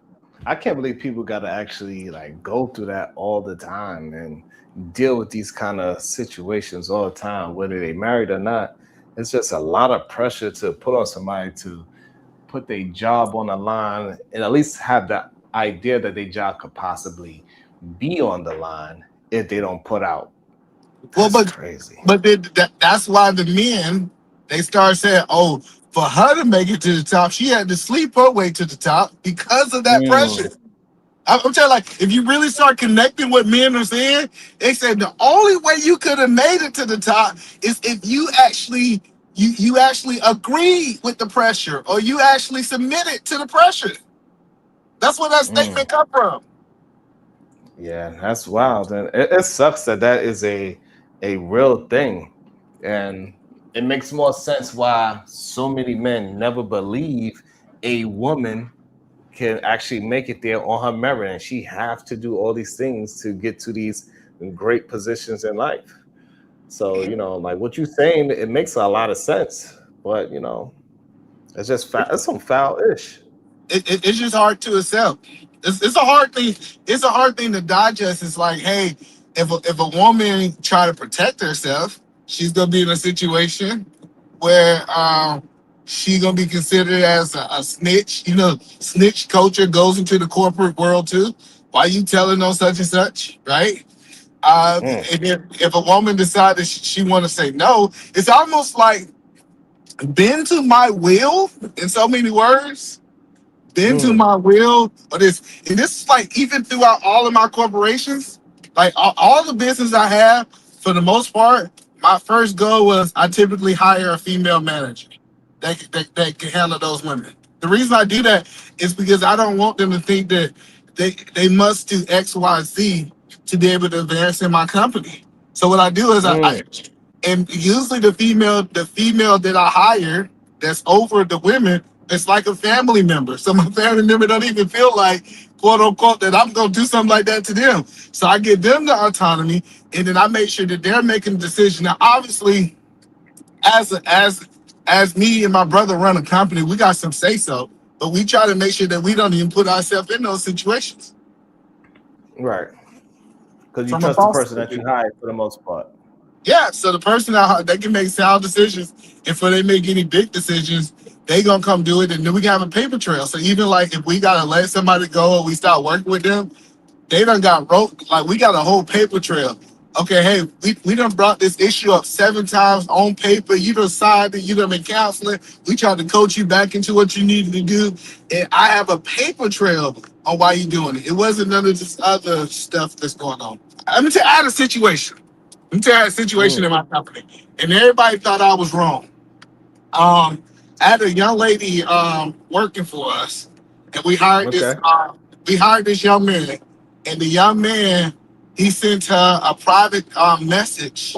So he sent her a private message on her corporate phone. This is the phone that we assigned to her, and he was making a pass to my like trying to take her out on a date, right? I Damn. remember Mm-hmm. everybody was mad at me because I fired him on the spot. Because I fired him on the spot. I had a conversation with him. I said, hey, check this out. First of all, the person that you made a pass at was my niece. That was like a big red flag because now this is family, right? And then the second thing, the second part is you're making this hostile environment for her that every time she see you, because she got to see you on a daily basis, she got to know that you have objectified her as a woman. So I fired her. And people was like, oh, you should have gave him a warning, or you should have did this, that, and third. And I think that's the wiggle room that people can get, kind of like PhD was talking about, relocated to another unit and stay with the company or go to a different department. No, if we believe that this type of behavior is wrong, we need to make an example. And I'm going to fire you. And then I hosted a meeting and talked about it. Hey, check this out. If anybody in my company decide that they're going to make passes at women, I'm gonna let you go. So, like, until owners, CEOs, people in charge start making stands like that, you actually put a band-aid on the situation when you just actually put them in another department, send them in another unit. Hey, check this out. We're gonna take you from the Brooklyn office and we're gonna send you to the Manhattan office. Because this is what happened in corporate. They don't usually let these people go, oh, you've been with us, or you make us this much money. And the guy that I fired, that's what a lot of people like. They say he's one of your top sales reps. Either we gonna stand on standards or we not. And that was part of the agreement when we said that it was none of this going on in my company when he signed this handbook. He can't act like he didn't know. And I mean, shout out to you for holding the standard. A lot of people do not hold the stand, especially when it comes to the men doing something. They try to give them a slap on the wrist, so to speak. But the slap on the wrist, it makes them more sneaky. Okay. I got caught doing it that way. And so a lot of people can't speak. Yeah, most people can't speak from this perspective because they haven't been in a situation where they're running a company. And you start seeing all these things happen, right? And you're talking about from a boss point of view. From my perspective, hey, we got none of this going on. No fraternization point, period. I don't care if y'all co-workers. We just ain't doing it at all because it creates what you said earlier, a hostile environment. And so many owners are so connected to the money that they're making that I think some of their value goes away. Yeah, for sure. It's definitely I've been around it and I've seen how hostile it is and see the whispers going around, and then they got the office hole, for lack of better words, and hey, it get hostile. It's like high school for some of these places. God damn it, it's really like high school in some of these goddamn corporate jobs. So you know, but I think you also gotta have accountability on both sides. Like it was a young lady, she was making passes at men, and she was a hoe. I'm just telling you what it was. I just told her straight up. I said, hey, let you know you sleep with somebody at this company. I find out about it, I'm gonna have to let you go too. Because I gotta hold both sides accountable. Because like, oh, they grown, they can do whatever. Go sleep with somebody outside of my company. Because it's all good when y'all happy about it, but we ain't doing this at my company. And if you don't like it, leave. And then also y'all going to be taking vacations together. It creates a whole. It creates a lot of problems. Because now when y'all go on vacations, or if one go on vacation, other one stay at work, something. Now, if Jim is at the water counter with Caitlin for too long, that might turn into a problem. It's a lot of things that could turn into a problem with that. So this as a business owner, the most important, one of my mentors told me, he said, do not let strife come into your company. He said, strife here more he said people don't understand how fast strife can destroy a company. Don't let strife build in your company, man. He said it's one of the worst things you could do. Nip stuff in the bud. And then he said, if you fire somebody, guess what? You can find somebody else. They ain't the greatest person on earth. That's right. That's what grandma say. Shit don't change so you get up and want your ass, boy. Shadow back. Shadow said he gonna give us the white version of this because I can't believe you know who Uncle Luke was. That's crazy talk. He ain't never been twerked on. If you ain't never heard of Uncle Luke, you ain't never been twerked on the right way. That might be a good observation, Edie, man. I can't believe he never heard of Uncle Luke neither. That was kind of crazy too. Uh-oh. He getting a little cheap headphones. He got all the money. He can't get no headphones at work. He got turned it on 3-4 times. Don't work out another time. He had to charge him, goddammit. Always got his co-worker in the camera, and co-worker ain't never signed no consent form for this. Look at him. Now he would look like he mad. He always look like he mad at when you on the panel. What's up? No, switching my headphones. Yeah, we're talking about sexual harassment. How many times have you been sexually harassed by one of your bosses, and you didn't know whether you had to choose to go ahead and dive in or lose your job? 9. That's the conversation you're having. Look, I'm an ugly ass nigga. I'm not worried about nobody trying to flirt with me. Besides, if they did, I wouldn't have noticed. Ask him the original question. Shadow, is about a young lady. She got hit on by her boss before she was married, and but she never broke it off or said no to him. But later on, she gets married, and then the boss and the girl is in a heated public debate or argument, I should say. And then she said, "Well, you wanted to hit my ugly ass before," and then he says, "I don't mind popping off an ugly woman" type of scenario in front of everybody, including Is this you. still the Tommy Sotomayor story that you were talking about before I left? Yeah, but why you can't just go up the premise that I just said? Why you gotta throw people names in there? God. Well, the question I want to know from the husband point of view. The question all of us added. So Sharon asked, like, understand when we speaking in code. Let me speak in code. God damn it, shit. So I was just trying to get an understanding. Hello, this is the question that you gotta be straight up with white folks. So listen, the question was, he said, if you was in the situation that your wife was working for someone and you found out that person may sexually pass on your wife in the past, but your wife chose to be able to still work for that company or that boss, let's say that's the boss, is it going to be just a conversation, or is it a serious conversation that's grounds for divorce between you and your wife? That's grounds for it. Would honestly be grounds for divorce. There's two things that's going to happen. Either you're going to stop working for that company, that boss is going to get fired, or you're going to get divorced. There's not much conversation outside of that. So you saying that you would divorce your wife because me and Shadow on the same point with this one. Go ahead, Edie, man. So you don't trust me to be able to handle it? No, trust ain't an issue. With this man and keep my job. You don't trust me to be able to navigate that successfully? But here's the issue. So number one, you didn't report him like you should have when he made a sexual advance at you. After he made that sexual advance, you chose to continue playing in his face. Mm-hmm. The fact that you didn't knock it down the first time. Yes, I did. Go for it. I didn't even respond to it. I brushed him aside and redirected him as my training taught me to do. Did you shut him down? He never did it again. Because all I'm thinking about, as soon as you said that, he just waiting for you to brush that little hint of ass up on him. No. Hold up. No, shout out. Okay, I'm listening. No, I'm trying to understand. So he made the pass on your wife before y'all got married. They never have the conversation again, right?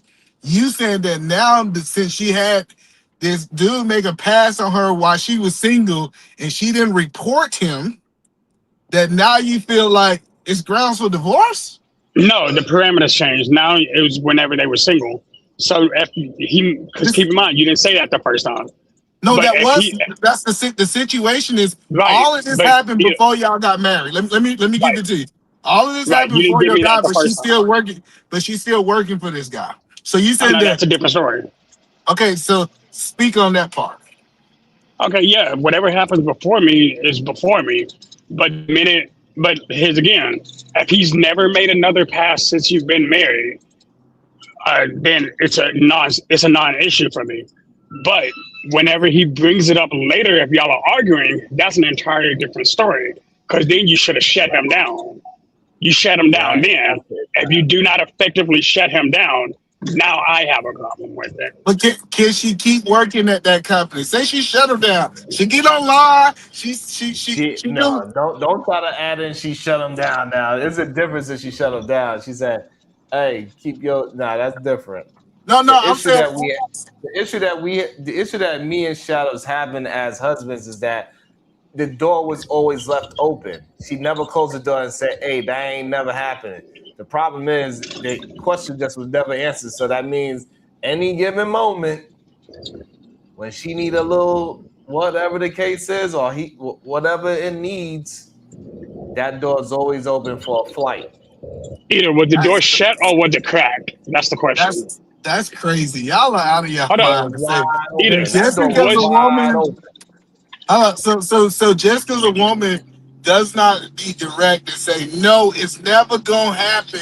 That means that her door is still open. She can't well, be Absolutely. uncomfortable. wait, here's something I've learned about the women I've dealt with. If they don't want you, they're not gonna say, "Oh yeah, well maybe." It's, "Hey, quit playing with me like that." Like I don't No, even play like that. End the no, conversation. That's a no, direct shutdown. no. So let me tell you, in the corporate situation, right? Especially if it's in the example, this man got control of your schedule. He got control of this. A lot of women would be passive aggressive because they don't want to dictate their relationship at work. So they'll leave the door cracked to make sure they don't lose their job. It's No, what that translates to. no. What they do is they tell them they say no in a nicer way. Her changing the PhD book. No, no, I'm listening to you. You know, I want to hear from a woman's point of view. I don't know if she's busy, I, but like I look at it with say if he said, "Hey, let me fly you out," and they said, and they changed the subject and started talking about something else. That's not saying that they left the door open. but did she say no? I'm not really interested in that situation. Which again is a positive, is a polite way to say nigga move around. So No, well, let's say she just was saying. interested. Hold on, let's change the situation. Say she might was interested when she was single. How does that change your mind? Let's say she was interested. I don't know, for the example purposes, let's say she was interested, she was single. Now you gonna try to hold her accountable for something that happened before y'all was together. It depends. Did she clarify it after we got married? No, they had no conversations about it after y'all got married. It was no clarification. When you came, she stopped talking to him. Did the conversation ever come up again? Yeah, it came up at the Christmas party. The boss tried to call your wife ugly. You was there, and she said, "Well, I'm so ugly." You sure made a pass at me, and then the boss said, "I like sleeping with ugly women." That's what happened. That's when it came up. You was there when it came up. You was Did right she there. shut did she shut it down right there? Yeah, she cussed him out. In the story. She did what she was supposed to do. Oh, so now she can stay working for him. Yeah. Okay. Yeah, but here's the thing. She addressed the situation that I would have, as a husband, had a problem with. If she did not address that situation and she left that door cracked, because, you'll slide in a small crack if you can. Pause. But, Shit. like, but if she addresses it and then he acts differently, then that's a whole different scenario. Then she needs to address that professionally. Because now he's not acting in a professional manner. That means he's in his feelings because he turned her down. So either one, she needs to find a new job, or two, she needs to remove him from his job. One or two situations have to happen in the story. I don't play I'm with more mine. troubled by the fact that, like, he, I guess, insinuated that she was unattractive, and she responded about him trying to talk to her, so she couldn't be that ugly. When she should have redirected it and been like, "Now, Tommy, who uglier than your black crispy ass?" Yeah, that is especially. See, the last time you called Tommy Crispy, he's lost his shit. Right. And That's all the more reason why she should have called him that, because he was trying to go at her and call her unattractive. And so yeah, she should have made him But she was still trying to. spontaneously combust in front of everybody. But she was. But- It seemed like, from what I understand, it seemed like she was still trying to maintain the partnership or whatever. But Sean, does that not sound like she still left the door cracked instead of shutting it? Hey, To you me, know, yes. that's From why what we I have a understand problem of the with story, it. yeah. Right. From what we understand the story, because we might be missing a lot of key In order to answer your question, I'm gonna answer it very simply. If somebody makes a pass at you and you don't shut that pass down, then you left enough of the pass for them to squeeze through. You need to close it completely or stop playing with it. Because if the opportunity is there and then you have a moment of weakness, I'm not gonna say, oh, well, you just left the crack and you adjusted it. I was like, no, that moment of weakness, you left that moment of weakness, so you had an option. That option is my problem. Show that option. That's what it sounds. It sounds like an option, or a break in case of emergency. Break glass in case of emergency. That's what break the glass. Break the whatever. No, fuck that. Throw that glass out the window. Yeah, I'm sorry, Diva. You're gonna have to quit your job. We might have to be at this trip. We might have to be at this trailer park for a while, but I'm gonna figure it out. Not for real.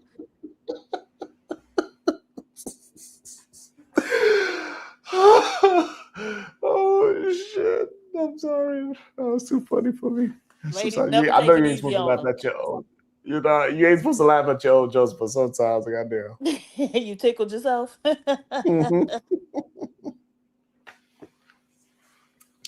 But man, that's a serious offense, though.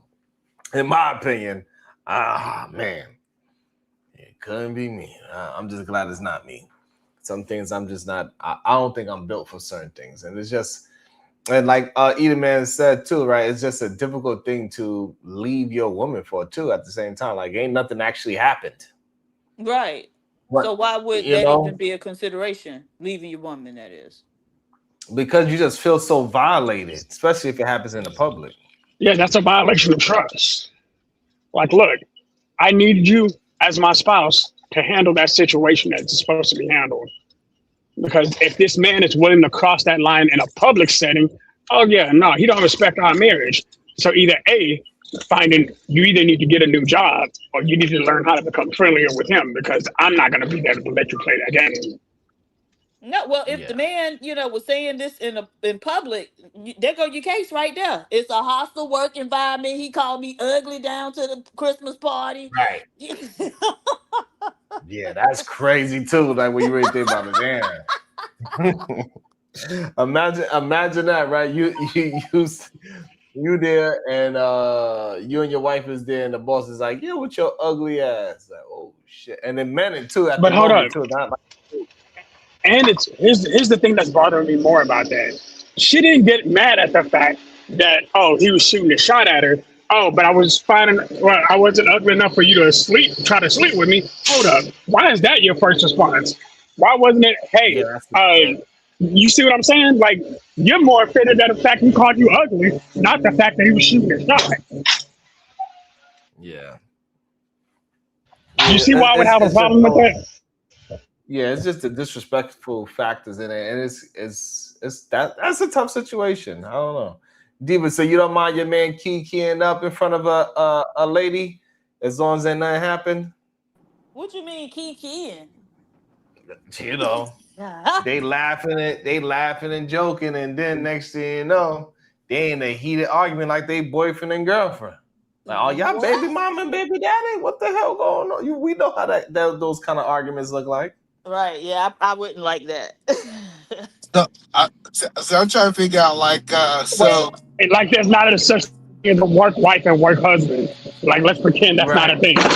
Yeah. No, but that's why I believe this is what I believe. If a man gonna have a woman in the workspace, they gotta understand that woman gonna be subjected to all this type of stuff. And it's the conversation that we don't want to have. Guess what? You got that beer belly. You don't want to work out. Guess what? Tyrone on the forklift over there been working out. I'm just letting you know. You better hope. You better hope that not Tyrone. I'm just telling you, you better hope that Tyrone. You better hope that Tyrone is making the pass, and your wife ain't over there making the pass. Shut up, Tyrone. But again, now you got to realize, if I have to worry about that, there's a bigger issue. I should be able to trust my wife to be able to step it down. Hey, shut that. Tyrone could start washing your clothes on his stomach. I don't care.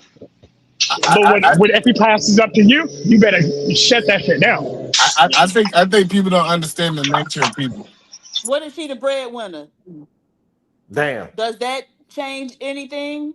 Like, would that add a different lens to it, or So if she was not at all, I don't need your money. I'm good. Get a new job. Have a good day. Well, we talking about I don't care about none of that. No, Look, hold on. I don't care about none of that. Hold on. Yeah, but Shadow, you can't throw yourself in it just to prove a point. We talking about in general. A lot of men. Hold on, I'm speaking. The breadwinner, they do need her money. Right. Hold on. That's So how she let ended up being me the say breadwinner. this. If let's say the woman's the breadwinner, right? I think if a husband is actually a husband and he takes his marriage seriously, he should be like, hey, look, these are things that are against our marriage. I'm not okay with that. Hold on, I want to be clear. So you believe that a man ain't a real husband if he can't pay the bills? Come on, now we switching to another conversation. This is how y'all always end up. I'm sorry, PA Diva. Listen, Diva, forgive me. Please don't hit me. Don't hit me like you hit Kia. I would hit you and then say, see what you made me do? I didn't want to hit you. I didn't want to do it. No, I just I'm sorry. I don't agree with the fact. Look, our marriage has boundaries.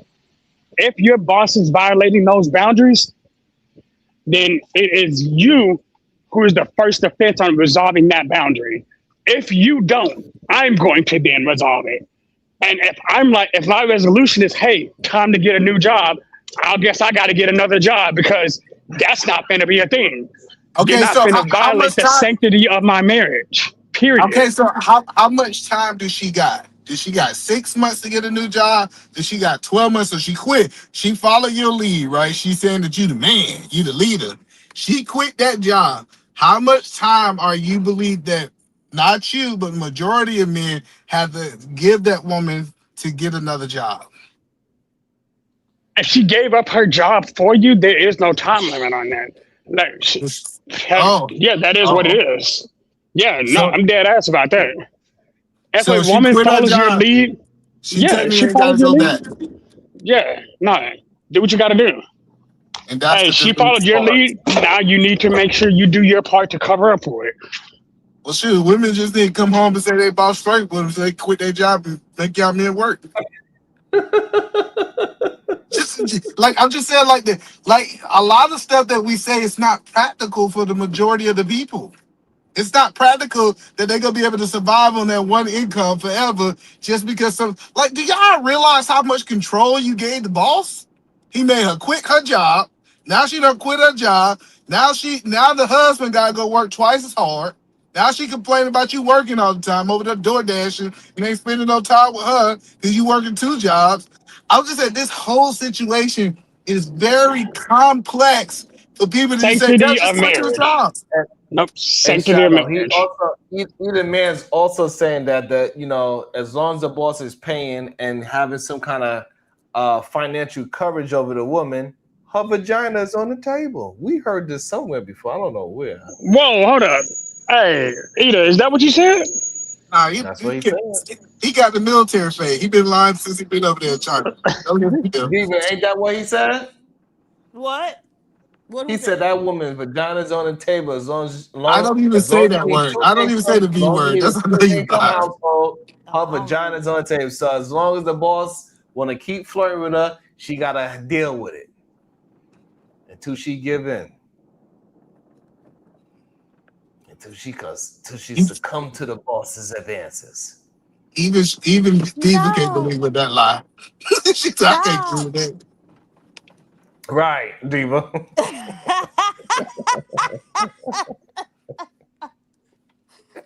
No, Nah, I can't. that's What would how. my Okay, husband say? Eden, let me reverse that question then. So, Okay. if you know your wife's boss is flirting with her on a regular basis, but because your wife has, it under control, are you as a husband okay with that happening on a regular basis? You do realize that's sexual harassment. So he's not just flirting with her, he's sexually harassing her. Oh no, I understand. Okay, but saying he flirting with her and saying he's sexually harassing her are two different questions. Oh yeah, then let's actually put it for what it is then. Thanks, David. So your wife being sexually harassed by people at work, are you gonna tell her to keep that job? So you asking what I'm gonna do? Yes. Well, what I'm gonna do is I'm gonna have a stay-at-home wife because that's what I have. But I think the majority of people. Okay, so how about for the majority of people? I think the majority of people have to allow that to happen. They have no choice. I get we want to paint this world that a lot of men can step up and be Sharon. And they can have their woman at home homeschooling their kids and live in China and eat vegetarian noodles. I get that y'all think that Trying to most get me people can beat do up? that. I'm just Yeah. telling you, is most dudes, they get in a situation where they need the money. And when you in a situation where you need the money, you need that woman money, they start being compromised on their values. It's not a lot of company. Where else is she gonna go that you think this ain't Girl, happening? ain't no paycheck big enough for me to allow my wife to be sexually harassed every day. You are out of your mind, homie. And that's why women don't tell y'all, because y'all gonna make them quit their job. That's why they keep y'all, that's why they keep secrets Wait, for y'all. so instead you're okay with the advocating for them lying to us about it, which is a whole nother issue in a marriage. I'm not okay with it. I think, listen, if it was my way, I think more men should work, and it should be more women companies where women can have safer environments. I'm not against that. But what I'm telling you, the layout is currently, I'm just telling you, she got to give up her income. She got to give up her livelihood. She got to stop getting her nails done. She got to stop getting her hair done just because her husband ego. He don't want nobody talking to his wife, but he can't provide for her. Or be okay with being sexually harassed. Let's put it what Dee was right. Let's put it for what it is. So you got a pretty wife and she gets sexually harassed. That's okay if you can't afford to take her out of the workforce. Yeah, and then and then the funny part about this, right? When we hear this conversation, when you report, it's okay. It's easy to report your coworker. It's very hard to report the boss. Cause who you gonna report him to that he don't report to? Police. And the police gonna say you have to prove it. Now you gotta have a whole investigation. So she already quit the job yet? I'm just giving you a person. I don't know. I don't That's know the her. whole scenario. I'm just telling y'all, this whole situation is not as easy as people trying to paint it. It's like, I mean, the way how Diva explained it with the dude crying, when a grown man is crying about being sexually harassed by women, it clearly is not an easy decision. But I'm just clearly saying, the person feels a lot of pressure from the superior person. but let me give you some Emmanuel statistics. I think 60 to 70% of the time, guess what happened? Nothing. Other than you get fired.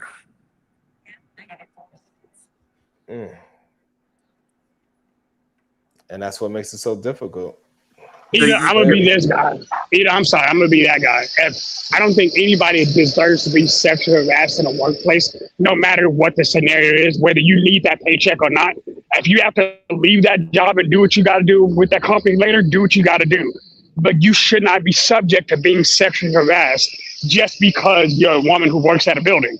That doesn't make any sense, especially if you're married, because that becomes a dangerous situation. So, what I just want to make sure: are you advocating for women to leave the workforce for the majority? Shadow. Am I advocating for a majority of women to leave the workforce? No, not necessarily. But I'm saying I am advocating for the fact that workplaces should be a viable place for women where they don't have to worry about being sexually harassed. I wish I was a fairy and I can wand a magic wand and make it that way. I personally don't think it's that way. And so my question that I'm asking you, since we believe that it is that way, do you think that the majority of women should leave the workforce if they're in these situations? I think a majority of women should should use the administrative remedies to resolve issues. Hey, if I'm being sexually harassed, most companies have an HR policy. Go deal with it. Make sure that you are protected at work. So you go to the HR department and guess who the HR department report to? Boss. Okay. I just don't.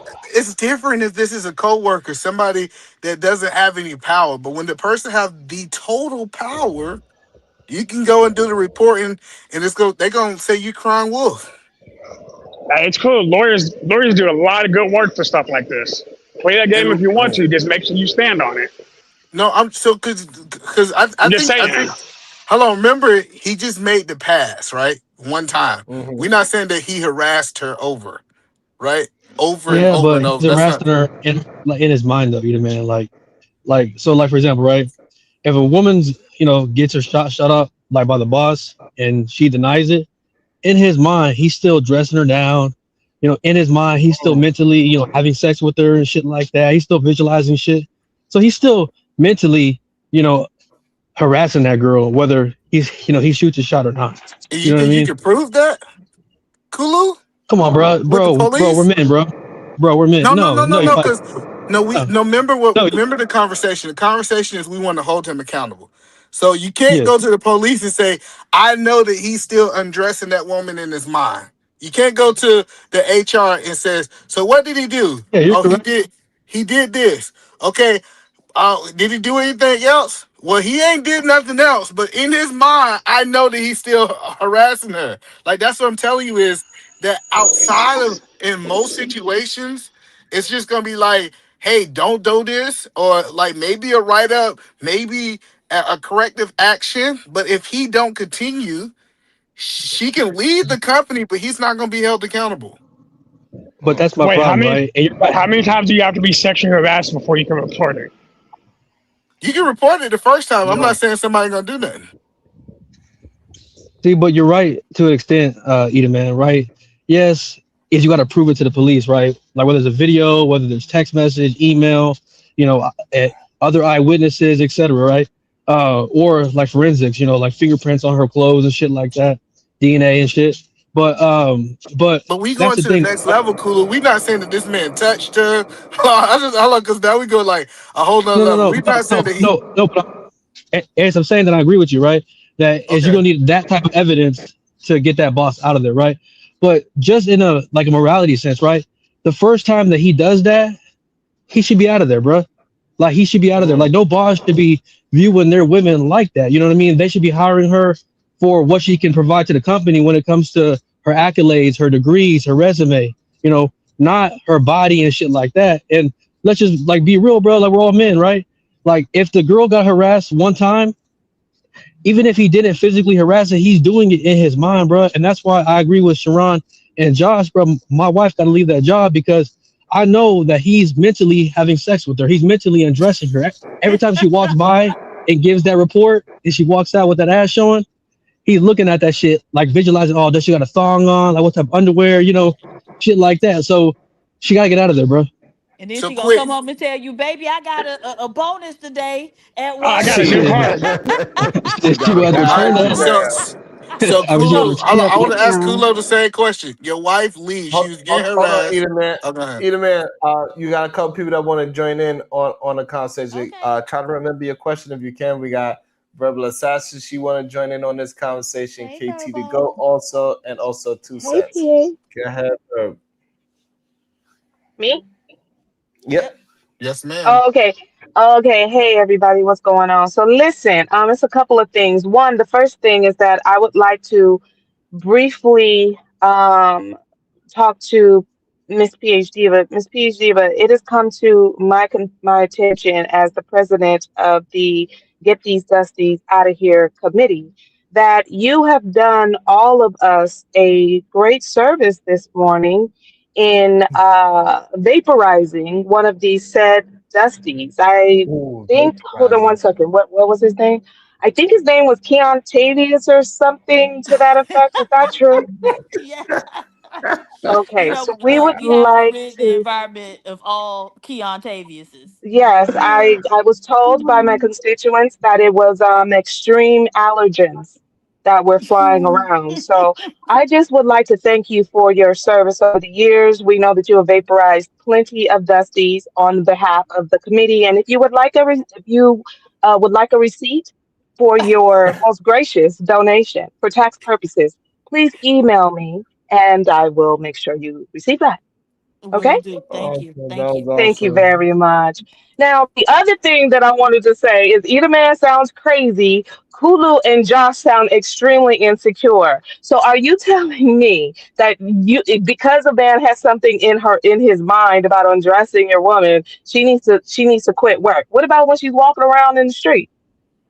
What That's different. That's so her you boss. guys just You want to can't do lock her that up in the either. house? You just want to lock Yep. her up in the house No, forever? no. No, That's that's it. not going to happen. It's Never. different.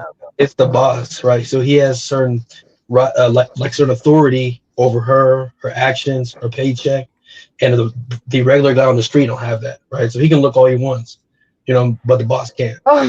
Oh God. Okay. So anyway, either man, what company is this that you're talking about where they have a whole human resources department and but the quote unquote boss controls the human resource. Do you understand the separation of human resources department and all of the legalities that goes with human resources?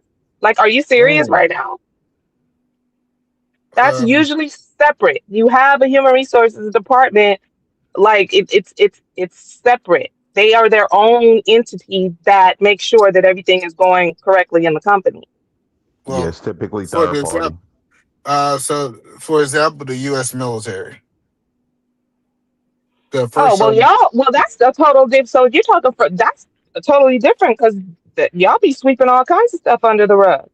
No, no, I'll That's just give you. different. You asked for an example of a CEO having power over the human resources department, and I'm telling you, when you talk about getting rid of the CEO, one sexual pass, right, is not enough to get rid of that. Now, if you can get a record of him harassing, if you get a record of all these things of him Let them harass continues what? harassing, Oh, okay.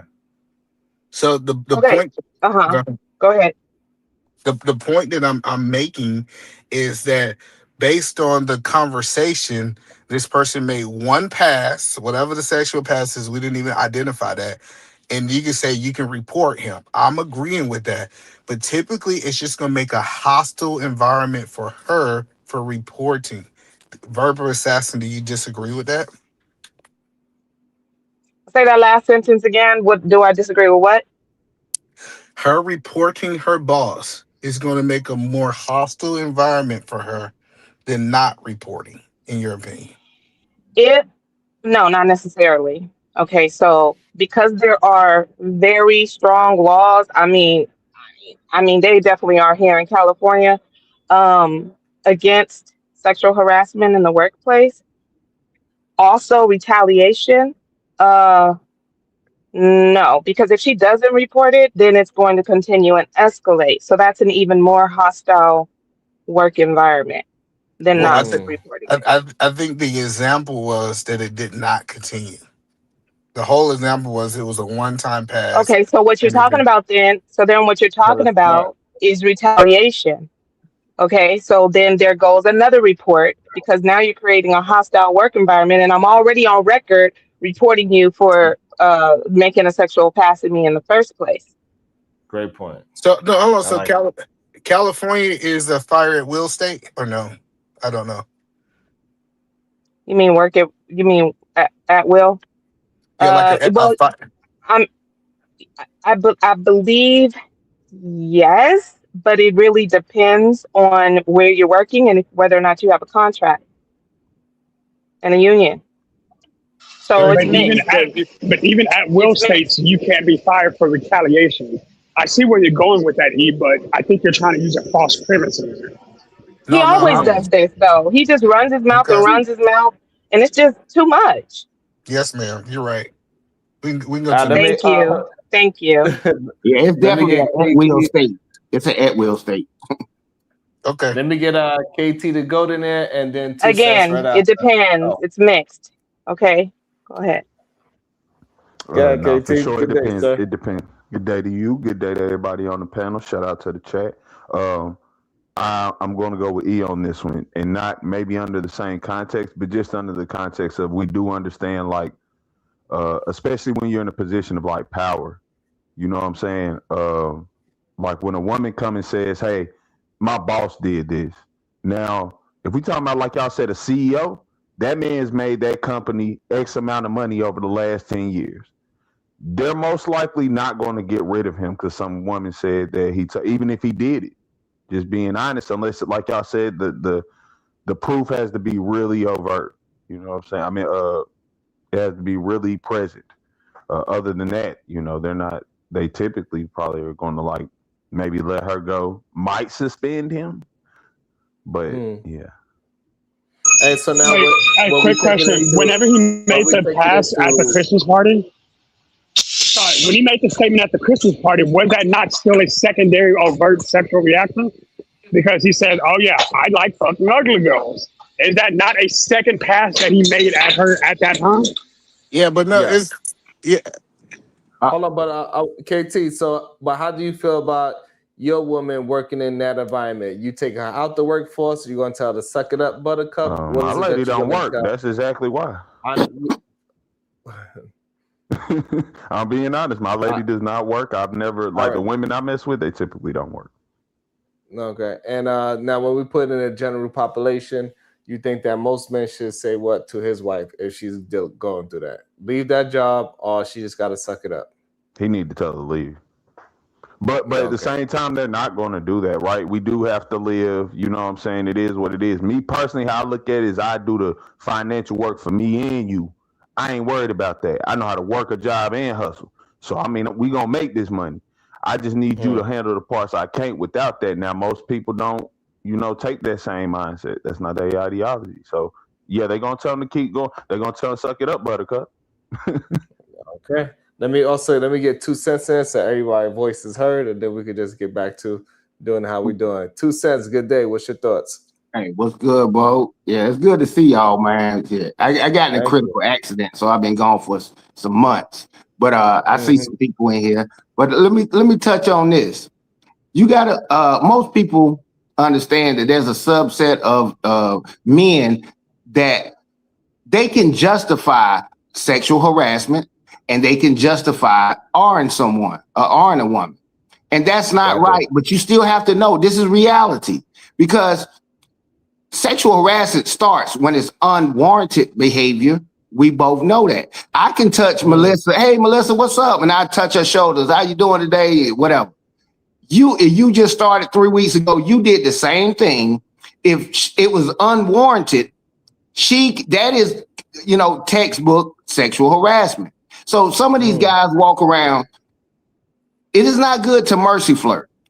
I tell when I talk to my nieces and stuff, I'm like, no, chill out with the mercy flirt because a lot of women get harmed behind it because they're trying to be polite, you know, like, oh, she's stuck up. So it's a catch-22 on that. It's what PhD was said. It's funny, but it ain't funny. She was like, look what you made me do. I definitely get her terminology on that. The women in the workplace, they deserve to work and be protected. But at the end of the day, once you tell me, don't do this, and you do it, that's sexual harassment. It's like trespassing. You can't trespass me from your business without telling me to leave. Now, if I don't leave, that will become trespassing. That's kind of like what it goes with sexual harassment in the workplace. Anybody? Yeah, I ain't want to be too long-winded, but I'm sitting here listening to y'all and just commenting. But yeah, it's pretty interesting, but it's a real thing what's going on. Wait, so real quick, 2 cents. If a boss slaps a new coworker or new employee on her ass for the first time, is that not sexual harassment? It kind of broke up, but that's assault. That's not. Say it one more time. He said something about the boss. Yeah, let's say the boss hires a new employee and then he slaps her on the butt like the first week out, right? That's sexual harassment, right? Or assault, right? Yeah, not only sexual harassment, sexual assault. You can't put. I don't like harassment or happen without education. her. Yeah, so it can happen on the first time, even without her consent, or even without her saying no or yeah. It can still happen. Okay, yeah, some of that stuff. You know what you just asked me. Do you know it's some people that walk around and go to work that do not. No, they're just not educated. And sometimes I look at certain situations, I'm like, man, they just not educated on what it is. I fault them, but I don't fault them because I know they just don't know. You only know what you know. Like, no, you can't do that. Yeah, but I think it is a difference between sexual harassment and sexual assault. Right. Like if you hit her butt, that is an assault, a physical contact, versus him making the pass is something totally different. Not saying right one or the other is right, but we look at assault different than harassment. Right.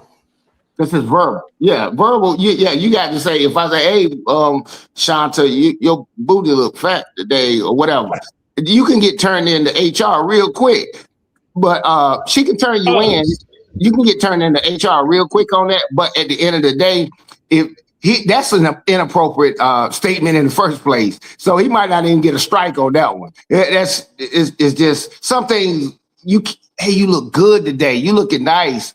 Women will turn you in because it's unwarranted behavior from your sketchy, creepy butt. So, and some guys don't know that. They take it as guys go up like you ain't trying hard enough type of deal. And I want to be very clear, because I want men to fully understand this. Do not listen to either man, because one sexual pass at work could get you in trouble.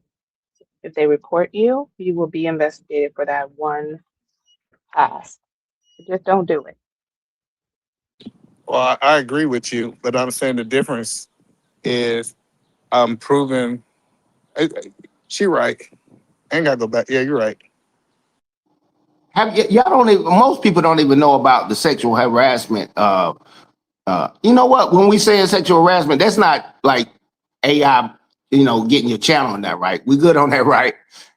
Because we've been saying it like crazy. But yeah, you got to understand what's going on in the workplace. It's a hustle. I knew women when I was staying in Florida. It was a hustle. They would go from job to job. They know they'll wear a certain attire, and some idiot will say something, and it was a hustle, and she can get $5,000, $10,000 from that company. They might leave and they just do the hustle. It's a repeat hustle. Your boy C-Dub, he was doing that. He'll tell you about the insurance hustle, about making complaints. Some people actually do that. It's not a large portion of it, but I know about it because I don't live long enough about the hustle. So whose fault is that? Whose fault? This so-called hustle you're talking about. And you're saying that the women, they keep winning, hopping from job to job to job, running the same hustle. Whose fault is that? I don't put fault on people. That ain't for me. I don't put fault on because see, if you did your homework, you'll know she done did this 2 to 3 times. But you trying to get a face in here at your desk. Sometimes I got a new business. I didn't deep dive. You can say it's his fault because he didn't deep dive and find out. She's a hustler and does that. Sometimes you just don't know until you hustle. But I bet you'll know the next time. How about telling men to leave working women alone and let them work. Exactly. I'm not telling them to have Straight up. self-control It don't and work. get what is it, Sharon? The lust and degeneracy out of the From the their top. value system. And then they won't be hustled by the hustlers. That sounds Mm. Well, stupid. that's their That game. sounds Nah, stupid. Come nah, on that's now, actually y'all. facts though, KT. If men No, no, if listen, men she's wouldn't, presenting it, hoping that somebody does that. It's a difference between saying like you just, you know what I'm saying. His point is people making hustles out of that. yeah, When but it comes to KT, those men, type people, we shouldn't defend them on either side. but You know what I'm but saying? but but, but KT, like if men wouldn't fall into doing that shit in the first place, then those women wouldn't have a hustle because they would try it, and he would keep shit professional, and No then she would offense, you have to want move niggas on. to be gay? That's I said Would you? that's what It's not being Yeah, that's no, I'm crazy. I'm no, telling no, you guys. Hold on, hold Cooley, on. that's crazy. professional. I'm just telling you guys from an owner point of view. I done seen when women say a man did something and then we roll the tape back, he didn't do anything. So like this idea, like it's tricky because we're trying to really protect both parties. I was talking to the fact that I got evidence that this person did this, aka text message, aka something that is proven. It's easy to make a decision with confirmed evidence. But when it's become he say, she say, Kulu, my question is, do you You say always what? believe the woman? He say, she say. Do you always believe the woman, Kulu?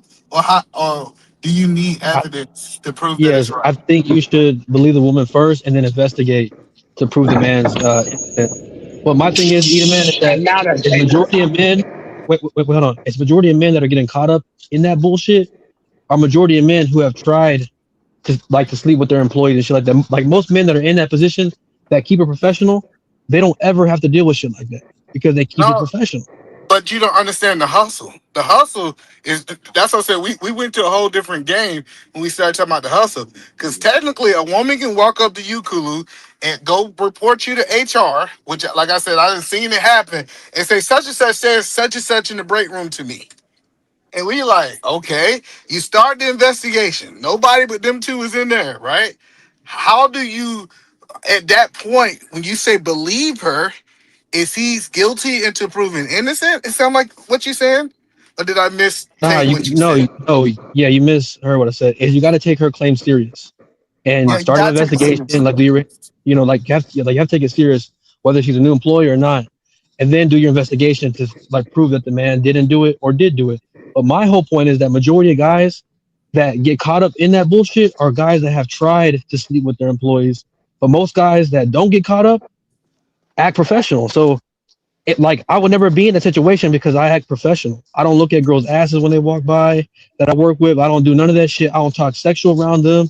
I keep it strictly about work and maybe about their family life, like if they want to talk about family and shit like that. But it's never gonna happen Nah. because I don't put myself in those positions. So, hold on. So Nah, it's a last great question. But So even Kulu, example. that hold could be on. considered Hold on. personal. No, so No, Kulu, it's not. if a man was to look at her booty, would you consider that sexual harassment? Probably, yeah. Like if I That's wasn't, yeah. crazy.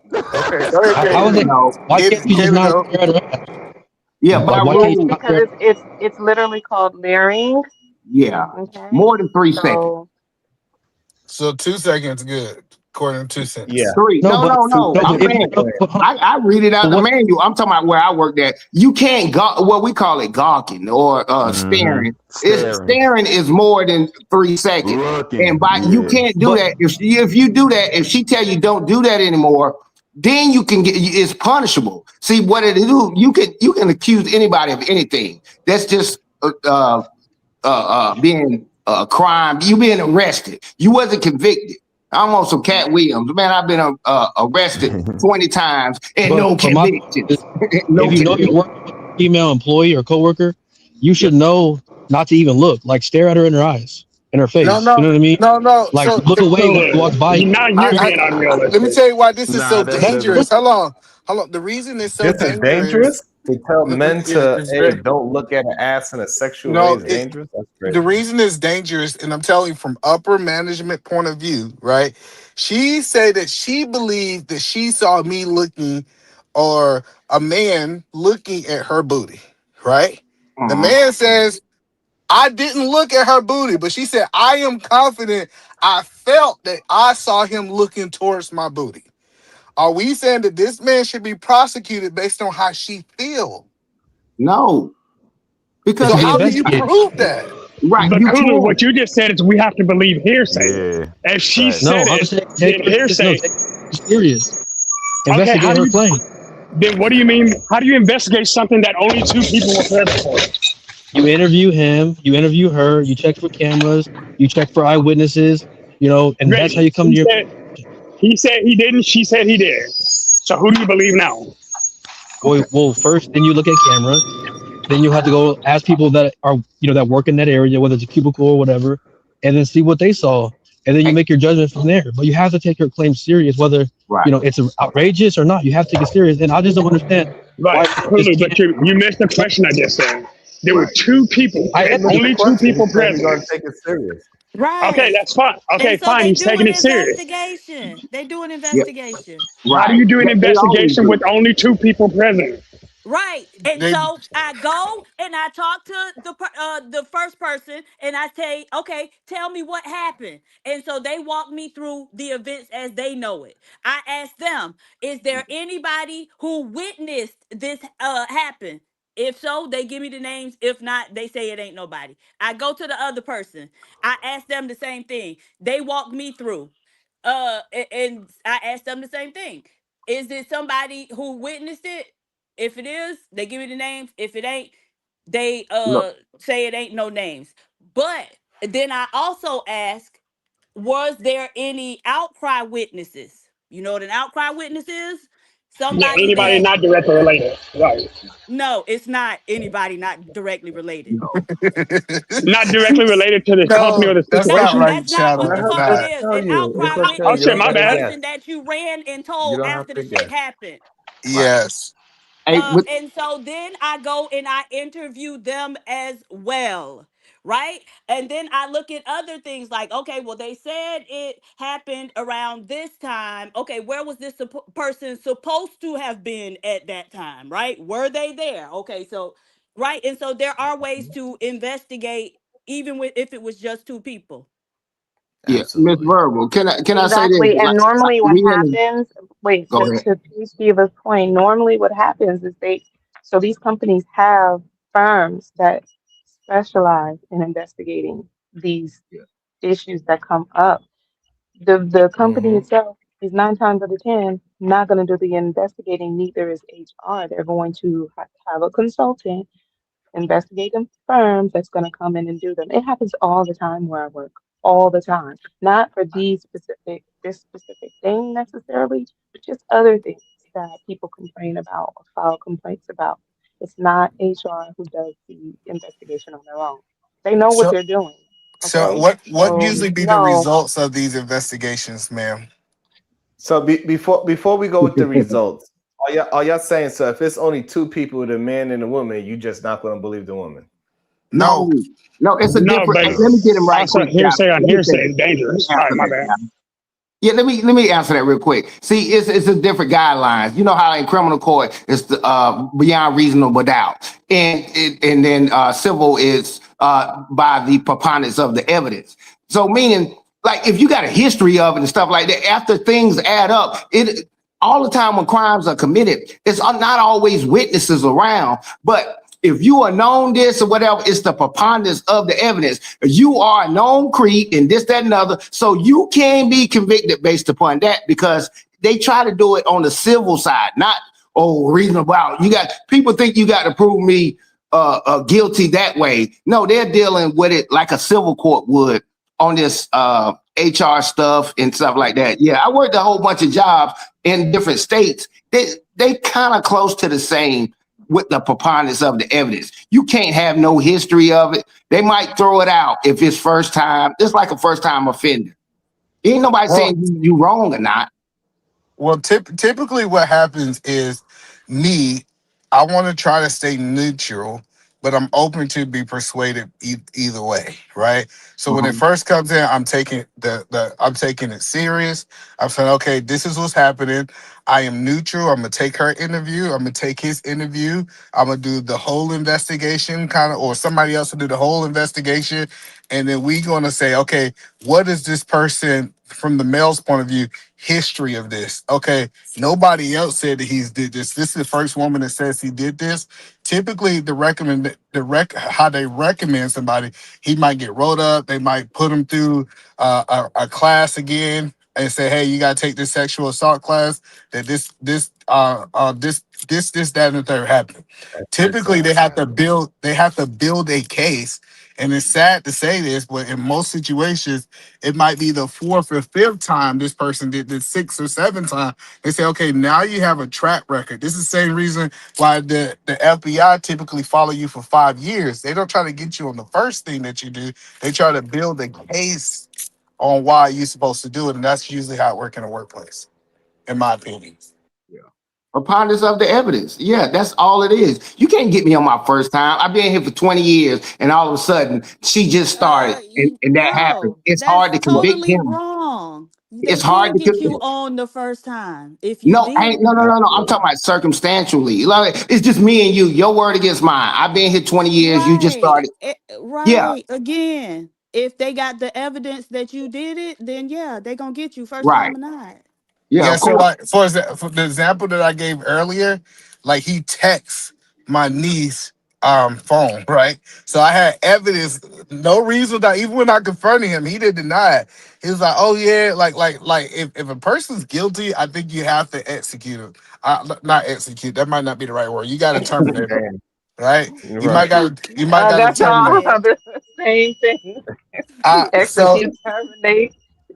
but Just when it wow. comes, what I'm saying is when it comes down to this person saying that and this other person saying that, and then it's just he say, she say, it's hard to make a decision with no evidence, nobody around. It's Of not. course. It's Okay. not. As a person who Right. actually was an investigator who did EEO investigation at one point, it's There you not. There's go. a methodology that you use, and they go down to what do they call it? More likely than not. So it's Right. 51-49. If I think Mm. 51% is a little more likely that you probably did it, boom, there we go.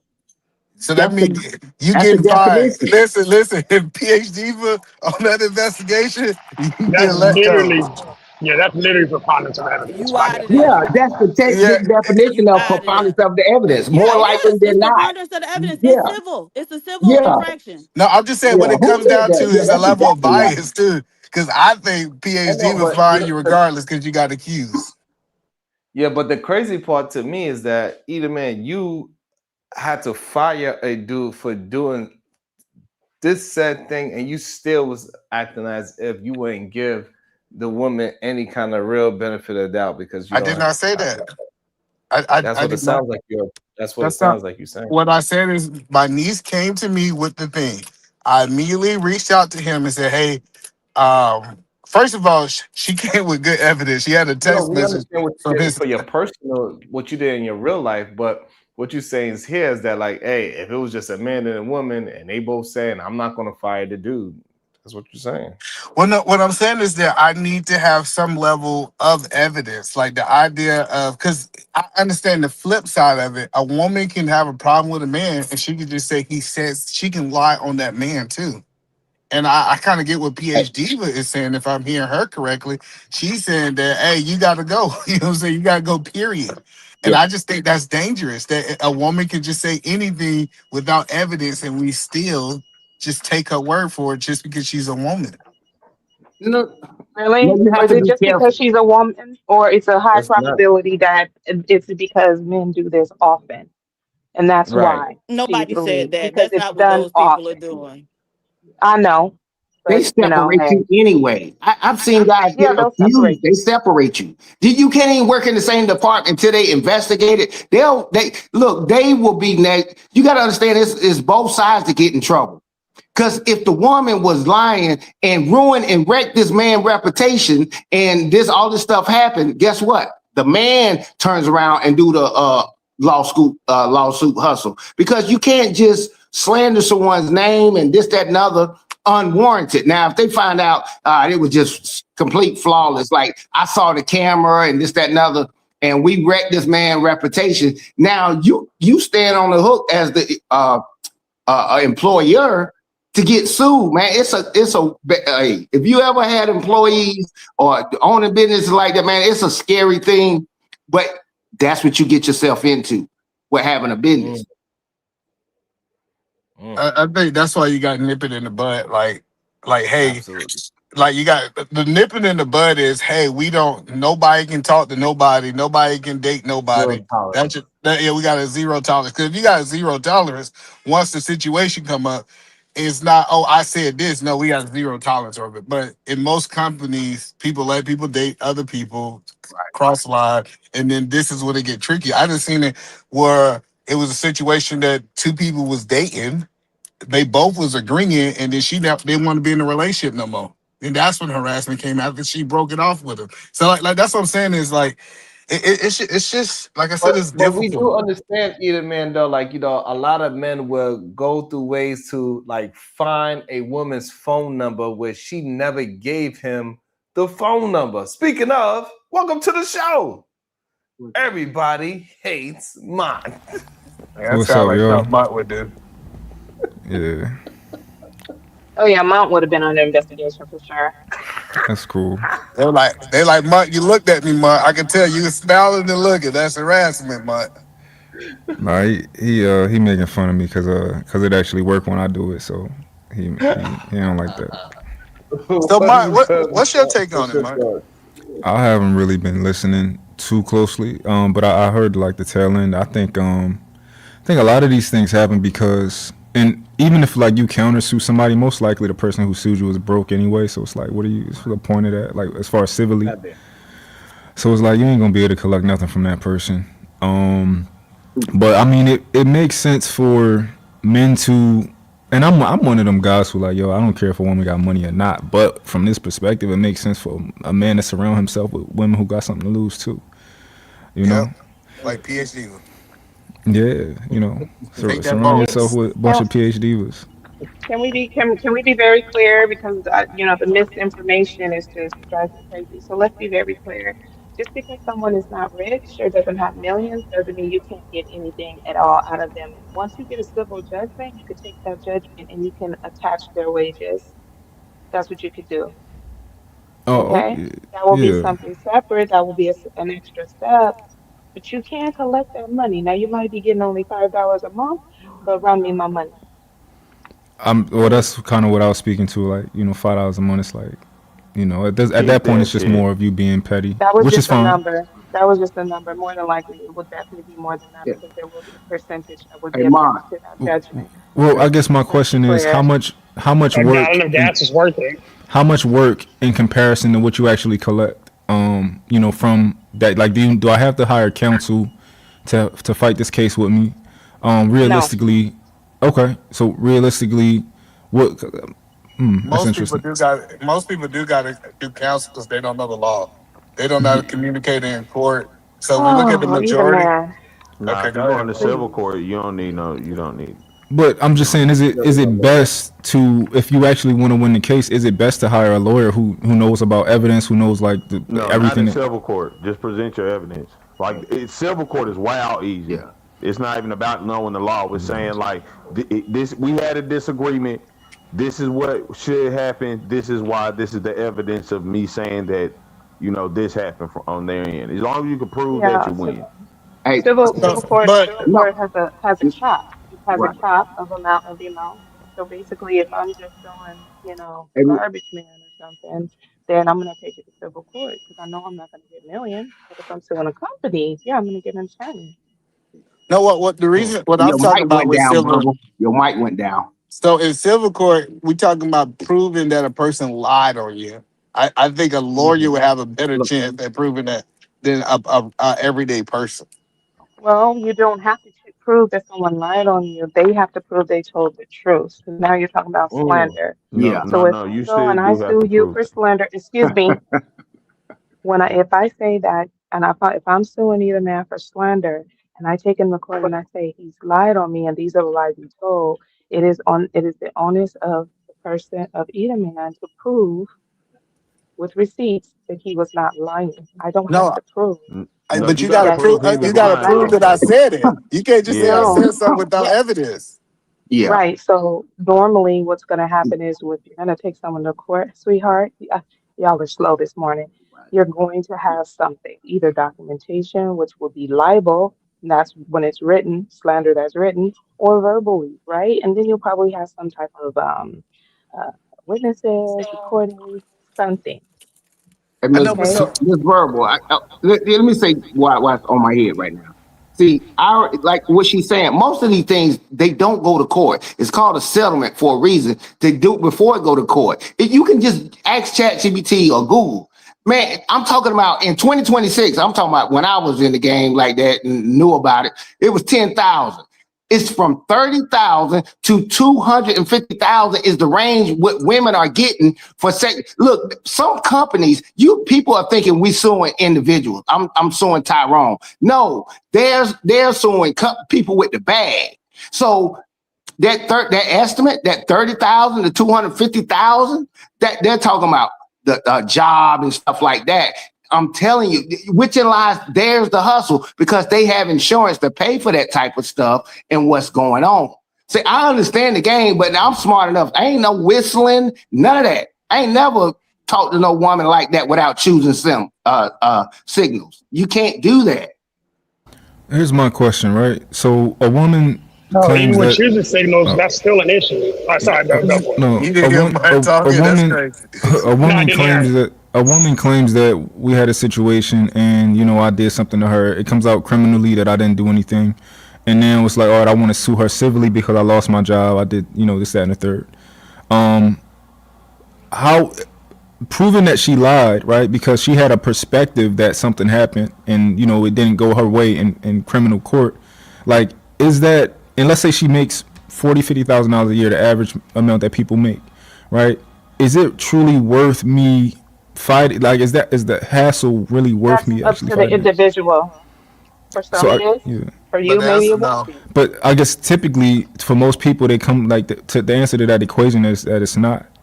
Nah, if we talking All about right, I civil don't court think suing it really somebody, matters. it is. The Like if point we is, being honest, it costs $90 to take somebody to civil court, probably $100 max. And it's just go. And then if you pay extra like 20, I know in the state I'm in, if you pay extra $20, you can get a jury. Like so, nah, Damn. Okay. it's not like for also No, a but lot of $100 people but to they do it still possibly for the win 10,000. people hold do up. it for the people do it for the principal too. So No, it's I'm not saying always just about the money. so My so but proving hold on, proving just because the criminal case wasn't processed, proving that she lied is a total different case. No, So that they goes into the evidence. If you're no saying it she no it lied does because not. you're saying she's not being truthful. She because this would go into you saying her lying is slander. If we're using the scenario my had, he lost his job, this, that, and the third. You're throwing slander in there. She lied, and that's the slander. You Was can she prove that's a slanderous action, and you can prove she lied because if you can prove that y'all went to court and she lost the case, or even a committee looked at this case and said, "Nah, we disagree with her accusation based on this evidence."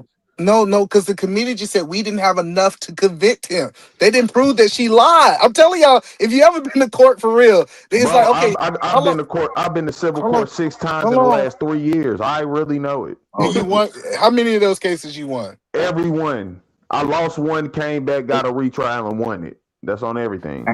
But Either that's not man, everyone. either man. Hey, yeah, what you just said, I understand what you're saying. But if you understand what you introduced the court system. See, people think everybody in jail is actually guilty.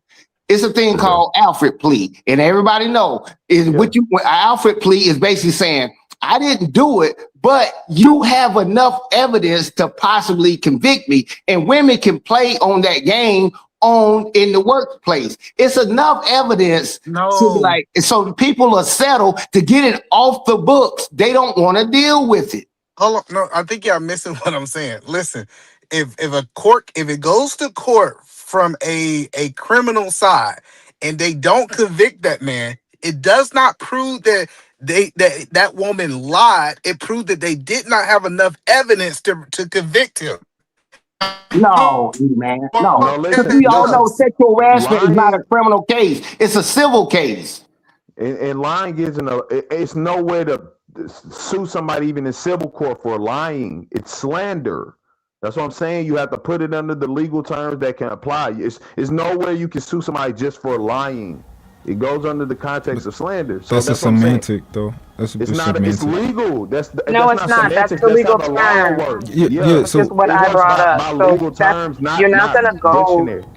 Yeah, you're not gonna go in the court and or file your documents saying they lied on me. You're gonna Yeah, say they either engaged in libelous behavior, or slander. which is semantics. Yeah. Of course, you No, like it's it. the legal So, terminology. which Yeah, is let me explain. semantics. It's okay. No, You're it's the legal Let him so. terminology. explain. What is the legal terminology to say somebody lied on me? Slander Slander. or Semantics. libel. Yes, semantics. It's the legal Legal terminology. It's a It's different legal. word. It's the That's all. legal But terminology. we're But talking we about don't I don't. don't know why this is difficult for you. Yeah, criminal court does not take sexual harassment All cases. right, so That's two different things. let's just level the place. So what he's saying is that like he understands the legal term is what it is, but when we just having a conversation, lied and slander is synonymous. Well, no, the reason why that is wrong, Sharon, is because he's the one bringing in court and what happens in Mm-hmm. court. Okay, so now if we're going to go to court, which is legal, then we're going to use the terminology. So when you're in court, you use the term lie also if that's what you want to do. Because it has to be a lie to be slander, right?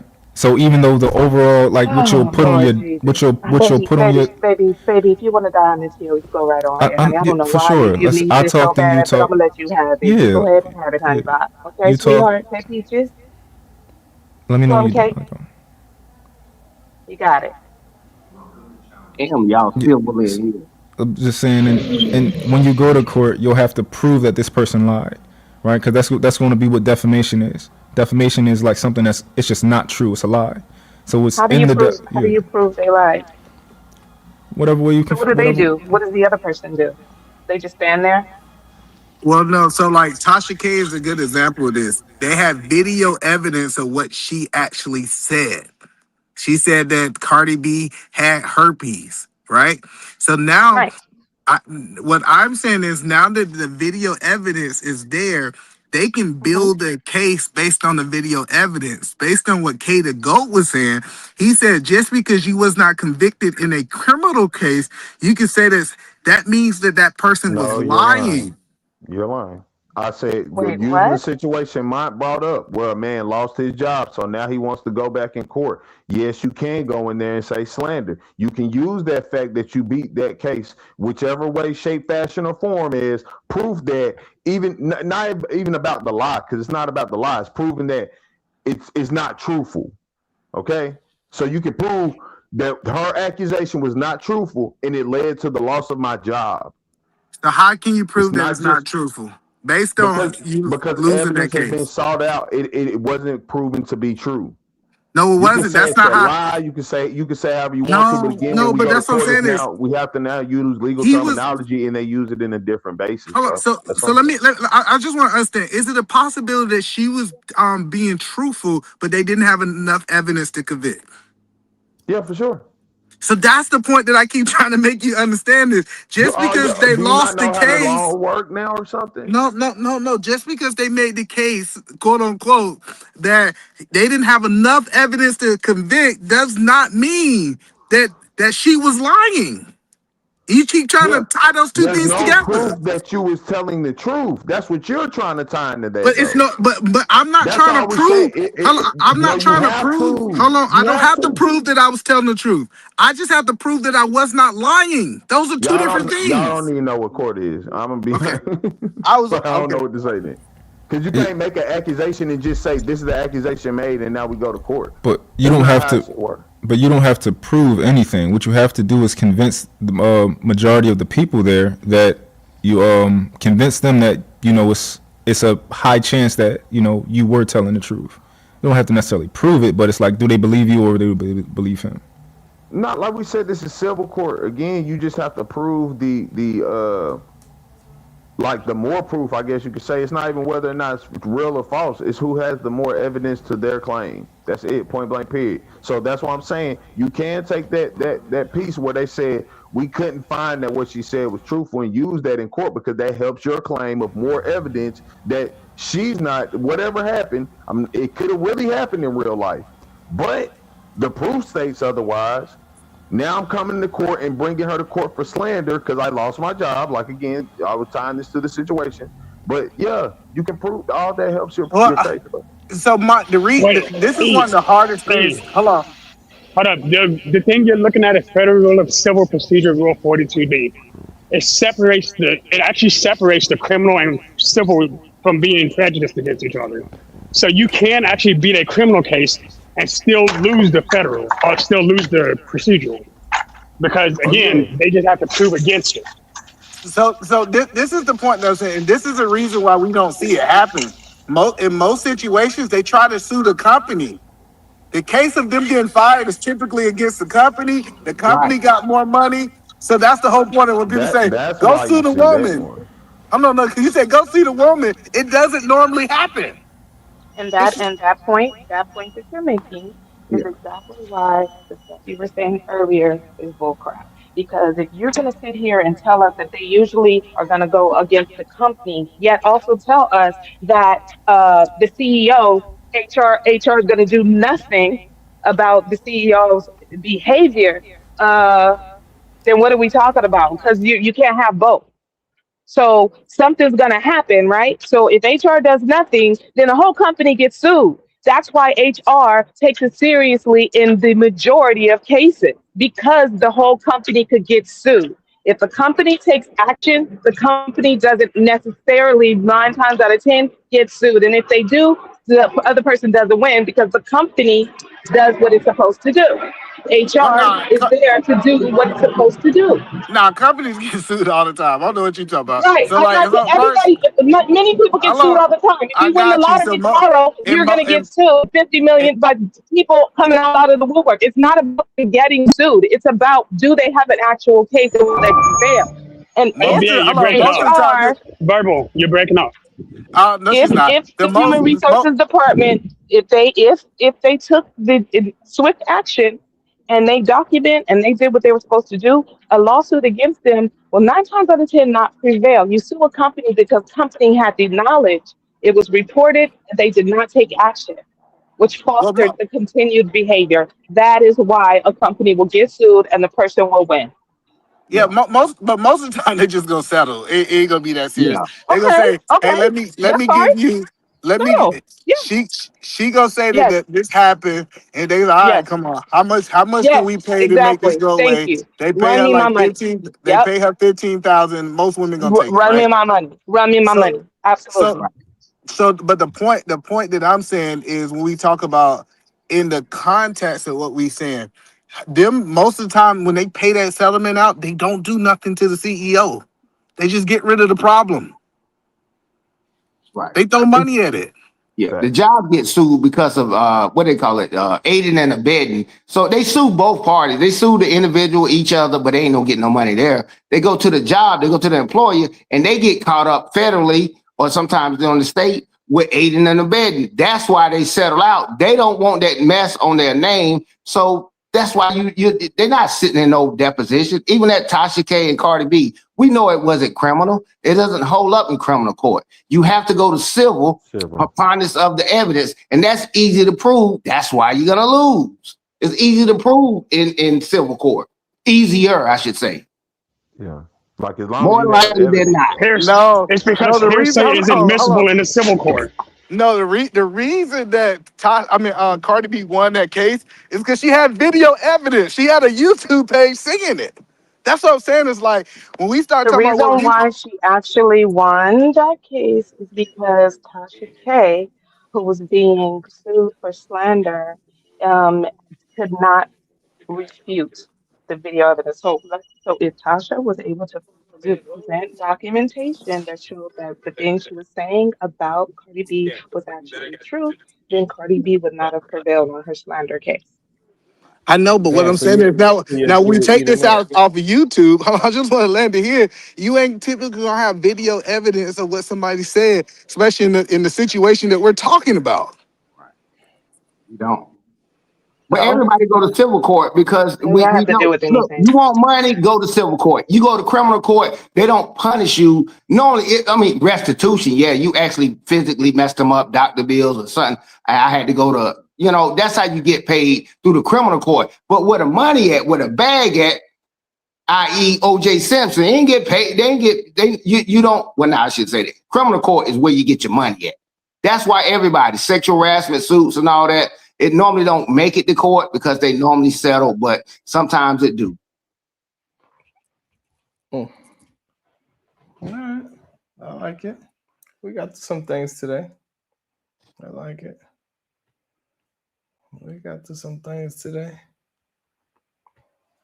P.H. Diva, you there? Let me see if Diva's there. Hello. Diva. P.H. Diva. What's she looking all mean for? She looking all mad for? I ain't mad. I'm just listening. Okay. All right. I don't know. Diva don't seem like she's there. She's taking a shower or she's in a meeting. One of the two things. That's what usually be going on. She's either in the shower or she's at a meeting. So we will see y'all mañana. You know what it is. Same time, same channel. Let's keep going. The other channel is almost there. We need some more help with that. Make sure y'all hit the like and the share button. Much appreciated. Let me see. Did we even make it to 100 likes? Okay. All right, we made it to 100 likes. Making sure y'all ain't been too crazy. Anyway, we will see y'all mañana. Nothing wrong with being. Let me